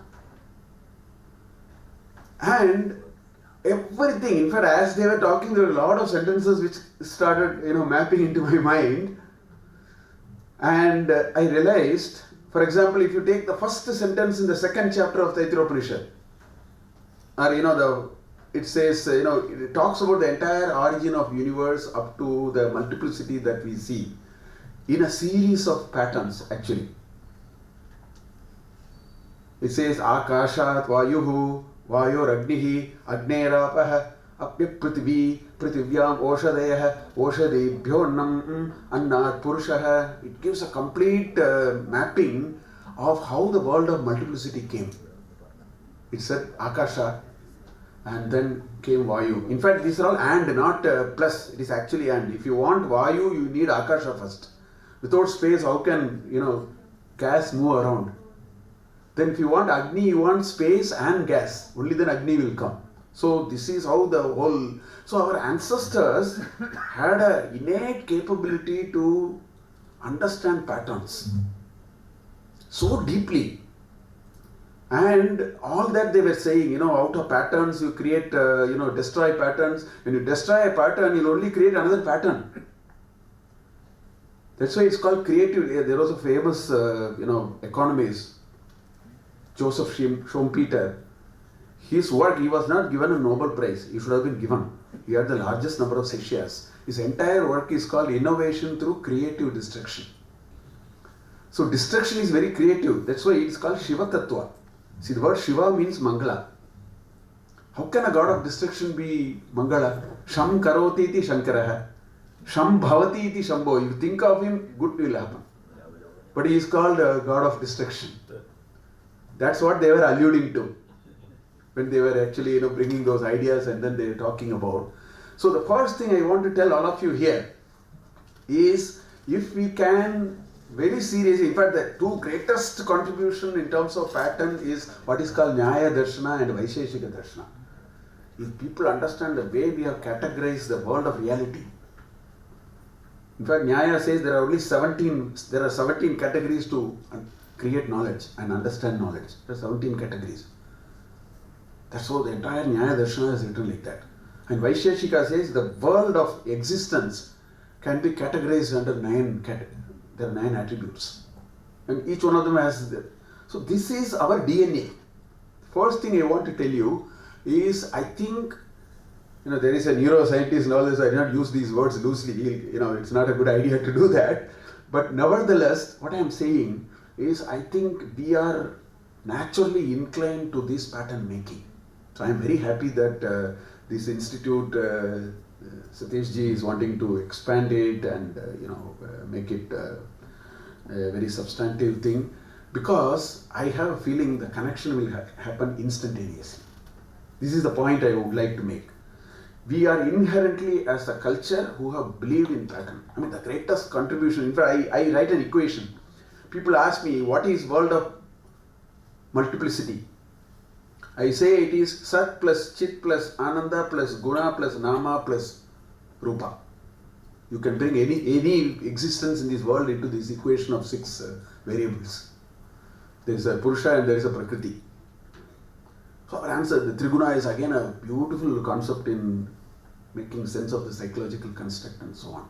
So my first request to all of you, there are many youngsters here, get inspired by our ancient Indian wisdom. It will inform you, it will instantaneously connect you, because half of it we are actually practicing to knowing what it is. It will instantaneously connect us to a habit of creating patterns. And if somebody is adept in it, he can become a great manager. In fact, about the Katha, I must tell you, 1999-2000 I was in US for a year. So a professor there told me, sir, we use case studies. I said, our case studies is 1,000,000 years old. All our Puranas and Itihasas are nothing but case studies. Seriously, I said that so beautifully they brought it out. I said, I come from a culture, we believed in case studies. Although we are told Harvard Business School started case studies. No, I said, we have case studies. We believed in it. Everything is a case study. That's what Puranas are. They are very encyclopedic, actually. So I told him, no, we have a culture of case studies. Thousands of years. You know how many beautiful stories are in Upanishad? Upanishad we think is a very, Vedantic kind of a thing. No. The last chapter in Brihadaranyaka Upanishad is da. It's a nice story there. And there is a beautiful message that comes out of it. It is all about the thunder. Da is what it is. So, Devas are asked, what is this da means? Right? They said it's all, to the Devas they are told, da means Dhamma. You have to control yourself. Okay? And they went to the human beings and asked, what is this da? And after the reply, they said, da means dana. And went to the Rakshasas, and what is this da? And the Rakshasas are finally told, da means daya. There are deep messages, there are ways by which you can assimilate knowledge, there are ways by which we can process it so beautifully and in a very efficient way. That's our culture. So I wish very best for this institute. I am sure he is sitting on a gold mine, and I am sure we will all partake it in our own ways. I am not going to take much time. A little bit I will talk about, since it's all about patterns, I will talk about 2 patterns of leadership which you will not find elsewhere, but only in Gita. So I just want to briefly introduce these 2 patterns. In fact, Shankaracharya wrote Bhashya for Bhagavad Gita only because of that it became popular. He was the one who brought it out of Bhishma Parva. After that, everything started. But Shankaracharya wrote his Bhashya from chapter 2, not chapter 1.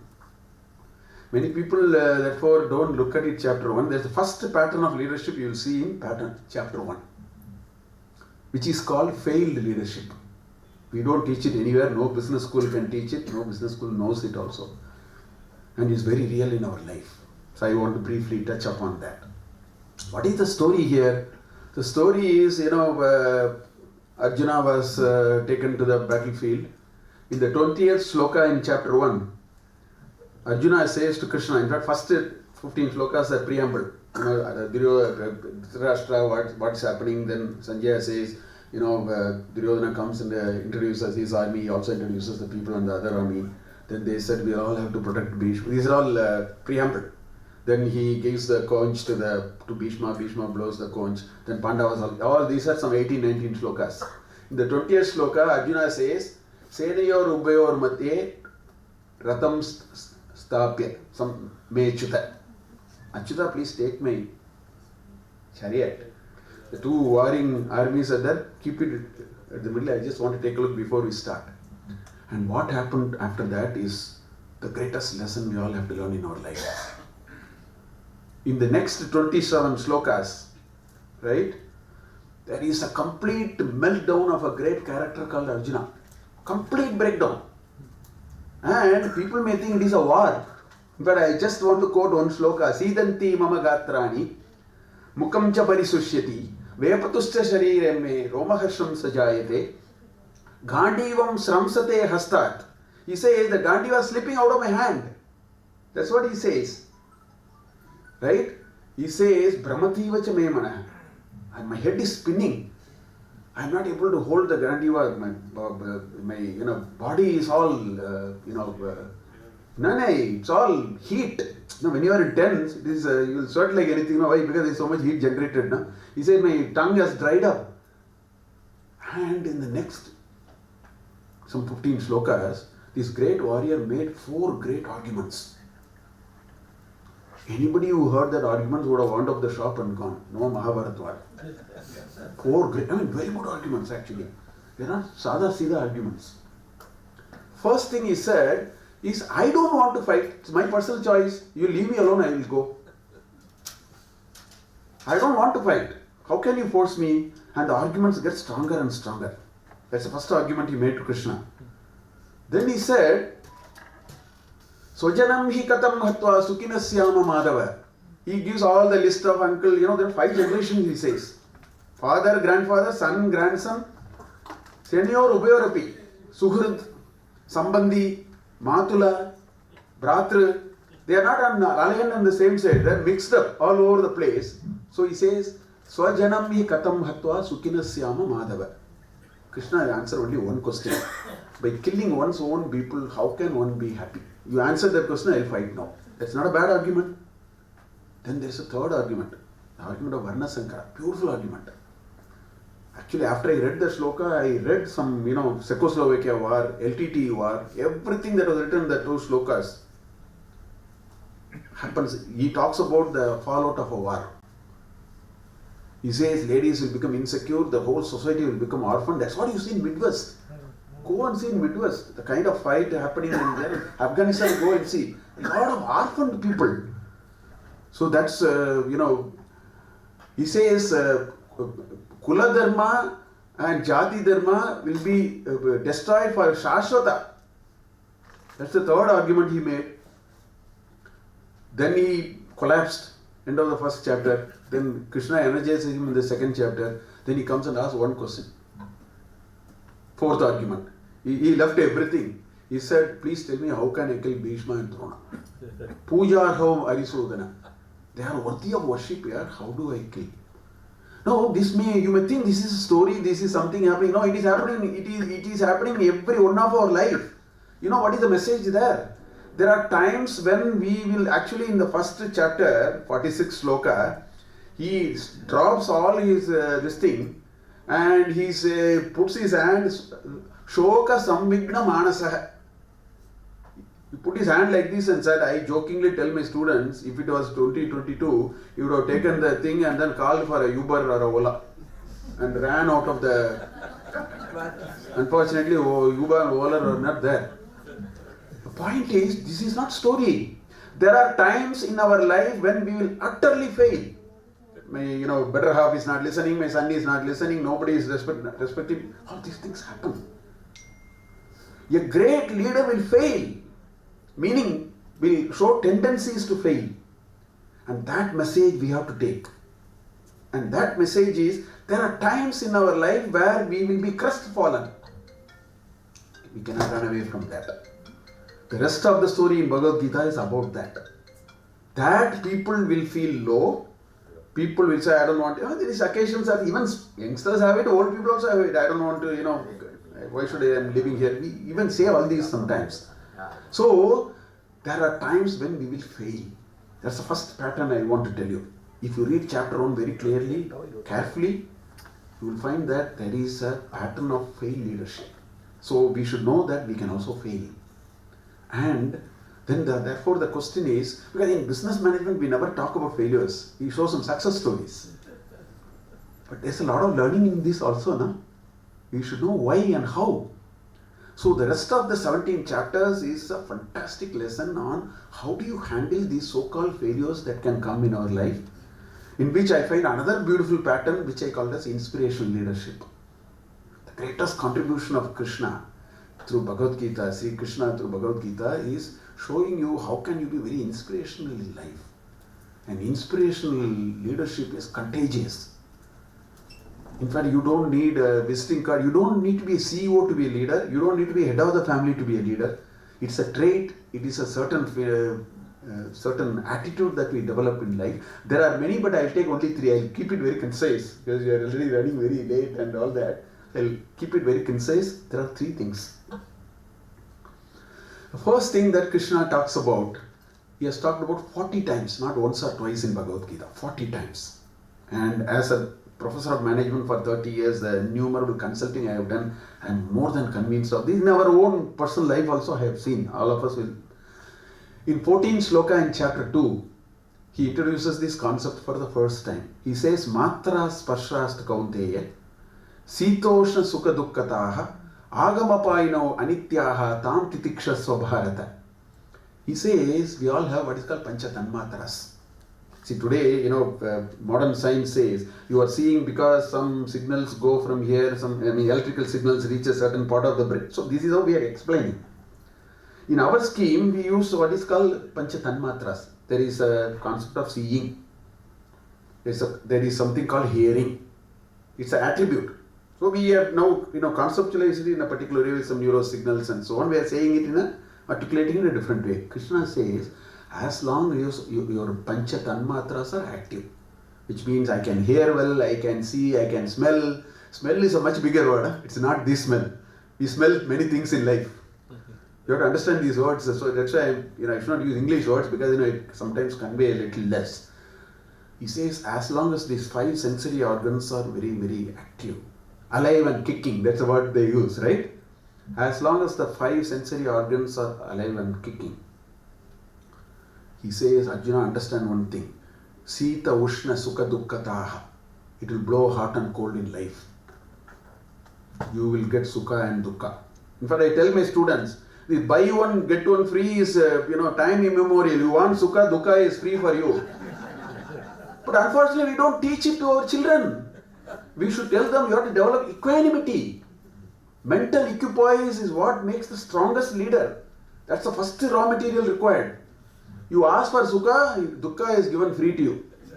Buy one, take one free. That's what Krishna is saying. He says, see, there is this world of duality. You can write a dictionary of duality. Hot, cold, like, I don't like, inside, outside, positive, negative, far, near. You can go on like this. There is a world of duality. But unfortunately, in today's education and the makeup from many places, we are saying that only good things will happen to us. We should aim for good things. I am not saying we have to be very pessimistic in life. But we should only have surprises in life, not disappointment in life. These two are 2 different things. There may be surprises, which means I put my best foot forward, it didn't happen. Whatever reasons. Sometimes it doesn't happen. Today it doesn't work like that. People think only good things have to happen, they work for it. Of course they work for it. When sometimes bad things happen, they collapse. Completely collapse. That's what this Arjuna tried to do. He was not able to handle some reality which is unfolding in front of them. 40 times he talked about it. In fact, in chapter 14, Gunatraya Vibhaga Yoga, he says Samadukka, 6 examples he gives there. Samadukka Sukha Swastha Samaloshta Ashmakanchana Manapamanayo Tulya Mitrari Pakshayoho Tulya Ninda Atma Samstuti. There are 6 things he says. Sarvarama Parityagi Gunatitara Sauchate. He says a person who has arrived in life is one who understands there are all kinds of dualities which will be thrown at us, and he is able to say, I will be able to take it. So this is one message. There are plenty of examples. I am not going. Every chapter has. If you go, in fact, he says Samatvam Yoga Uchyate. The definition of yoga is Samatva. Siddha Asiddhayo Samo Bhutva Samatvam Yoga Uchyate. That is the definition he gives. In fact, this Matra Sparshastu, in the next shloka, he says a person who understood how to handle it, Saha Amritatvaya Kalpate. I take him to the level of immortality. Because life and death also has become now another pair of duality, so you will have to transcend it. This is the first message I want to give. This is very important to be a great leader. And I again tell you, great leader doesn't mean you need a CEO. You can be a great leader in your family. You can be a great leader in Samaja. You can be a great leader in, your workplace also, in your community. It's a certain attribute, and this will be very, very inspirational. The second important thing to be a leader, which Krishna so beautifully talks about, is what is called Yadyad Acharati Sreshtaha Tadyad Eva Itare Janaha Sayat Pramanam Kurute Lokastadanu. In modern times we teach what is called leading by example. Krishna talked about it. He says Yadyad Acharati, not Yadyad Vadati. Vadati means I can tell all kinds of things and I can do all kinds of nonsense. He says Acharati. You may speak whatever you want to speak. People will see what you are doing. And I want to tell you, I have seen it in several families. The child is 2 years old. It has just started the vocabulary. It has started talking. Slowly it is picking up the vocabulary. They come to the family function. You find that the child uses some bad words. It comes either from mother or father. We are all role models. Every one of us, and especially after he said in first 2-3 years, most of the thing is over. If you can present a very ideal parentage in front of your children, you have invested for a lifetime. For first 3 years, first 5 years maybe, you should be absolutely behave, not talk. A lot of problems, they say something, they do something. Children have very sharp, they are very value neutral. So they can pick up ideas very subtly. As we grow old, we start developing our own values and then take this side or that side. We refuse to process it in a blinds neutral. The child does not do that. So Krishna says, if you want to exhibit leadership skills, whether at your home or at your workplace, or lead by example. Yadyad acharati sreshtaha tadyad eva itare janaha sa yat pramanam kurute lokastadanu vartate. Whole world will go after it. Understand, this is a very important idea of leadership. Then there is a third thing which he also talks about, which is a grand concept. He says, Devan bhavayata anena te deva bhavayantuvaha parasparam bhavayantaha shreyaha param avapsyata. There is a very cardinal principle he brings, which is called paraspara bhava. Particle physicists are today talking about what is called a web of life and interdependence and so on. This world is hugely a mutually dependent field. The great ideas of leadership begins by saying you should have mutual dependence. I will give you 4 examples. Let us take a simple office setting. If a boss thinks he has all the power, he can throw his weight. That's what some people think. I have seen this happening. Subordinates will see the joy of the boss failing. They will do that. Your power is all no meaning. You have to have a strong mutual dependence with your subordinates. These boss subordinates are all simply for the purpose of doing some work. You cannot extend your understanding beyond that. That means you can never become a good leader. So that's the first element of a civil society must, and the government has very deep mutual dependence. If you are a iota of doubt, you should look at what happened in 2014. A prime minister who is Manmohan Singh became Mohan Singh. There is a lot of, so many things have happened below him. One gentleman put a white cap and went and sat in Jantar Mantar. 1 million people ran up and down and changed the government forever. 10 years is forever, more or less. What I am saying, a civil society and a government elected representatives have strong mutual dependence. This is a very cardinal principle in life. I will give you a third example. In fact, man and nature has strong mutual dependence.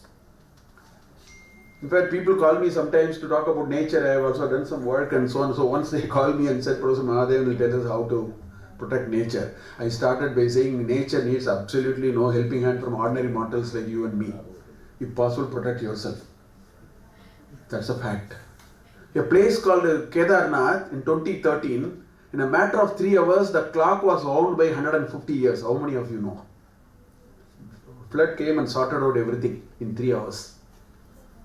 These nature are large-scale systems. You don't know how it works. You don't even know when it comes out. So that's the next principle. So a leader, if somebody wants to become a good leader, wherever they, in whatever sphere they are, that's why Krishna says, Parasparam bhavayanti shreyaha param avapsati. He will attain the pinnacle of shreyas. In fact, our Vedic texts, if you read, Rig Veda particularly, this mutual dependence is hugely celebrated. It's hugely emphasized.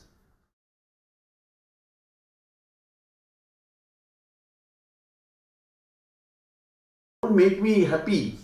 I want the 4-legged, 2-legged, 4-legged, 8-legged and 9-legged. I don't know what are these 8-legged and 9-legged, I do not know. That's what again and again our mantras say. Unless the whole ecosystem is in harmony, I will not be in harmony. I will be gone. We have to understand that. So these are all very deeply ingrained ideas. One can gain great ideas of life, drive things and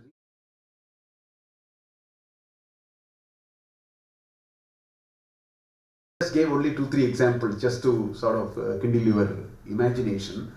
Every one of our texts in this country, I once again want to emphasize that we were inherently very pattern oriented. We were able to look through and have a spirit of inquiry, and we developed a great spirit of inquiry.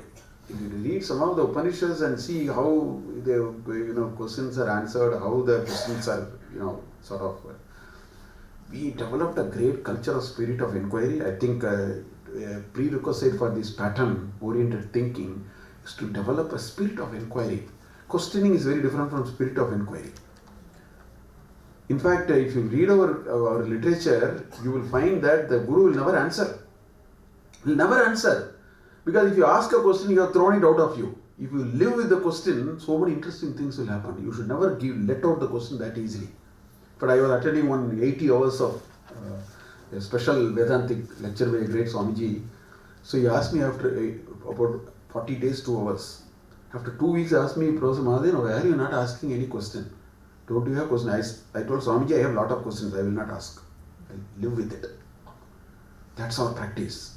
If you live with your question, the question will change, question will become deeper, question will vanish. It will take you to the next level of question. That's why Krishna says in Bhagavad Gita, Tad vidhi pranipatena pariprashnena sevaya upadekshanti te jnanam jnanina tattvadarshina. It's called pariprashna. Our youngsters must develop that habit. It is pariprashna. You have to ruminate with that. You have to, live with the question. Of course, one can ask question. Now what happens is you throw the question and the burden of sorting it out is with the elders and teachers. That's a culture we have been told. That's not what it is. That mind should be very inquisitive. That means we should live with that question. We should train that when they are young. We should make them not uncomfortable when they have a doubt.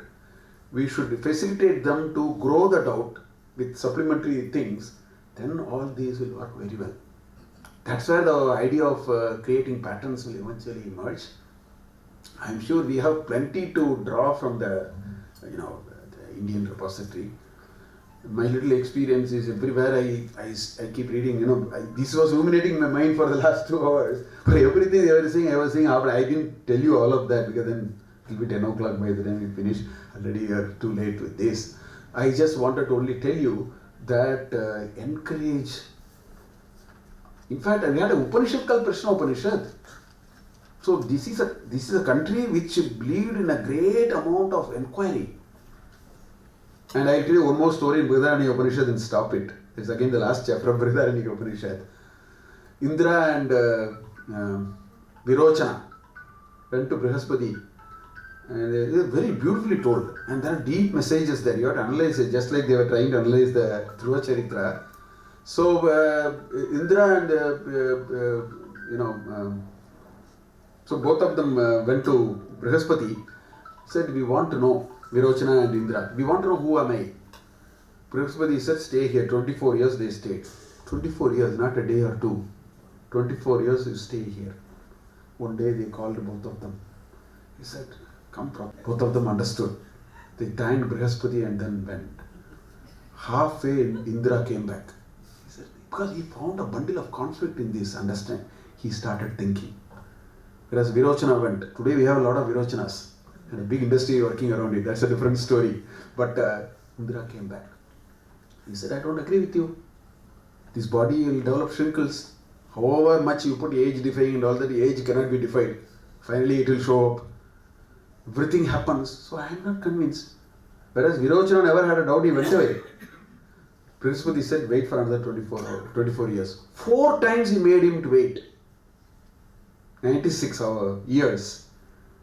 He was revealed. The process was, you have to allow the student to assimilate, see the pattern. You can facilitate.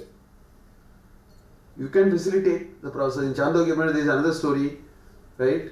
This Satyakama Jabali came, he said, just take these cows and go. When it becomes double, you come. It took 12 years for him to come back after 12 years. After 12 years, he came, he said, you are a Brahmajnani, you have learned so much from life.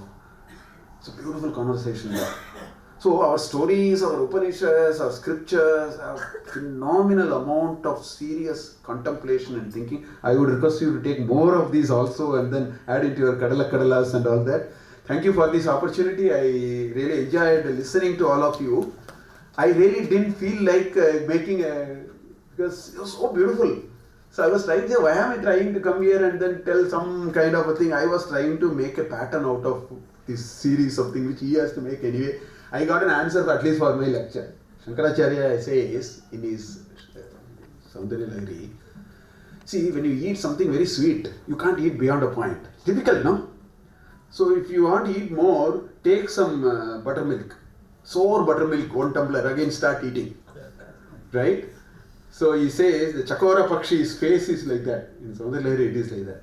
So here, we have some, certainly mine will be of sour buttermilk. You have some beautiful sweets which are offered. I am sure at the end of the day, you will only benefit with all that. Thank you for this opportunity and wish you the very best.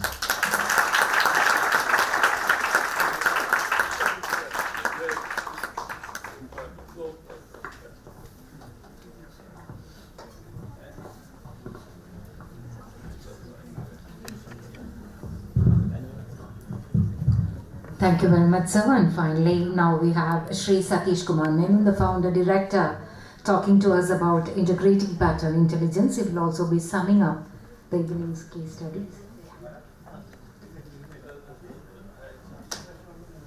Okay, so basically, I think we have already run out of time, and probably all of us are hungry and or sleepy. So, so I'll quickly just go through this rest of the stuff.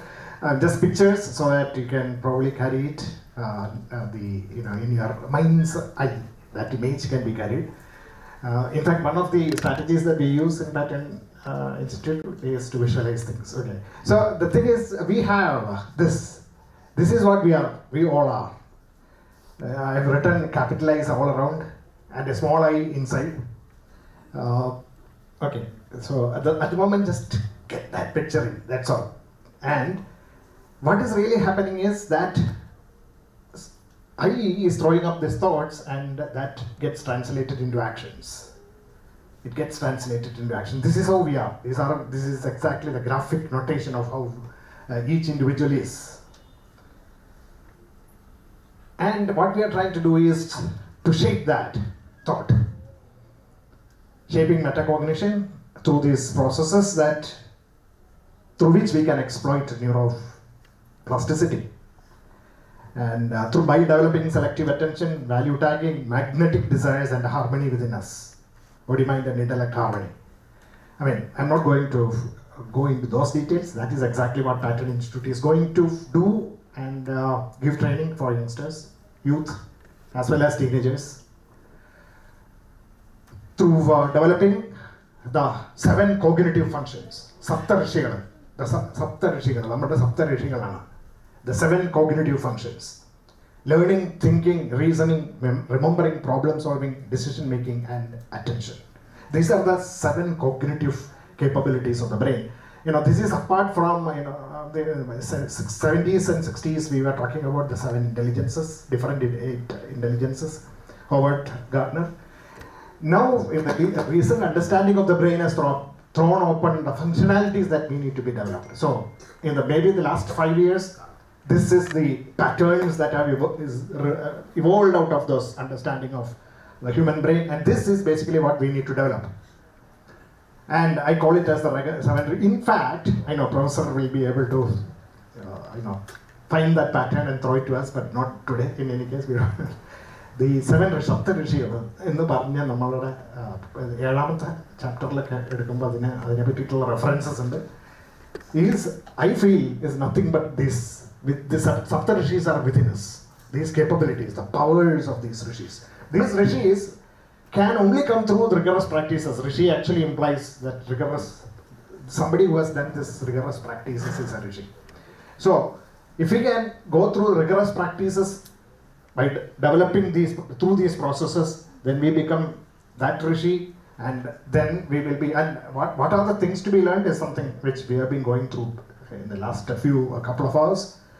And we can then develop the 4 different personalities within us: physical, emotional, intellectual, and the spiritual. The fundamental personalities within each one of us. And that's exactly what we are trying to do through the Pattern Institute.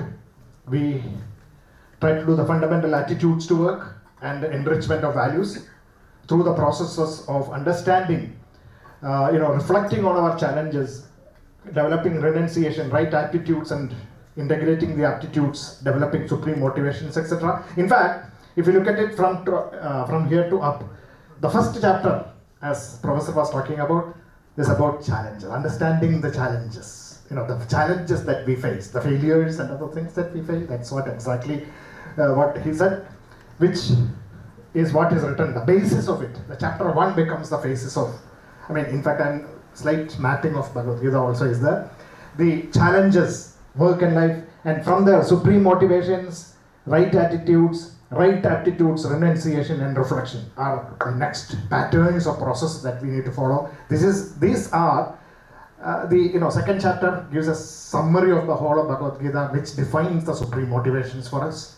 The third chapter is Karma Yoga, right attitudes, right aptitudes and knowledge is mentioned in the 4th chapter, Jnana Karma Yoga, the renunciation, Karma Sannyasam, and reflection, Dhyana Yoga. So you can actually see that there is a pattern. There is a pattern that is inherent in the way this whole thing is strung from chapter 1 to chapter 12, which is basically what we are trying to develop, enriching human values, and thereby developing a refined mindset, which is about developing a universal perspective of and having the confidence in yourself about your infinite capabilities, and trying to see the pervasiveness of brilliance all around, and ultimately developing your multidimensional vision, leading to what is called as inspiration. In fact, that inspiration is basically, I think Professor also mentioned the term, I would call inspiration that rather than devotion.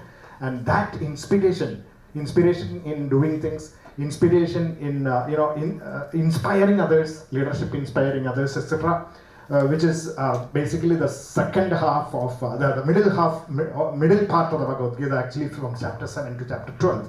And ultimately, it is all about developing discriminative intelligence of various value systems, going down to nuts and bolts level for each one of them. We talk about Satyam, Dharmam, Shanti, Premam, Ahimsa, പല വാക്കുകൾ നമ്മൾ ഉപയോഗിക്കുന്നു. പക്ഷെ how can you actually apply truth, Satyam, Dharmam, righteousness, peace, love, and non-violence in our real world lives? we will actually sieve it out from our, the things that we have to do in this world, and see how we can apply those values in each one of these things, and thereby convert these things into competencies within the work world, work competencies of cognitive skills, leadership, initiative taking, followership, networking, connection, and self-management, perspectives, communication, teamwork, and knowledge. And this, in fact, we have split this up into 50 characteristics, which I think the youngsters, youth can actually, look at the nuts and bolts level, and then we will see, what is to be developed. And in fact, some of the yearly assessment tools have been developed based on all these things. And that's basically what we are trying to do through self-analytics program, converting the whole essence of patterns in the Bhagavad Gita into applicable this thing. And for that, we have different things. For young parents and teachers of junior schools from 3 to 12, the time when the neurons, the brain develops, as Dr. Krishnan was talking about, so we have some tools and strategies for that. And then we have for teenagers 12 to 20, when actually pruning takes place, a lot of things happen, and we should be able to control that pruning process. If we can control the pruning process, which is inevitable, then I think we have won the war, especially when dealing with teenagers. That teenagers' development, the pruning, if you actually prune the things that are required ultimately in the outside world as behavior, then they will end up doing things that are, that are a problem for the society. So the reverse. So pruning can be controlled through value systems and making them practice. And as the professor also mentioned about that, it is all about the parents behaving. It's not just talking. They have to show them by living, and that is basically what teaches the children, and it helps in not pruning what are the behaviors that are required. Then we have aspiring leaders, youth, and thought-powered professionals, 20 to 35, which is self-analytics, which is you can get all these brochures from the outside. We have separate brochures for this, what we cover in those things. And for a 35 plus also, we do have things like reflective sections, scientific, thought-oriented, rationally oriented treatment of these patterns of wisdom from our literature. Even there is one pattern that we can see from the structure of philosophical texts that we have, Shruti, Smriti, Puranas, and Idihasas.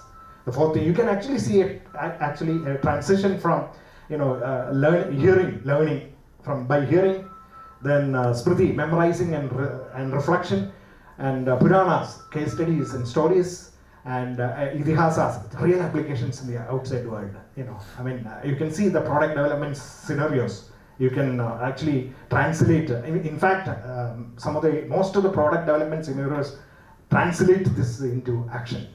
And as Professor was mentioning, we had it for thousands of years. But somehow we did not, bring it out into that in that language of the 21st century or 20th century. So that's basically what. And at the moment, we also have. I would request you to wait for a few more minutes, where we will certify some of our students here. Quickly, we'll do that, and then you can also have some food, which is you can wait for that and have some food from our. We have arranged some food also, and those of you who are not in a rush can also partake of food and then go. But before that, let us do the certification. Please encourage them. I have a couple of those people also telling us their experiences in a few sentences.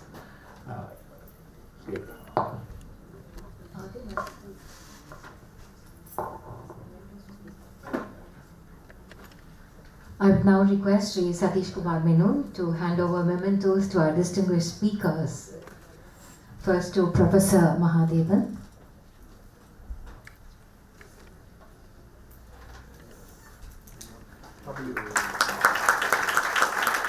A big round of applause to Professor Mahadevan.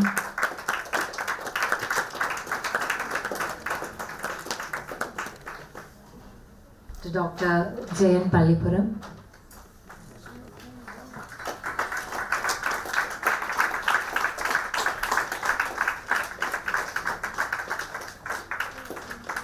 Mr. Sajid Pallipuram, has he left?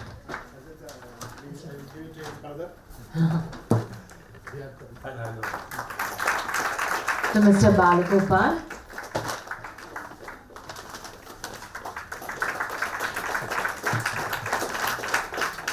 This is Geeta Anand.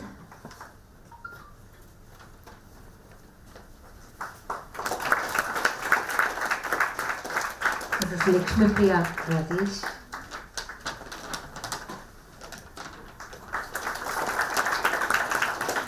And finally to Dr. Krishnan Balagopal.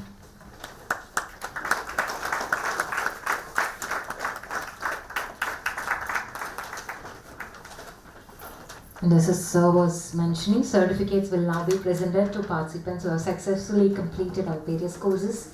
I'd request Professor Mahadevan and Sri Satish Kumar Meenu to do the honors. Self-analytics course, Anuradha Subramanian. I'd request her to come to the stage to receive the certificate.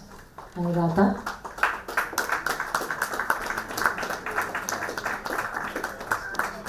Arjun Ajit. Yeah. Anuradha. She'll just speak a few words.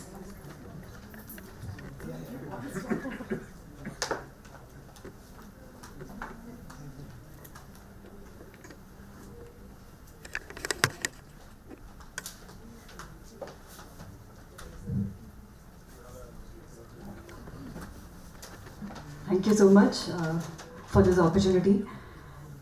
So distinguished guests, quickly just wanted to share my feedback. First of all, let me thank my uncle, Sri Anantanarayanan sir, for nominating me to this program. And even though I was not matching with the criteria that they had, the age limit that was there, still sir said that, you will find it very interesting and it is connected with what you are doing. And so thank you very much, Satish sir, for accepting me into this cohort. So I'm a BTech in electronics engineering with an experience in IT and QA, and then moved on to become an entrepreneur. Today I'm a co-founder of Career Fit 360, and we are in the field of corporate training and career counseling. So this entrepreneurial journey is what inspired me actually to learn more about neuroscience, the learning how to learn, and cognitive behavior, etc. So in this, during this self-analytics program, actually what we found was every session would start with some knowledge sharing by Satish sir, and moving on to some examples, case studies explained by Anand sir and Padmanabhan sir. And after that, and during every session, we would have to come with some pre-reading, some preparation, and then come into the workshop, discuss with friends, the cohort. Every participant would have to share their learning or their perspective of what they read in that particular material. So this actually broadened our view on a particular subject. So how to move from being an average performer to a star performer, sessions on karma yoga, insights such as developing the legacy that we wish to leave behind as a leader. Simple tools like daily activities to take care of the brain, to very intensive management and leadership training, and finally they actually inspired us, guided us to set up our own leadership legacy board, something like a vision board. So it's a very well designed program. I'm sure whatever sir has shared here, it actually encapsulates all the many years, several years of experience and wisdom.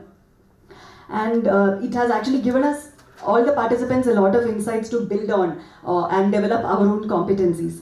So I'm sure all of us who have completed the program would have taken away the learnings, and in some way or the other we would have been improved ourselves a lot in our career, and I'm sure it's an ongoing journey. So thank you, sir, for bringing this program to us and bringing self-analytics workshop to the rest of the people here. I wish all success to Pattern Institute and all the activities under your leadership. Once again, thank you for making me part of this. And I want to just leave, I know there are very, very learned people here, so this is nothing, but this is a saying which I grew up with. I am a student of Bharatiya Vidya Bhavan. So, Ano Bhadra Kritavo Yanto Vishwataha. meaning like noble thoughts come to us from every side. And I think all these hours, we have all, getting so many noble thoughts. Thank you very much.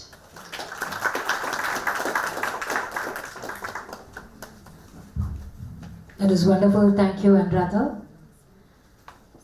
Now, Arjun Ajit. Can we have Arjun Ajit on the stage, please?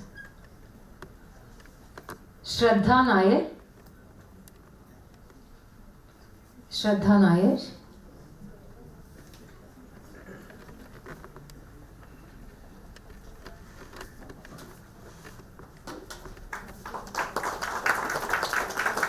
Manoranjan K. Manoranjan.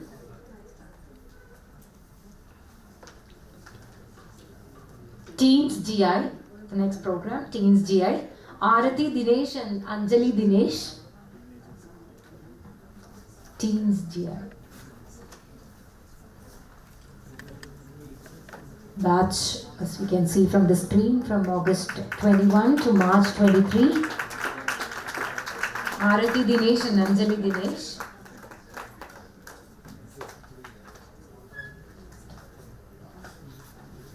Rajat Madhu.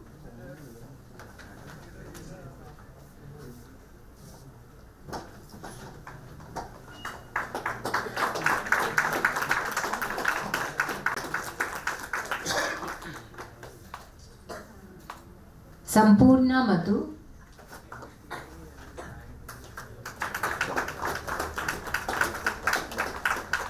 Advait Vinod. Advait.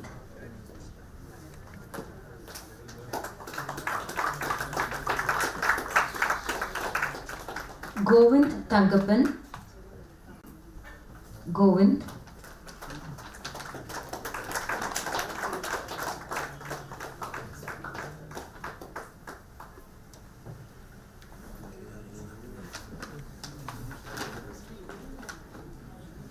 Gautami Ji Verma. Gautami Verma.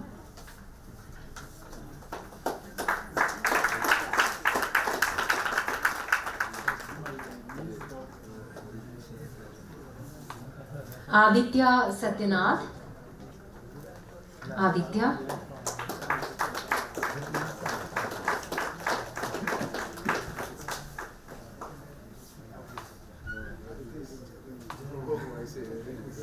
Malavika Nair. Malavika.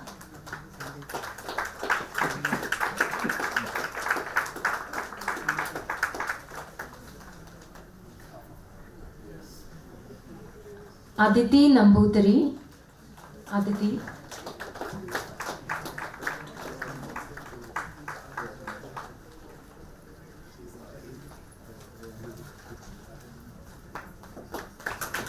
And finally, Ved Narayan Verma. Ved Narayan Verma. The Teens GI program.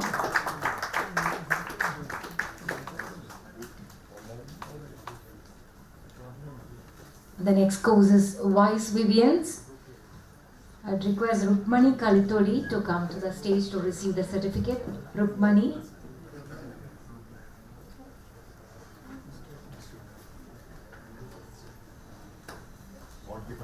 Okay.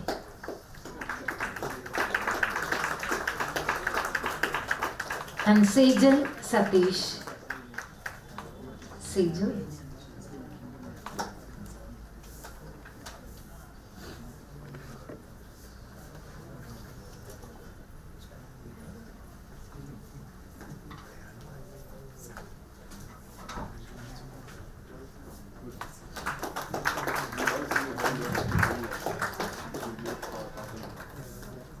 Sejal, a few words from you.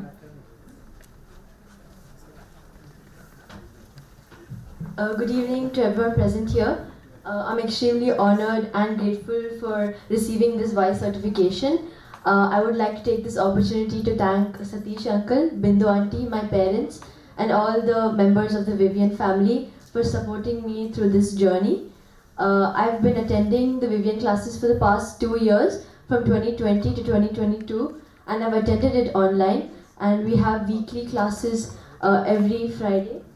Every Friday and Sunday we used to have classes, and we used to go through a bunch of activities, and we used to have Bhagavatam readings, and all the seniors were given separate activities to reflect upon the Bhagavad Gita.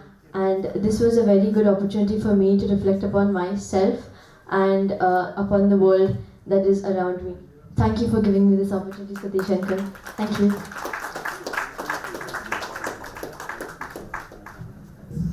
Thank you, Professor Mahadevan.